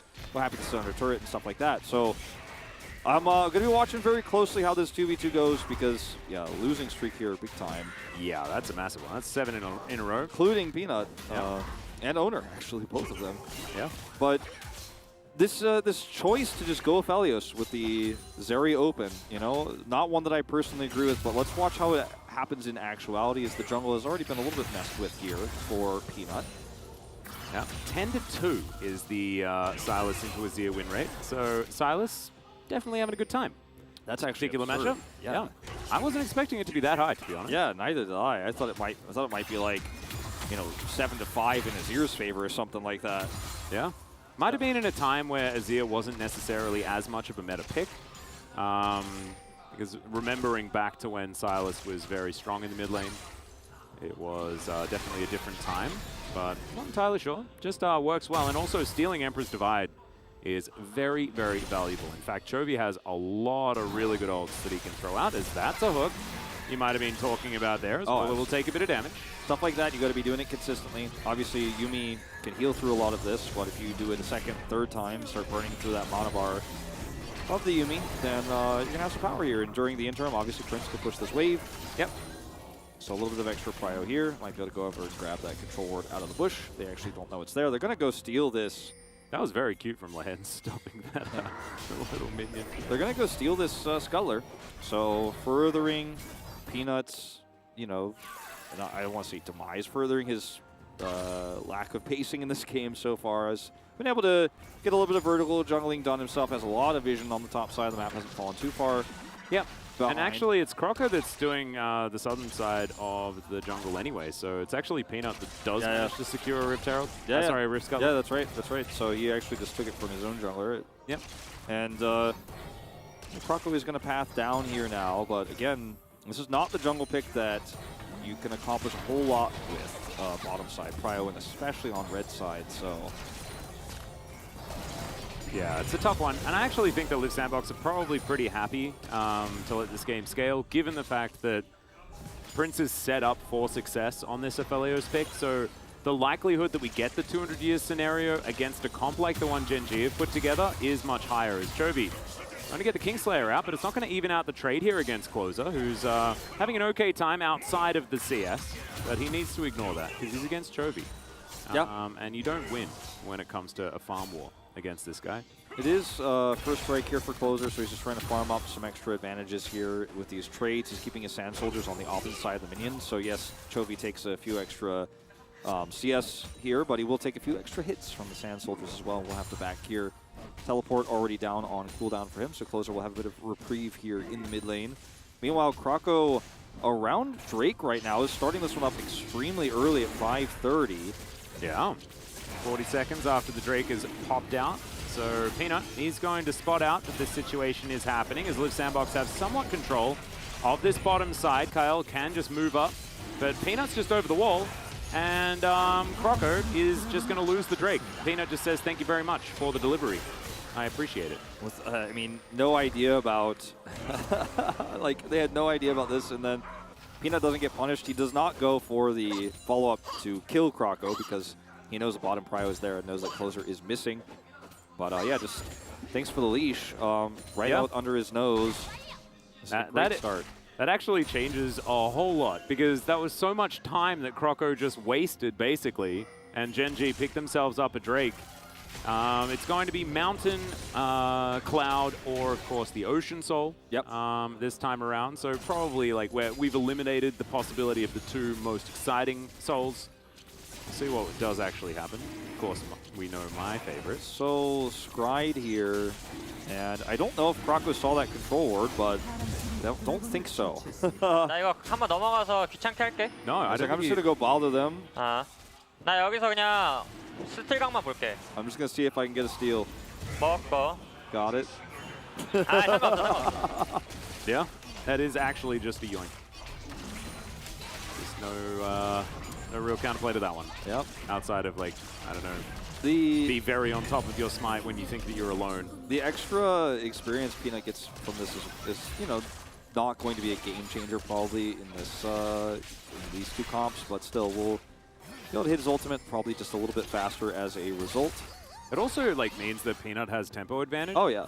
And Krako plays so well with those sorts of advantages. So now we need to find out whether he can push himself back into the lead in that department this time around, as well as Chovy collects himself an Emperor's Divide. He's pretty good at using that ability. Yeah. We'll see how he's going to go with it. This bottom lane here has still been pretty even. You could see that there's a little bit of extra gold in Kyle's pockets, but not too sniffy as Krako is trying to be set up for here. Yeah, Stendo Beam comes on through. Yeah, clear out the vision. Rift Herald is up, so now was the time for Liv Sandbox to look for a potential team fight here, but it's going to be so difficult because Silas could just hold on to that Emperor's Divide, and otherwise, if you leave the Zeri down here, she's going to get 2 plates or more. Now, the same is true, of course, of the Aphelios, but Gen.G are like, well, we'll just sit back and we have Prio, so what you going to do about this? Like, Closer has to come over here and look for a potential Emperor's Divide of his own, but there's just no fall damage. There's the depth charge. The answering ulti does come through as now Ruler's trying to fight this one out. The chakrams are there, and it is going to be enough for Ruler. Takes down the Aphelios, misses the Moonlight Vigil, unfortunately there for Prince, and now Kyle's going to fall as well. Oh man, the Zeri Yuumi picking up a double kill. It's disaster already, as in the meantime, Chovy finds an Emperor's Divide, but there are so many Sand Soldiers, I'm not entirely sure who's a who's. And it turns out Chovy's not the one with the best ones, as that is Azir. That's going to be Closer picking up this kill here, so could have been a lot worse for Liv Sandbox had this fight been a little bit cleaner on the top side of the Rift, as Krako's going to try to steal this blue, and we'll get it. Yeah. Herald, of course, reset. Ooh, very cute. Krako able to slink his way out. But yeah, as the dust settles, Wolf, Zeri now has a 2 in front of her scoreline. That's the biggest part of this. And, you know, I said we were going to see some fireworks in the bottom 2v2. Didn't expect it to look that one-sided. Yeah. Well, Krako was looking for something, but isn't able to find Doran there. Flash still available. Peanut has started up the Rift Herald. As, of course, Prince on the bottom side, this is how he does it. And Chovy has him in his sights. We'll get through with the chain lash. And yeah, Prince, there is not going to be much of an option here. He does flash to get himself out of the way, but Chovy has one of those too. Another chain lash comes in, and I don't think Prince is going to survive this one. Misses that Q, but it doesn't matter. Chovy easily picks him up. And that is just a positional advantage taken by Chovy. It's really easy for Ruler to sit in the mid lane too, like he's Zeri. And we're going to go back to this 2v2 where he actually pelts the Nautilus quite a few times before they even go into this fight. The flash dodges the ultimate there from Aphelios, so Prince just unable to do that damage. And it was just so cleanly played by Ruler here. They harass the Nautilus, flash the ult, and also the placement of Lehen's ult is perfect. And meanwhile, of course, you could see this is happening over here on this side of the map as Dove takes a lot of damage. Chovy is looking to actually collapse in here, but Closer actually is able to use his own Emperor's Divide. And Dove's ulti was great too. And as man, there's just third replay, go. Yeah, so this was just, Chovy gets a stun, Chovy has a flash, Felios is dead. Yeah, and also it's like Felios is by himself in a lane trying to get plates, and there's a Silas there, and so you can't do that. Yeah, it was just greed. Yeah. So 2 early deaths here, and this game has become very lopsided already, unfortunately, here for Live Sandbox fans. As, I mean, the tempo control that Gen G pick up with this is massive. I mean, Chovy died in that Herald fight, but they still get the Herald. He comes back, grabs a kill. So he's keeping parity with the Azir. Yeah, and he already had CS advantage. As Live Sandbox, they'll start off this Drake. Going to be second one of the game. We'll see whether Peanut's going to come through and steal that one away. Is Doran going to get booped underneath the turret? Prowling projectile comes in as, okay, Doran is going to answer with a solo kill. All right. Chovy also throwing out a depth charge as Shifting Sands tries to get Closer out of here. Emperor's Divide does basically nothing as the final chapter is going to be exactly that for Closer. Then Prince is going to go down next, and Gen G are on a mission today. This is obliteration already, Wolf. Yeah, early game Zeri. It's Ruler's favorite. 2-0 and 2 now has 150 gold in his pocket. And they're getting a plate in mid. 3 plates are already down top. Peanut's like, man, why did I even pick up this Rift Herald? Where am I putting it? There's not any plates to get. And you know what? He's going to look for a kill himself with a Yuumi on his back before he drops at bottom side, where Ruler will pick up even more gold. Yeah. And Ruler's like, I don't even need you to put this down here. Peanut's like, well, it's timing out, so, you know, might as well just get you a whole turret on top of your 2-0-2 kill skiller. Yeah, well, you also, like, might... Yeah, I guess they take this and then they go for a bit of a tempo reset and not look for an extra turret, extra charge, which I actually respect. I think it would have been a little bit greedy to go for that. He is almost skates his way up. 3,000 gold ahead right now. No, it's nuts. 3,000. We saw what he was doing last week on the Lucian. Ruler was a man possessed, and that seems to be continuing here, as I think Live Sandbox won't leave the Zeri up again. We mentioned that we were expecting it to be that exact situation, the Zeri to be banned, but doesn't happen, and this is not the answer. Such a clean play from Doran there on the top side, had the combo perfectly. The ult goes down onto Closer here, and Chovy just got a Yuumi on his back again. Flash 4 from Peanut. Cyclone is good. And the Ruler is like, I hit him with the ultimate, and I'm going to press Q a lot. Yeah. Luckily, my keyboard has a lot of durability because I'm going to be pressing Q a lot this game while I have the gold I have. And the ultimate setup. Prince? Emperor's Divide does come through, but he's still going to get snared up by the final chapter. Peanut even takes the time to walk around. And now Closer, yeah, there's a red buff, and the Cyclone is going to come through. That'll confirm that kill. And yeah. Crushing Blow comes through, and that destroys the Pigeon. And now Ruler takes himself a blue buff. Kyle, there's nowhere he can be on the map. In fact, there's just not a whole lot of places Live Sandbox can be on the map right now, as we're ticking towards 14 minutes. The plates are only just about to fall down, Wolf, and it is 7,000 gold to lead. Prince is like, where can I farm? Where can I be? I'm the carry. You guys always just give me the whole map. I'm 0 and 3. I'm 20 CS down on a Zeri. Where can I be? Where can I farm? And Kyle's like, I think we have to take the mid farm away. And so who loses? It's Closer, who does have his Leandries now, but he's going to have to go farm in a side lane where he's not safe. There's no vision. There's no power on the map anywhere. And I would like to propose that perhaps in Game 2, the match of the week, we don't give Ruler Zeri. Yeah. Or Doran Nar, apparently. He's playing very, very well. I'm not going to quite find the cast there, as, yeah, Croco's like, nah, man, you deal with that yourself.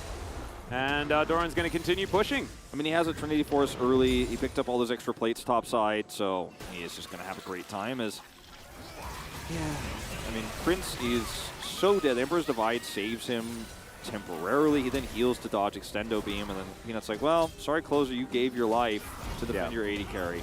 And Peanut also decided that it was Closer he was going to kill, as, speaking of which, they're going to do it again. Ruler is going to pick up an assist as Chovy wipes out the Azir. Live Sandbox haven't been this far behind in a game, I don't think, this season. It's like, it's almost as if some of the ways they're playing this mid-game now is based on win conditions and game states we are not in. You know, it's like, oh, okay, well, we're behind, I'll just grab some of these buffs. No, you can't even grab those. You just have to give up your inner turret, basically. That's That's how little control you have. You can't be getting your own Raptor camp. How greedy of you to think. I mean, do that. This has been the Live Sandbox way, though, right? Like, they don't change their playstyle at all, despite the fact that the game is in this particular state, right? As you can see, Croco, he's still aggressively ulting on top of Chovy, which is an odd move, but he gets away with it. He will live to see another day. Closer had teleport, but I don't know if that would have been when the play. Try to lock Chovy down, then teleport on top of him as closer. I mean, as Live Sandbox, you have to make desperate plays now because what if you just sit back and wait? You will lose. The game is almost certainly already lost, but if you make high risk plays like teleporting on top of Chovy and catching him and picking up some bounty gold, and then you do stuff like that like 7 more times, then maybe you'll find yourself in an even play state because we're 1,600 gold in the hole in terms of plates here as Live Sandbox, and the Aphelios is maybe going to need 2,000 years this time around. Yeah, it's going to need to be a lot of years. He's just over here trying to clear vision. He's like, I just want to get some idea of what's going on for my teammates. I want Croco to be able to see if his camps are being taken. As in live, Prince is once again struggling. Kyle's going to pay the price for it, though, as he does fall down. Ruler grabs that kill.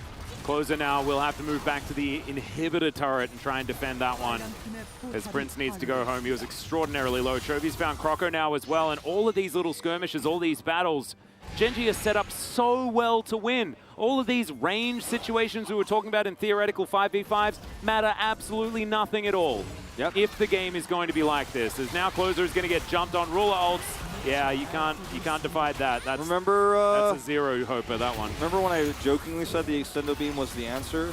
Well, yeah. If you're this far ahead, Extendo Beam takes out 1/3 of his ear's health bar, and you just ult him. Yeah. All right. Doran does get hit by the ult, but okay, maybe he didn't even really want to land the hop on the head of the Gragas, as he doesn't actually have the Nara available, so never mind. A little bit of a lack of commitment here from Doran, but he's thinking about it still.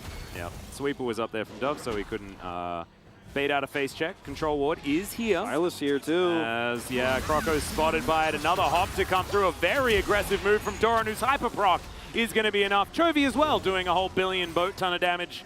That also helped out, as Gen.G are just reading them like a book. The desperation from Live Sandbox is starting to become evident as they're 12,000 gold behind before 20 minutes. Yeah, I mean, we knew that with how these two teams play and how quickly they close out. Oh, that's how Prince almost died. Yeah, he did not hit that last part of the queue there, so he escapes. Hell, not so lucky. No. We knew that these games could all, potentially the 3 of them, be extremely one-sided because of how quickly these teams close out games and how much they're able to push their advantages. But it's usually a little bit slower and methodical for Live Sandbox, and yeah, it was a really nice hyper proc there. When Prince was killed twice early on, they were like, we don't know how to play without a Prince. Like, it's almost like you know the Futurama meme, like, I am Binder, please insert girder. Like, it's like the Live Sandbox, like, I am Live Sandbox, please insert Prince at level 16 with 4 items.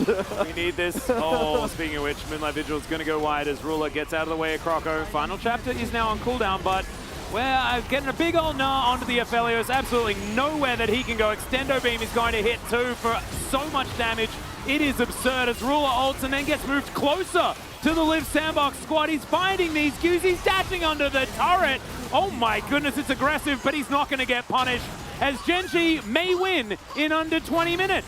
Will the Rift Herald dance at the end of this one is the question, because like it is possible. May. It is possible. We might protect her at all costs. Gen.G, oh no. Oh, well. So sad. However, Gen.G will still take game number 1 at 19 minutes and 32 seconds.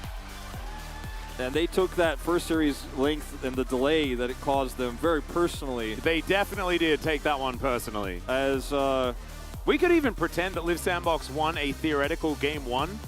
And now Gen.G have started off the series. Like, based on the time, not by anything about the play.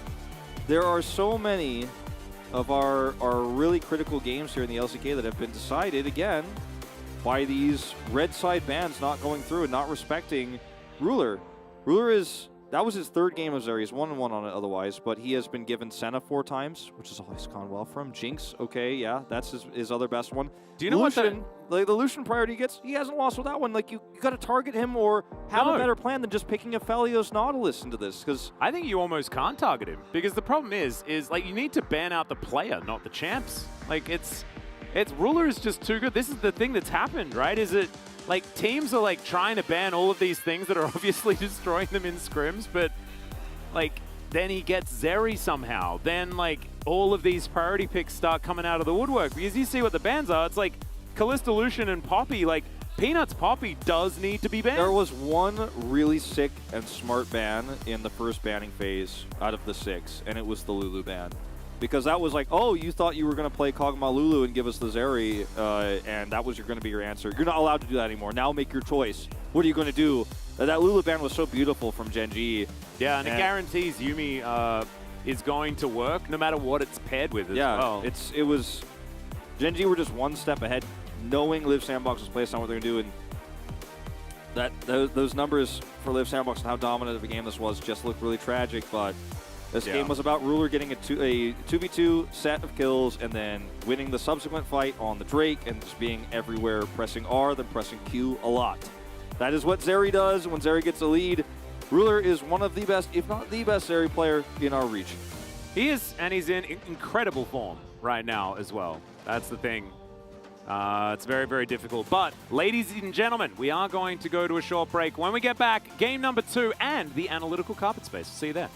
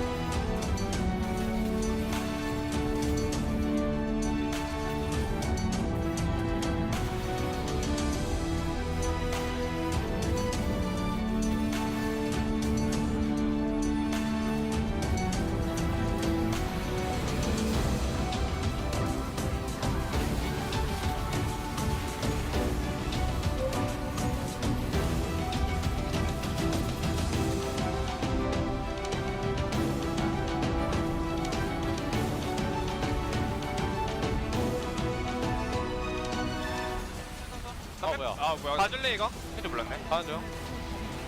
나는 못 가. 그라만 가. 계속 가야 돼 이거. 노플. 그라서 이제 온다. 그라 끊긴 했어. 봐줄래? 야 여기 다이브 치고 얘네 잡으면 게임 끝나긴 해 얘들아. 야 그냥 잡으세요 하자. 얘 이거 노플. 니가 다 먹어 킬. 뭐 끝났어 이거. 얘들아 전령만 끝내. 야 지켜. 이거 앞에서 탱을 미리 해주는 게 낫거든. 전령충. 내가 그냥 탱 하나 하고 있을게. 해줄게 영호야. 이게 끝? 야 20분 끝내. 솔랭인데? 뭐야 이거? 야 왜 이겼냐? 아니 뭐 끝났어. 제제.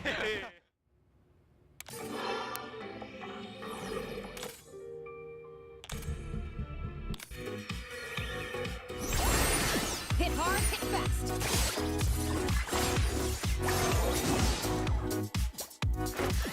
I only see you from missions now, Kaisa. What happened to best friends forever? Akali, I know I've been...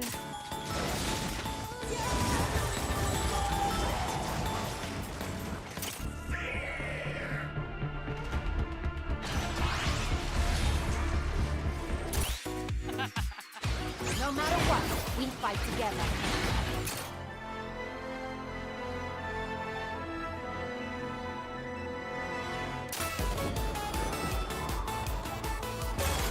Never be afraid to listen, this little girl.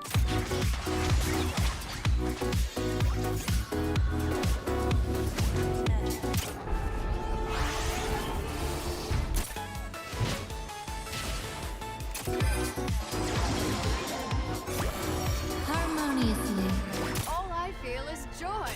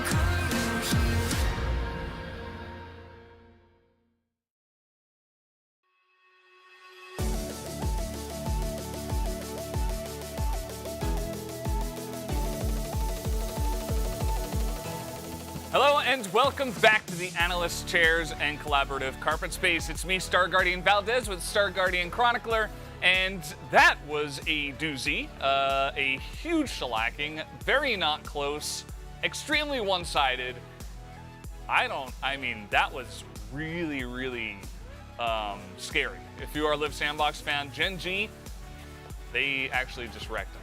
That's a classic Gen G game right there. As this is a comp where you look at some of the individual parts. Silas can bully, can snowball well, but generally really gets going when he is level 11, maybe level 16 in team fights. Zeri, Yumi, late, no, none of that matters. Because as you actually highlighted very well, as we go into the draft, you gotta take this or keep this in mind, is that Gen G, when they think they're better than you, which is effectively everyone besides T1, they smack down. Yeah. If we look at the overall draft, I thought that Live Sandbox, the Aphelios and the Nautilus, in theory, are good against the Zeri because, again, with Zeri you want reliable knockdown. But the problem, or lockdown rather. But the problem that we have seen in the past as well is that unless your execution is really crisp, you don't even necessarily win the 2v2 against Yumi because she actually is a much stronger laner than many people feel like, which we saw. And then on the top side of the map, Dove kind of self-counter picks. I do think that the matchup got a lot more skill expressive ever since the AP Gragas came to fruition because tank Gragas into Gnar was horrible. But Gnar is also very strong right now, so overall, the top side is a little rough, and the bot side should be playable if you're finding the 2v2. But they were not. They were not finding the 2v2. Not a lot of 2v2s were had, and let's get into our first 2v2. The first highlight of the game that we do have for this one. This was on the bot side, and one of the things that really stuck out to me was just how oppressive Yumi can be from ahead. But let's take a look first at this fight. Yeah, it started with this, and they know that the re-engage is coming. Like, this is 100% a given. The exhaust gets used, and even with that exhaust, it's really close. And if Ruler doesn't flash there, they don't win. If Prince maybe is able to flash from one of the Qs from Ruler, they might win. But instead what happens is, as I pointed out, if you don't execute perfectly, and even if you do, it's a bit of a risk, and you fall behind in this 2v2, it's over. It's immediately gone. Because they can start fights whenever they like to. You can't win the all-in anymore, which is like your main win con. So you're just boomed. And they were just boomed. And like, I can't really make it more that's what happened. Ruler got ahead. Yeah, Ruler got ahead. So the bottom lane was kind of boomed. The top lane, as we already mentioned, didn't go so well for Dev. Chovy did get caught that one time in mid. Didn't seem to matter too much because then we had some team fights, namely one, which was this one, a stolen depth charge into just, oh my god, they're all dead. It was really hard to pick highlights for this game because the game was it was not even 20 minutes, guys. Yeah. This is the number 1 against the number 3. I guess technically Gen G is the number 1 right now because they're down the game because they've played less, but there were no highlights to be found because this game was a smackdown, and it really highlights the form of Gen G right now, and I really want to give them credit for this, and obviously some of the issues with the Sandbox, which is reliance on Prince and Kyle to perform well, in addition to, Star Guardian fan, it's great. I don't know if we've highlighted it enough. Star Guardian is very cool. Guys. I know, I really like it. It's actually really nice because it's can be a little bit hot in here. But then in addition to that, Dove is my favorite role player that we have in the league at the moment, but definitely role player, and he also did not have a good time. Yeah, didn't have a fun time, and let's take a look at the player of the game. The POG for this one will be Ruler, as he once again will pick up yet another Pog here, 5-0 and 6, and I think it all starts with that bottom 2v2, very well played. The guy is just playing at 110% confidence, and he's playing like nobody is as good as him. He takes every single fight, and he wins every single fight, and it's terrifying. I just wish, he could do it against T1 as well, because that would make it more interesting. He did pop off in the one game against T1, but that will still be Gen G's one sticking point. But when they play against teams that they're better than, it's just the Ruler. the ruler paddle comes out and he doesn't stop. Today's game, where Guma obviously looked really good, might throw a little bit of a spanner in the works, but I'd still argue that like Ruler is by a large margin at the moment the best AD carry in the LCK.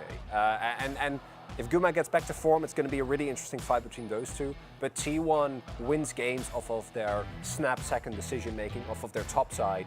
But Gen.G can win games in every single matchup just through bot. And I think that's completely justified. I don't mind the other votes. I thought Chovy and Doran were both like. Doran vote I like the most. Doran actually had a really good game and really keeps continuing the growth that we've seen of him. Jonas Strong, sometimes he likes to do like the 5-head, like 6-head level, you know, like the 400 IQ vote. Yeah. I don't know. I mean, he stole some ultimates. It's a Chovy. He's like really going deep into that Chovy is POG every time meme. He like really loves it. But either way, guys, it was a big stomp from Gen.G. We'll see if Game 2 is any different. Let's go back to the casters for Game 2.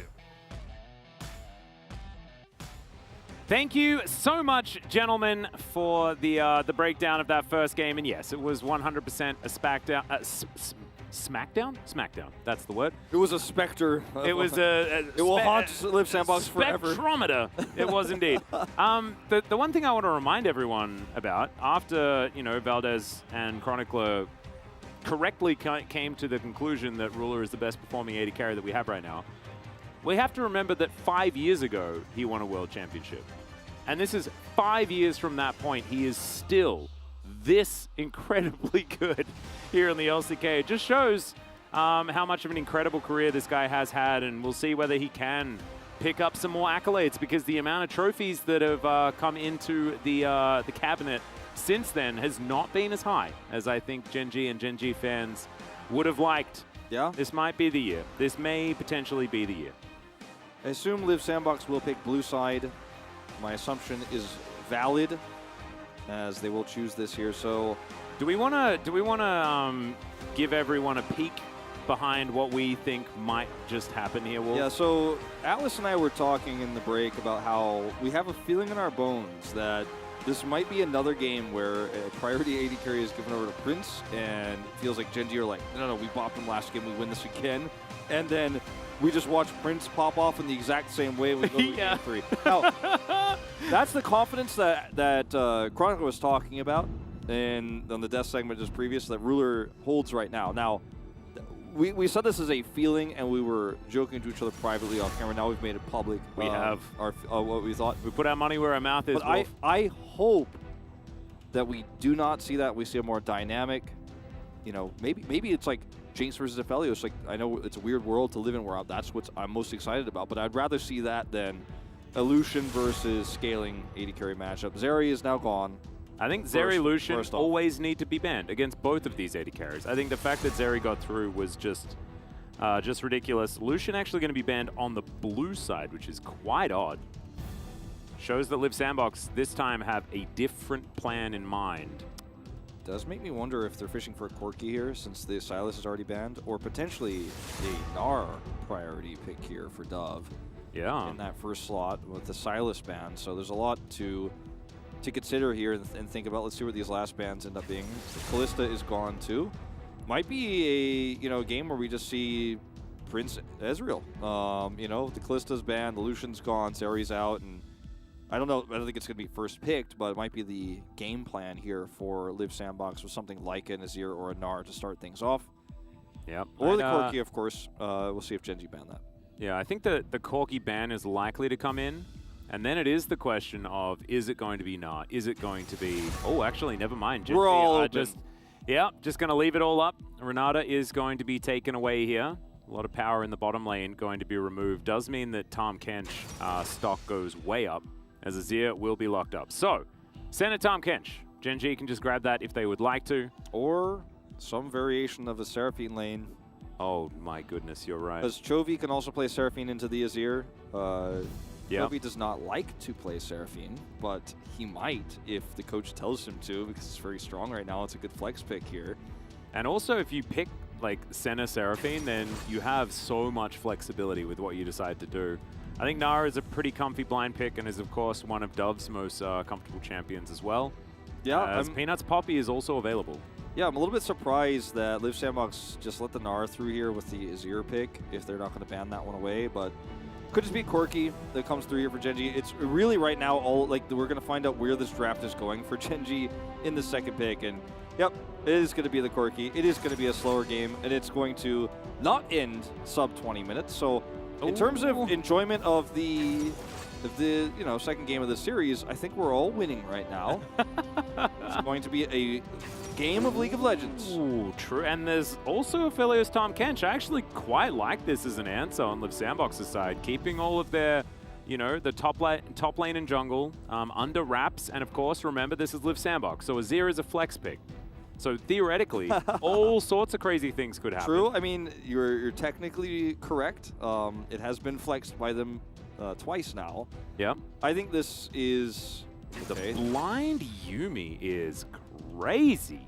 I really thought if there was anything that was going to be picked here, it would have been the Jinx because of the range advantage and how that lane goes, and you're ruler first of all. So enough said. But to explain a little bit further, you outrange the Aphelios. You have a lot of extra poke that can help set up with picks for the Corki, and vice versa. But Yuumi here is just kind of saying, I want to win this lane, but you don't know how just yet. It could just be the Aphelios, or excuse me, Ezreal. Come through for Ruler. There's a lot of bans Live Sandbox. If they want to target Ruler, would have to go through. And like you said, like you can't target this guy. Like I think you can in terms of Zerion and Lucian, but here I think targeting Ruler would be a mistake.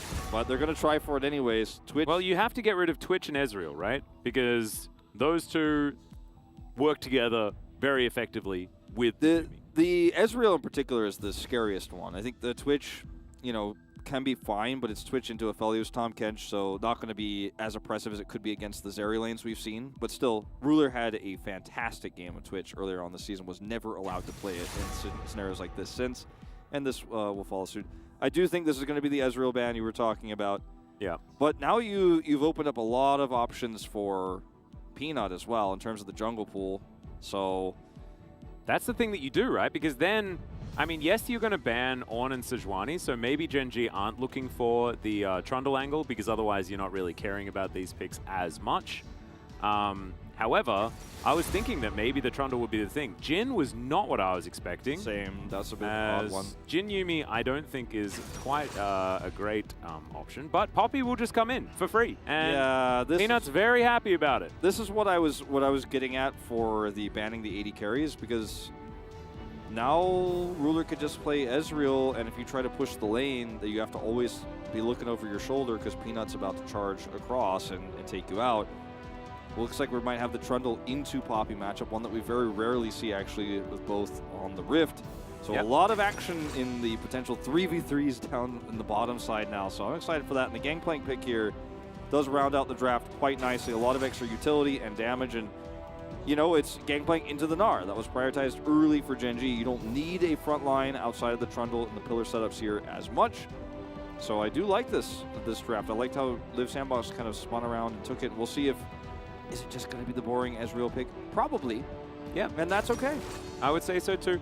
I kind of wanted the Ezreal to be banned so that we get the Kog'Maw, because that could have been fun. Kog'Maw Yuumi, haven't seen that one before. Seems like a lot of things flying everywhere. But no, it's just going to be the classic, the Ezreal Yuumi, we've seen so many times. And I think Live Sandbox have a better draft this time around. Yeah. However, they're still playing into a Corki. They're still playing into Gnar that has been so powerful. Peanut's Poppy, which is, I believe, undefeated at this point in time. Lahen's on his Yuumi, which he made look OP for the first time here in the LCK when she was first released. There are so many reasons to be very scared of what Gen G was able to put together on the red side this game. Yeah.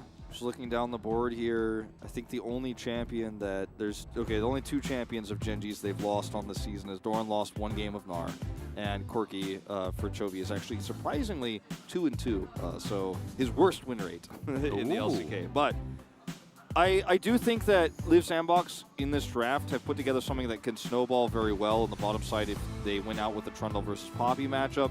There's a lot of power in this Trundle pick in the early game. Yes, there is in the Poppy too, but has to be leveraged correctly. Otherwise, this is just going to be a game of scaling. It's going to be about macro calls and decision-making on setting up objectives. This is the game I was looking for in this series tonight, not a game that's decided in a 2v2. Well, see how it goes as we hop onto the Rift here for game number 2.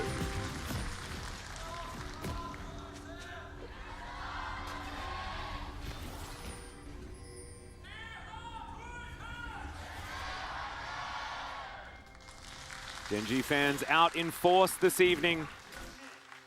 Live Sandbox still with an ever-growing fan base here in the LCK.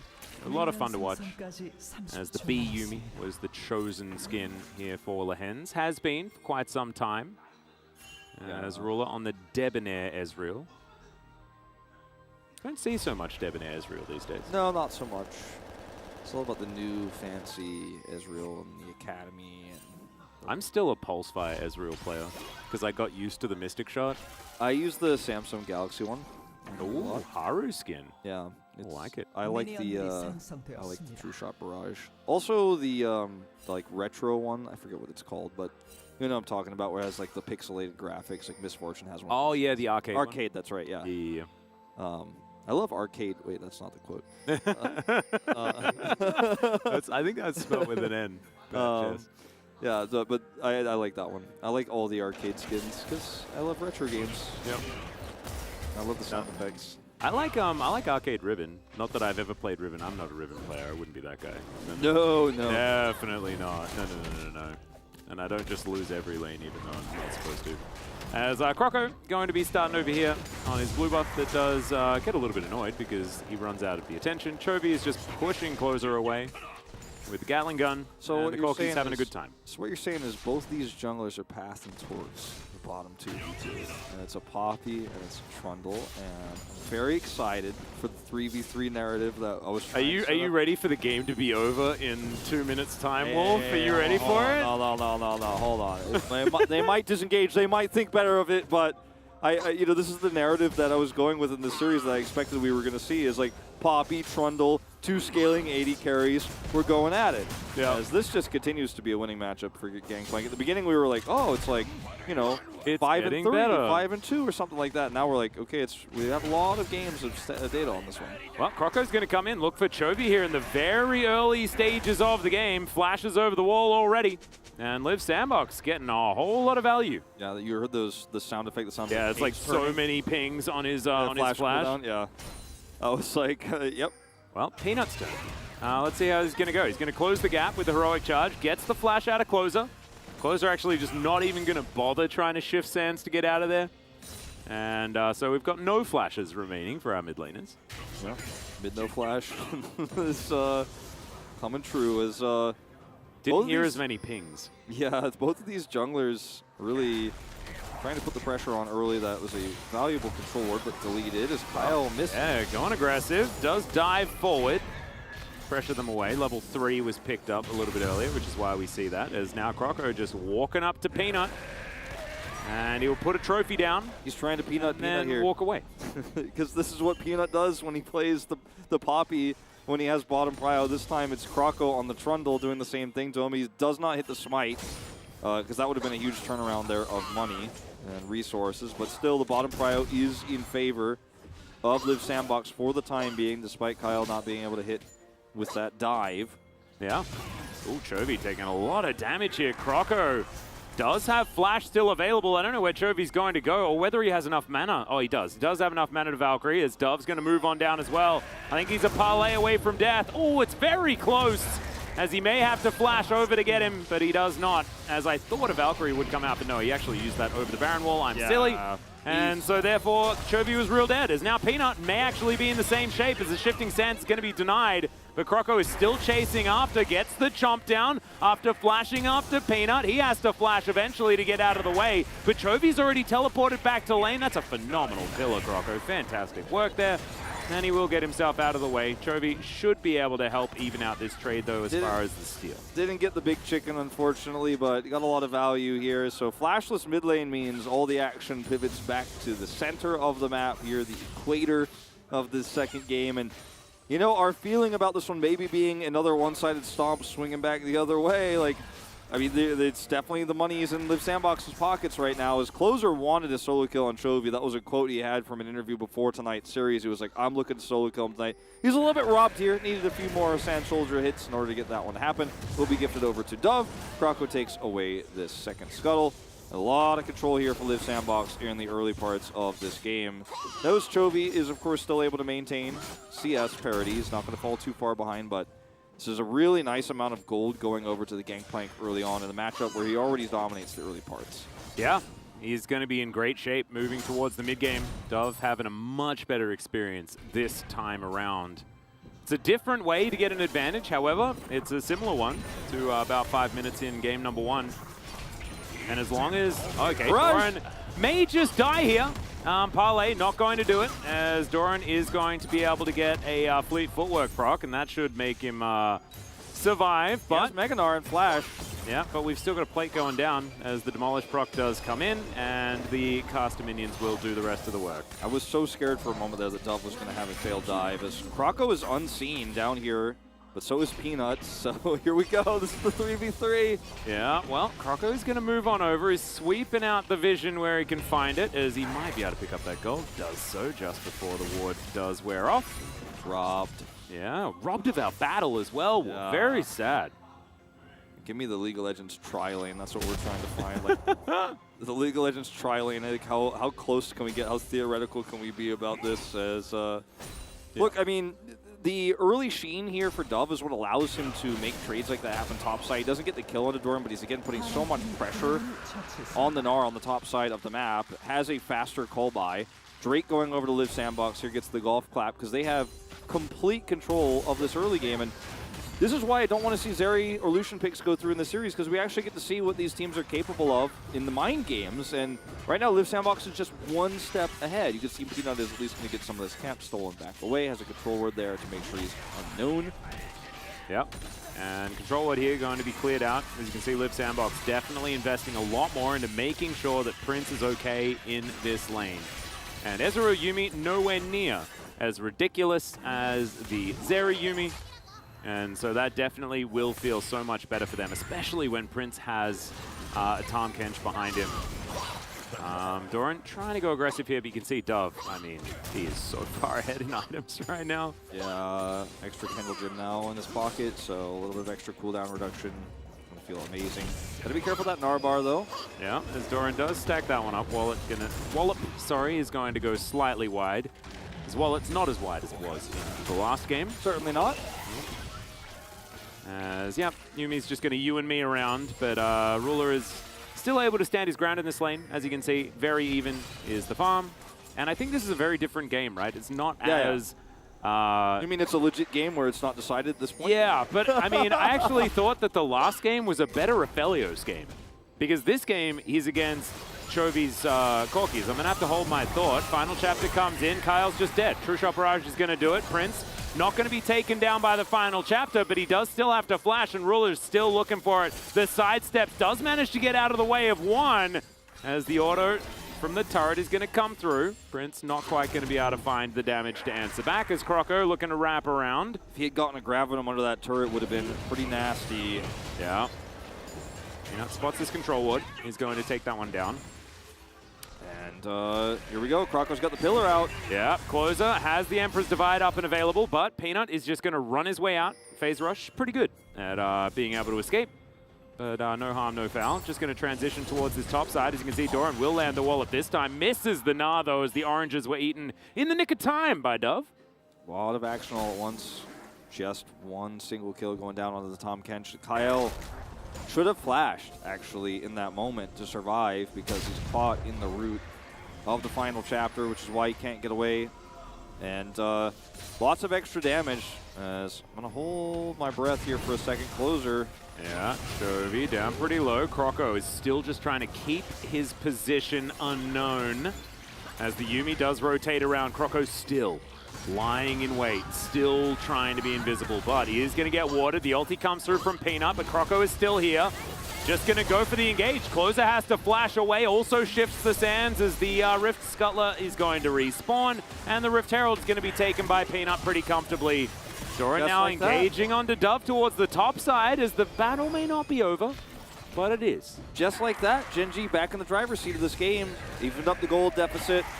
Yeah, a pretty significant one before this. I'll got to be so careful about going forward like that. That is a ton of damage. It's going to be traded back onto him if he stays. Ruler is very happy to give it to him, but there was no cross-map play to be made here for Liv Sandbox. They wanted to force this super hard around Herald. They have a Drake lead, but could have been an Aphelios in the side lane, but instead, you know, we just walked over as Prince to watch the Herald die before we even got there. He's going to come down here and catch this wave at least. But definitely could have been doing something else in a side lane elsewhere after Ruler and Lehens were committing fully, as Ruler wants to find a Tom Kench. Yeah, the chef is going to become the meal, I think. All right, never mind. They're looking for Prince instead. The Abyssal Dive comes down as Ruler is able to flash his way out. Final Chapter comes in. This time, I believe the Moonlight Vigil did connect, and Ruler is taking a lot of damage. Prince actually grabs the kill, and now Lehens could go down as well. Closer collects that one, and Liv Sandbox back on the board in a big way in this game. Another Gnar is going to go entirely wide as Dove is going to flash on top of Doran, and Trial by Fire is exactly that. Solo kill for Dove. And Prince is about to pick up so much plate gold here. Does not have Crescendum just yet. Actually, a teleport is going to go down here to help defend this. Ruler. Yeah, Ruler comes on in. He took teleport this game, so he comes over here, but a plate goes down. He grabs a kill. And this is all just... Okay, this is the initial catch here on the Brute. Needed to flash that one earlier.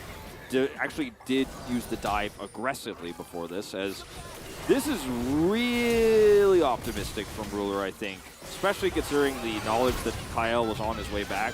Brute does connect here, and Closer comes over and sweeps them in. So that's 2 kills, 1 to Closer, 1 to Prince. Yeah, Prince actually just lining the skills up absolutely beautifully there. As we're going to see Doran make this move. Yeah, he eats a turret shot and so much damage from the minions, shoves them away, and then it's just flashed on. Trial by Fire, pretty strong ability. Yeah. Or passive, I should say. Okay.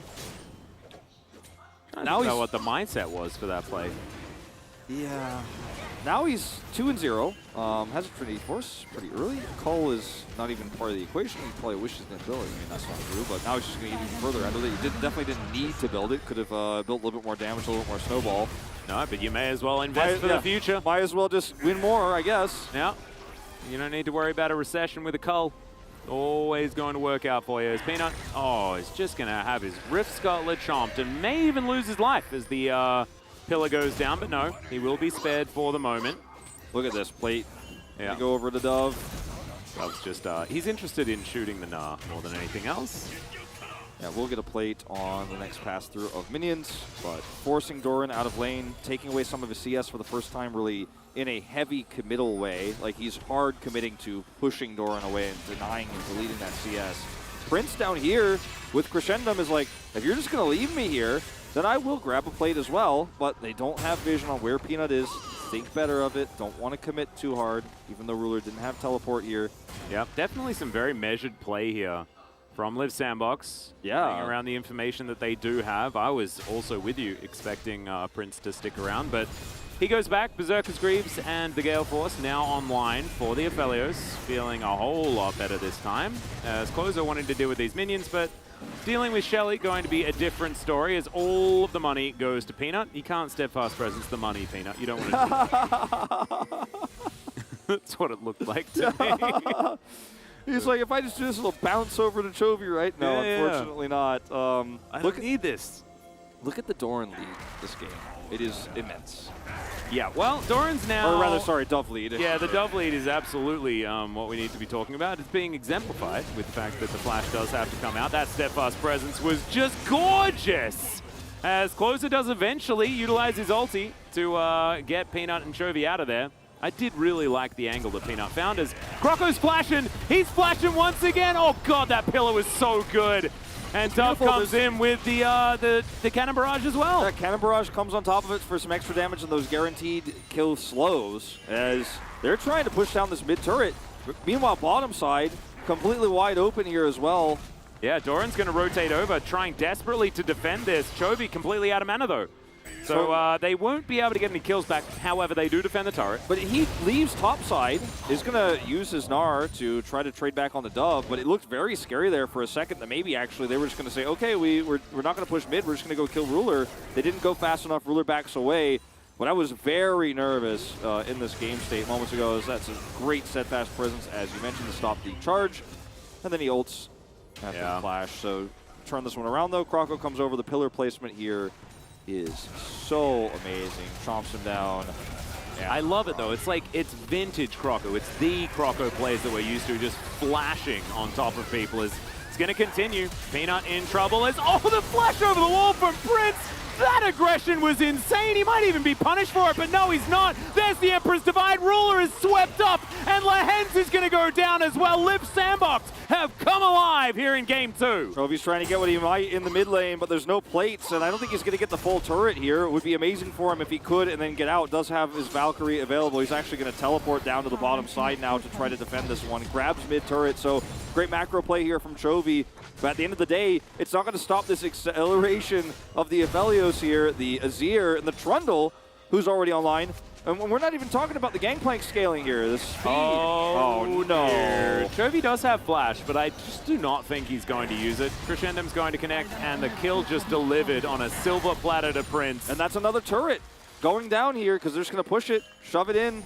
Krakus give a few good wallops. Down it goes. 300 gold more in his pocket.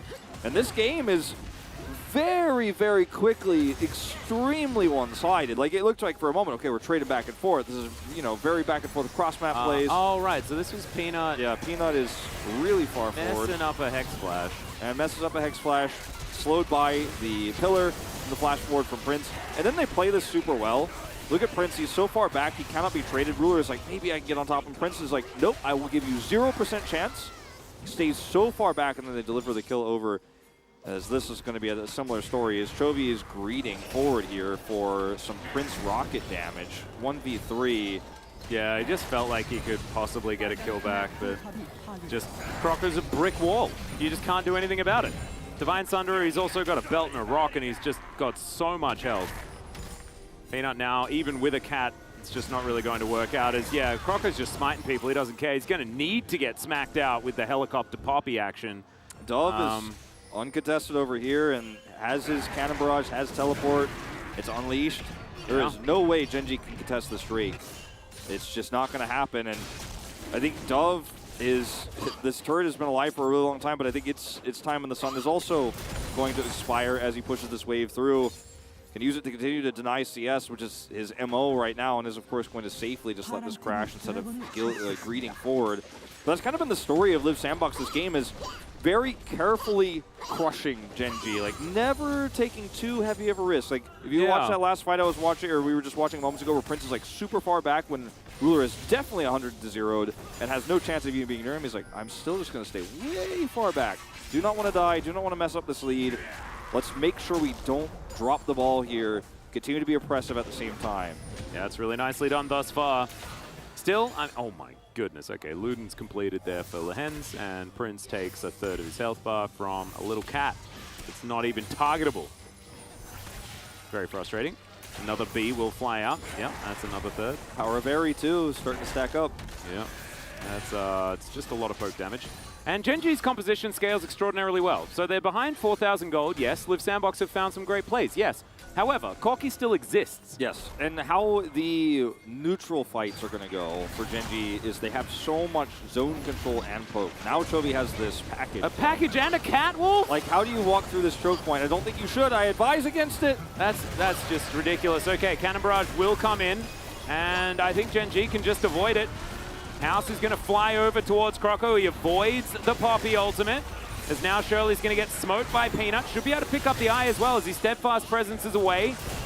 And Chovy still looking for the package. All right, gets into the back line now as Closer finds the flash ulti, but Chovy just jumps on top of him. Closer will be wiped out, and Genji are winning the fight. Okay, Ruler just dives on top. Kyle's going to be taken down first. Arcane Shift to get over the wall. Mystic Shot, not going to find it, but the next one should, and there it is. A triple kill as Genji turn it all on its head. I mean, Genji had full control over this pit.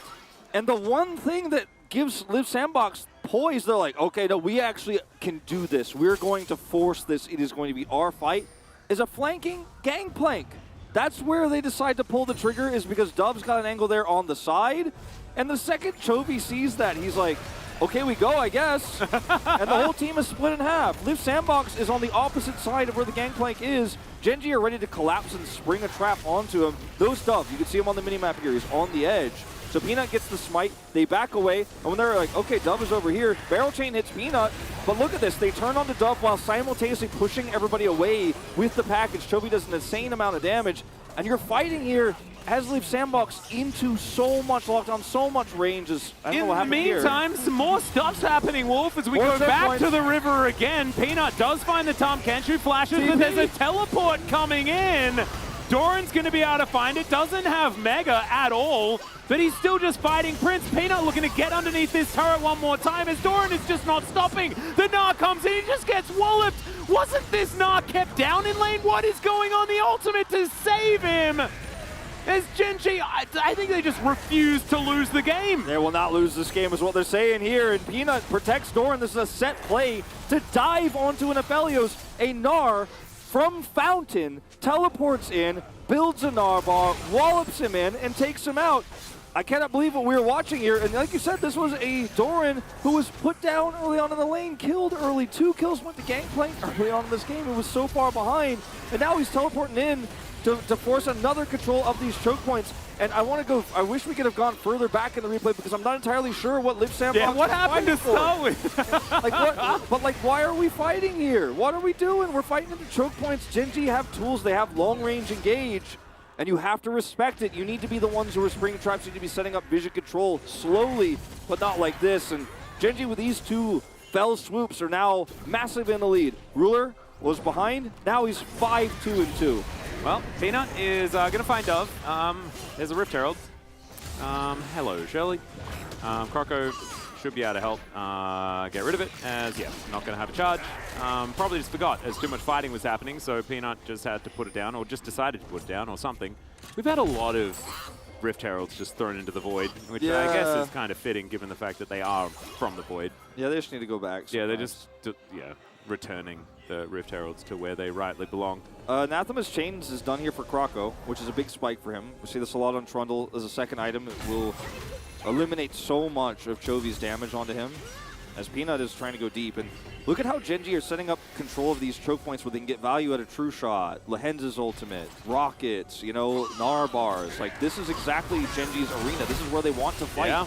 Oh, you mentioned it. True Shot Barrage doing 50% of Prince's health. Heroic Charge to come in from Peanut. He gets a phase rush as the ulti comes through. Cannon Barrage is now going to get a bit of damage onto Chovy and Ruler as the barrel's not going to connect as everyone just gets into the teleport as Prince is now in melee range with Doran as another ulti will come down and split up Gen.G just momentarily. Sorry, Liv Sandbox momentarily as the Pirate will take down the Gnar. Kyle's going to be followed up on though, and you have to remember, I mean, the Ezreal still is alive. And he's doing so much damage. Closer does find the solo kill onto Chovy. There is at least that, but Peanut will take him down immediately afterwards.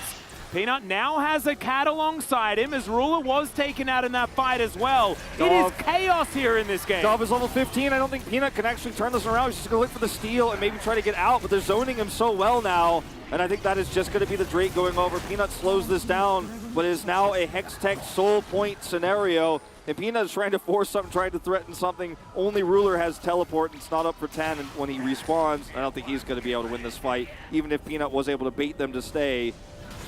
But, wow. Okay, so this time it's Liv Sandbox saying, okay, we can't go through your choke points. True Shot Barrage is big. What if we had a Hextech gate to just warp around the other side of the fight? Because that is exactly what Liv Sandbox do. We can't go through this choke point. You've got too much setup. You've got a Gnar in there. You've got Corky Rockets. Let's just take the Hex gates and circumvent the entirety of all choke points. Then they get back here. And I'm worried for Prince for just a moment here until we all realize Chovy is so far away from him. Ruler is so far away from him. Doesn't matter. They can just focus Doran first. Oh, and that's exactly what they do. CC was beautiful to deny the Gnar. It's beautifully done. And He used fadeaway ults. They're looking for a Baron. That's a lot of control wards. Wolf as Gen G know exactly what's going on. True Shot Barrage is just going to pop Prince with the help of a rocket. Now Chovy from the side. The Baron is going to be taken by a Gnar. What is this game? It is just insanity. Croco is going to get pushed around and then taken down. Chovy at this stage of the game is just a monster. Doesn't matter that he died 3 times in the early game. Doesn't matter at all as Doran is just getting ulted into inner turrets and walking there on purpose. That's another heroic charge, and he doesn't care because he doesn't need to. Yeah, the Poppy will go down, and now Chovy is hunting for a catfish, but my goodness, Gen G have now just won the game. I think that is just the game because they have too much pushing power, too much siege. They're going to get this inhibitor at worst case scenario, but this is an Ezreal going to power those shots on these turrets with his W. We just keep coming out of replays into weird situations for Live Sandbox. You and I also just need to take stock of the game here because it looked like maybe they were going to end the game just there, but Doran back, doesn't have teleport. They are going to push down that inhibitor. But let's watch this fight once more. Live Sandbox have some modicum of control over the Baron pit, but not really in terms of knowing where Chovy and Ruler are. True Shot Barrage is massive. And then, yeah, Hop is the steal here. But, Chovy's I'm looking for more than a Baron. I want to actually lock down multiple players so we can end the game. Then Doran, for the second time this game, just walks at Live Sandbox towards a turret and pulls them away with a fadeaway wall up. And yeah, it was follow-up barrage here, slows it down. But still, the push mid means Ruler picks up so much extra gold. I want to see his items because we're living in replay purgatory again. We definitely are. Does have 3.5 of those on the way. Yeah. Maybe he'll build a mythic eventually. Perhaps, but it's not something that a lot of Ezreals really care about. I assume that hammer may transform into some sort of mythic. But he has an item lead over Prince, and he has a range advantage. And we've seen in so many of these fights, unless Live Sandbox have a miracle engage or they're able to Hextech gate behind Gen G, straight in front of them to completely behind them, as the Hextech Rift allows for. Yep. Gen G's choke point control, their zone control, and their range when you're both trying to set up objectives is superior. And True Shot Barrage is just getting so much value, wave clear-wise, poke-wise here on the Prince. Prince keeps getting chunked down to 2/3 health before these objectives happen. Yeah, he doesn't even have Cyrilda's yet, and that is going to be even more damage. And then CC added on top of it, and all sorts of weird stuff. He's done a lot of damage this game as well. Him and Doran actually the leaders in that department, as the Cyrilda's, like we were talking about, does eventually come in. So 4 items, 4 Ruler as he teleports immediately back to the action. He's 2 items up right now. He's got so much money. And he's trying to finish off this inhibitor, the unfinished business from before. Just a few more autos will do it, but they still have Baron for 20 seconds. They're going to push bot. Yep, they're going to dive on in. There's the Emperor's Divide. Peanut finds a 2-man verdict and then manages to escape. He's got a cat as well. Those zoomies will keep him alive as the... Look at Ruler! Oh, okay, Ruler's just trying to take matters into his own hands. The cannon barrage was not placed perfectly there, unfortunately, for Dove and Gen G. They'll take the inhibitor. They will back away. They'll keep everyone alive. 50 seconds on this potential Hextech Soul for Live Sandbox, but I don't know if they can escape their base. And in fact, even right now, as Chovy's just going to Valkyrie on top of Dove, the Gnar is largely denied, but no, Doran's still going to be able to find enough. A double kill now for Ruler as he's chasing after Croco. Prince is desperately trying to find the damage. But Doran is another 80 carry, I guess, on this Gnar as they're taking down these turrets. And Prince is just so desperately trying to find something, but he just can't do it. Oh dear, True Shot Barrage goes wide, but it doesn't matter. This game is over. Gen G, from a beautiful mid-game turnaround, will be able to find this one. And they're not even going to leave a Pirate standing. There we go, the 2-0 for Gen G, and they'll reclaim first place. And both games ended up being one-sided, but in 2 completely different ways. As in Game 2, Gen G lost control early, but then with 2 very decisive team fights were able to bring it back. The first of which was on that second Herald, where Live Sandbox forced the fight into a choke, took so much chip damage from the Ezreal, from the Corki. Then with the flanking Gangplank coming through, Doran split the team fight in half, which he did several times this game, despite being down in farm, despite being down in lane without a turret. He was so impactful. He grabbed Prince basically out of Live Sandbox's base and pulled him back and killed him with a teleport play. Gen G were filled with heroic plays all game long, and a game that looked like it had slipped out of their hands with the Felios that got so much gold. We had gold leads across the board, and Gen G just made miracle play after miracle play happen this game.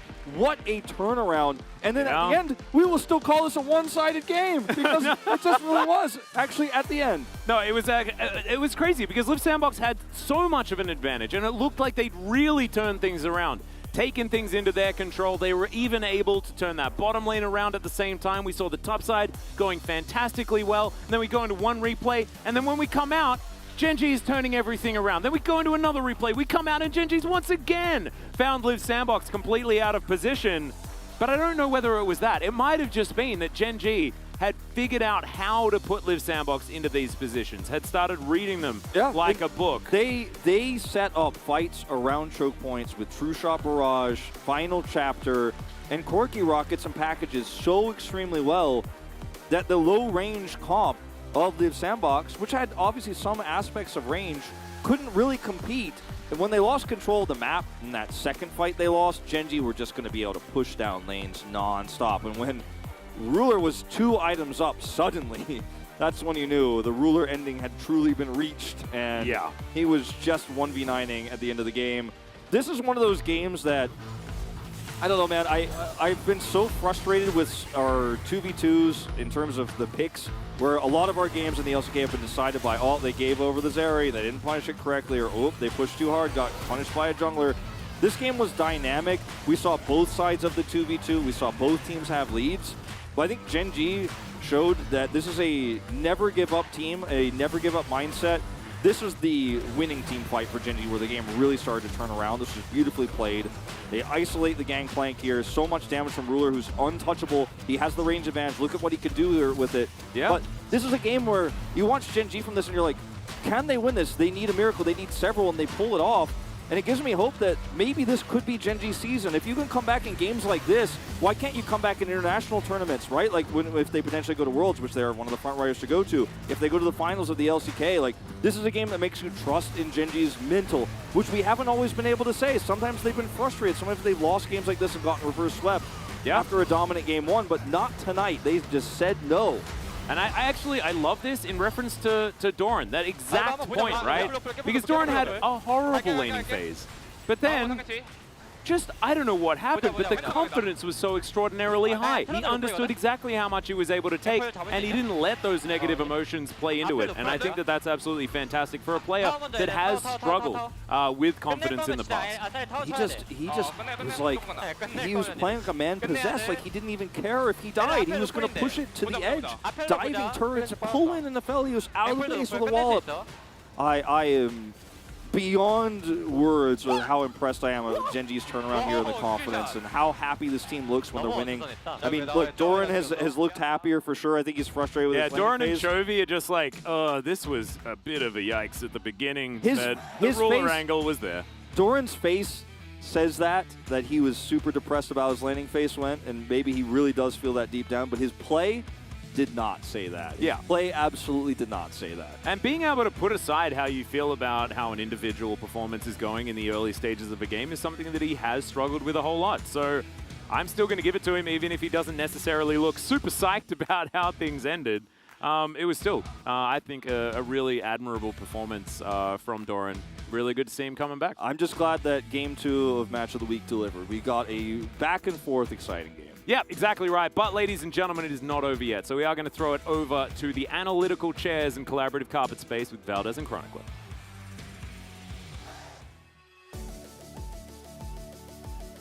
Thank you, Atlas and Wolf, for the wonderful cast of that 2 games, which at the end of the day were both one-sided. But the second one here did not start off one-sided for Gen.G. In fact, it was on the opposite sides here. Do you think it had anything to do with this draft, Chronicler? The draft's always relevant, but in this game, I don't know how relevant. That's always a fun discussion to be had, because the Liv Sandbox comp, I think, was actually very well-rounded. You have a lot of range. The only thing that you're lacking is like reliable hard engage, but you do have a lot of ways to start fights between Aphelios ultimates, cannon barrages, trundle pillars, and we saw that kind of come into fruition as well.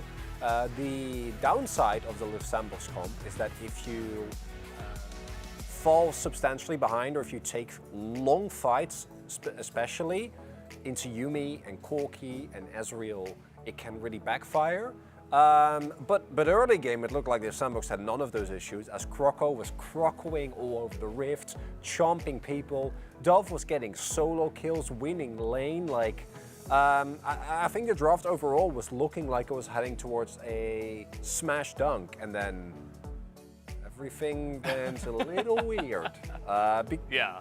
And I think the Gen G comp does really like skirmishing between the Poppy, the Ezreal, the Yuumi, and the Gnar especially, and they really leaned heavily into that. Yeah, you know, the draft being what it was, I felt like, as we could kind of see, both sides had some win cons, and I think that both teams played to it at different points in the game. Let's take a look at highlight number 1, which can kind of show, you know, we had Gen G falling behind, but then we eventually got into this Herald fight, which Gen G have total control over, and some of the positioning from Live Sandbox I really was not a fan of, especially Dove coming in from the side. I mentioned this to you while we were watching. He came in like the fight was already won, but in fact, Gen G had total control over this one. It was not, and that's really important to note. Also, Doran, they know he's there, right? Like, you throw everything towards a Poppy that is just going to get more resistances. Extremely nice from Chovy here, because this completely splits up the fight, and that means, yeah, like, Peanut dies, who cares? Because Ruler, untouched. Topside, Chovy winning the fight thanks to the support from Lahans, and Ruler is still full health, right? And I think Ruler and Doran in particular had like a wonderful game here, even though Ruler also had some less than great moments. The kills they gave over on bot side were initially in our highlight package because that was what might have sealed the game. Yeah. But you see the way that they execute this fights, and Live Sandbox, you know they're gonna fight. It's Sandbox. Just fight better. That's not easy, but that's actually what Gen G did. Yeah, just fight better, forehead. Good advice. Thank you, Chronicler, Star Guardian Chronicler, that is. Let's go ahead into highlight number 2, which was the Hextech Drake fight. And this was Gen G. You know, they got their lead. They came into this one again with control. And this is where, again, the lack of engage kind of hurts you on the side of Live Sandbox. You're kind of in the dark here. You're getting poked over all these different walls. And then you try to fight anyway. This is the most Sandbox thing I have ever seen, and this is why we love this team, even if it doesn't work out, and why they lose very quickly. And we joke about this, but this is what makes Sandbox a good team as well. Like, it's really important that this is the Sandbox essence distilled, and when they meet a team like Gen G that can actually outfight them, as you can see here, right? Like, Ruler really making good use of the walls. Lahans is an AP build, so he actually gets a lot of damage down as well. Live Sandbox doesn't care. They're going to keep fighting as Dove gets a monstrous crit. And at that point, you know, you have those moments for Live Sandbox which are really nice, and then every subsequent fight was a blowout, and Gen G just got everything and completely blew them up. Yeah. And Sandbox, they just kept trying. And it's funny because, you know, Gen G, when they're on, they're really on, right? Like, the beginning of this game was not great. Actually, Ruler was overconfident. He got a little bit too feisty in some of those fights, like Wolf was pointing out. Sure. And when you're playing against better teams and you make mistakes like that, you are going to fall behind and lose. I think that's what happens to them against T1. You know, you make little mistakes like that. They crushed T1 in the first game of the series, and then game 2, they're like, yeah, we're just better than them. And then T1 just smashes them back 2-1. As here's the POG, Ruler will pick it up, 600 Pog points. The guy is on fire tonight. Really can't take this away from him, even though Doran also had a huge night. Ruler is just looking incredible. Doesn't matter what he's playing, doesn't matter what he's on. The little bit of memery that I think we're probably not going to see has more than been overshadowed by how incredibly well he's played. I'm glad you shouted at Doran, because a lot of these, especially in the team fights, we also see some great Doran moments. But Ruler has become an AD carry without match right now within the... and that is against, again, Prince, who has been the main win condition, together with Croco, for this Sandbox team. And Prince deserves those POG points, just that when compared to Ruler, he doesn't quite measure up. And that says a lot about the quality of Ruler and the form that he's in right now. I mean, Ruler won this Pog vote after kind of inting the early game, right? And I think that's part of the reason why he doesn't get 13 out of 13, right? There is a nice little split here where we get 3 votes for mid, 3 votes for top as well. So even Chovy getting some votes in this one, as well as Doran, as we did mention. So yeah, I mean, at the end of the day, I guess it was 4 votes for Doran there. Yeah. As I always kind of added up unconsciously up to 12 for some reason. I don't know. It's like just more of an even number in my mind. But guys, we do have the interview ready to go. Let's hand it over to Deer for the translation. Thank you, Valdez and Chronicler. Hello, everyone. This is Deer for the POG interview, joined by Ruler. So you concluded round 1 with a victory. And you have locked in first place. How do you feel? I feel like I threw a little bit in the beginning, but it was a pretty clean 2-0 and I'm happy about that. So you were against Leaf Sandbox, who is on a 5 winning streak. And what did you expect at the bot lane today? I feel like there were a lot of skirmishes before, throughout bot lane during the laning phase. I was hoping that the skirmish would actually work out in our favor, but it didn't really work out that way, so that was a little regretful. So for getting to pick Zeri and Yuumi again, feels like they're giving you Zeri Yuumi. 그러면 이제 많은 분들이 궁금해하시는 것 중 하나가 이제 수학의 낫을 시작을 했고 유미가 수호자를 두는 그런 판단을 했었거든요. 이건 이제 And it looks like you guys went with Zeri started with Call, and Yuumi went for Guardian. So what did that mean? I did contemplate on buying something else, but I figured that even if I buy Call, I can actually win some of the laning phase. Pretty standard. And I thought that it might be a good idea, so I went with that.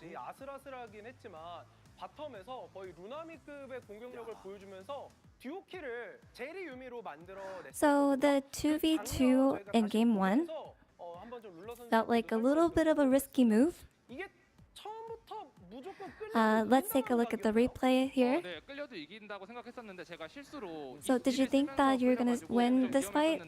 Even if I got hooked, I knew and I was pretty confident that I would win. And I think our prediction just kind of lined up pretty correctly. So here was the start of the gold difference. And by 17 minutes, it was more than 10k gold difference. And it looks like you guys finished the game in 19 minutes and 35 seconds, which is the shortest game time. Did you know that? I actually didn't know that it was the shortest game.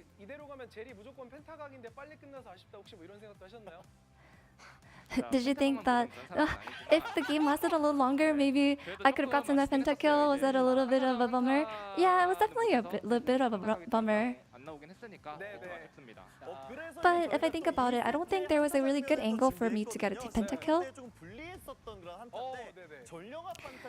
And for game 2, it looks like by 18 minutes, the kill score was 9 versus 1. Let's take a look at the replay. This was actually where you guys turned the game around. So we actually had clashing shot calls here. But everyone in our team individually did really well mechanically, so I think we were able to win the fight.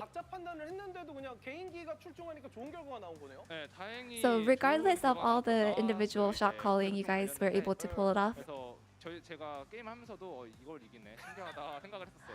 Even during game, I thought to myself, wow, we're actually winning this.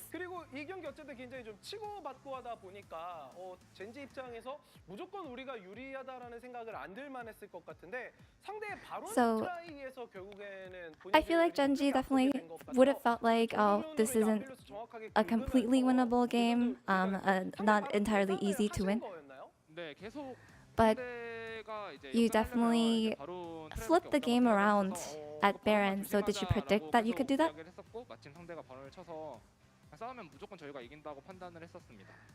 We definitely thought that if we win, if we do get into a team fight, we will win. So we did predict that they will open up a fight at Baron. 좋은 결과물이 계속 만들어지는 것 같습니다. 자, 이렇게 1라운드를 아까 말씀드렸듯이 성공적으로 1위로 마무리를 했습니다. 2라운드의 첫 번째 경기 상대는 농심 레드포스입니다. So now you will face Nongshim as your first opponent in round 2. What do you have to say about them? We'll definitely have to prep pretty well for our match next time. And regardless of who our opponent is, their performance might always surprise us, so we'll definitely prepare well.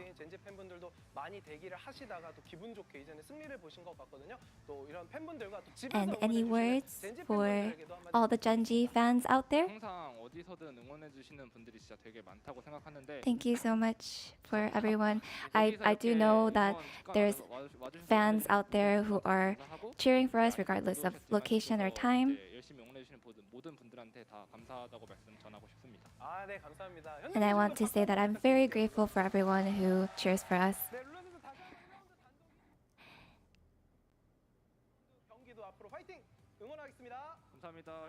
This will be the end of the interview with Ruler. Get well and come back, Sunji-san, back to the analyst carpet space. Thank you, dear, once again for that awesome interpretation and translation there. We're all hoping that Ji-sun feels better as well. And let's take a look at the standings here after this match. Genji, of course, will be on top now because they do have a couple of extra games on T1. And Liv Sandbox still in third for now. We'll see where they end up by the end of the week. Especially that sounded meaner than yeah, it was meant to be, but you know. I think it's fair, especially like Liv Sandbox. If they face a better team, it stands to reason that they would lose the way that they win. And Genji, it's like Genji is a team that wins hard, and Liv Sandbox is a team that loses hard. So we just saw that controversy here. I still expect Sandbox to maintain the form that they've had, and not everyone has Ruler in their team, so I don't think Prince is going to get boomed a lot in the 2v2 in the rest of their matches. Yep, that is for sure. And speaking about the rest of the matches, we do have the next matchups for tomorrow. It will be KT up against DRX, and then Damwon Kia up against Kwangdong Freaks. Again, a day where we have a couple of teams that should be the favorites here. I think DRX and Damwon should come into here as the favorites, but we've already had our share of upsets so far in summer, so we'll see what happens tomorrow. We've seen with Kwangdong beating T1, like one good meta read on a certain patch can make such a big difference if teams are unable to adapt in a draft on the day. So it's whenever we have a week where we're like, oh, this week is very obvious, everything goes crazy. So I expect that to happen here as well. Yeah, and should be a fun one. You and I will continue to be on the desk here, and Atlas and Wolf will be casting that tomorrow. But that's going to do it for us here today. Hope you did enjoy the day of games here at the LCK. We'll see you tomorrow for more of that. Have a great night.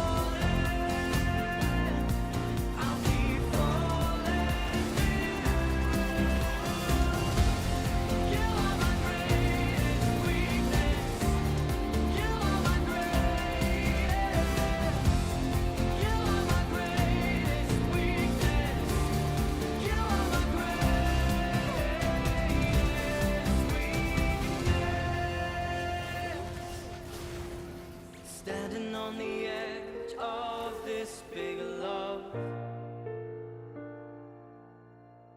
I'm not looking down, baby, I'm ready to jump. I never believed love could set me free.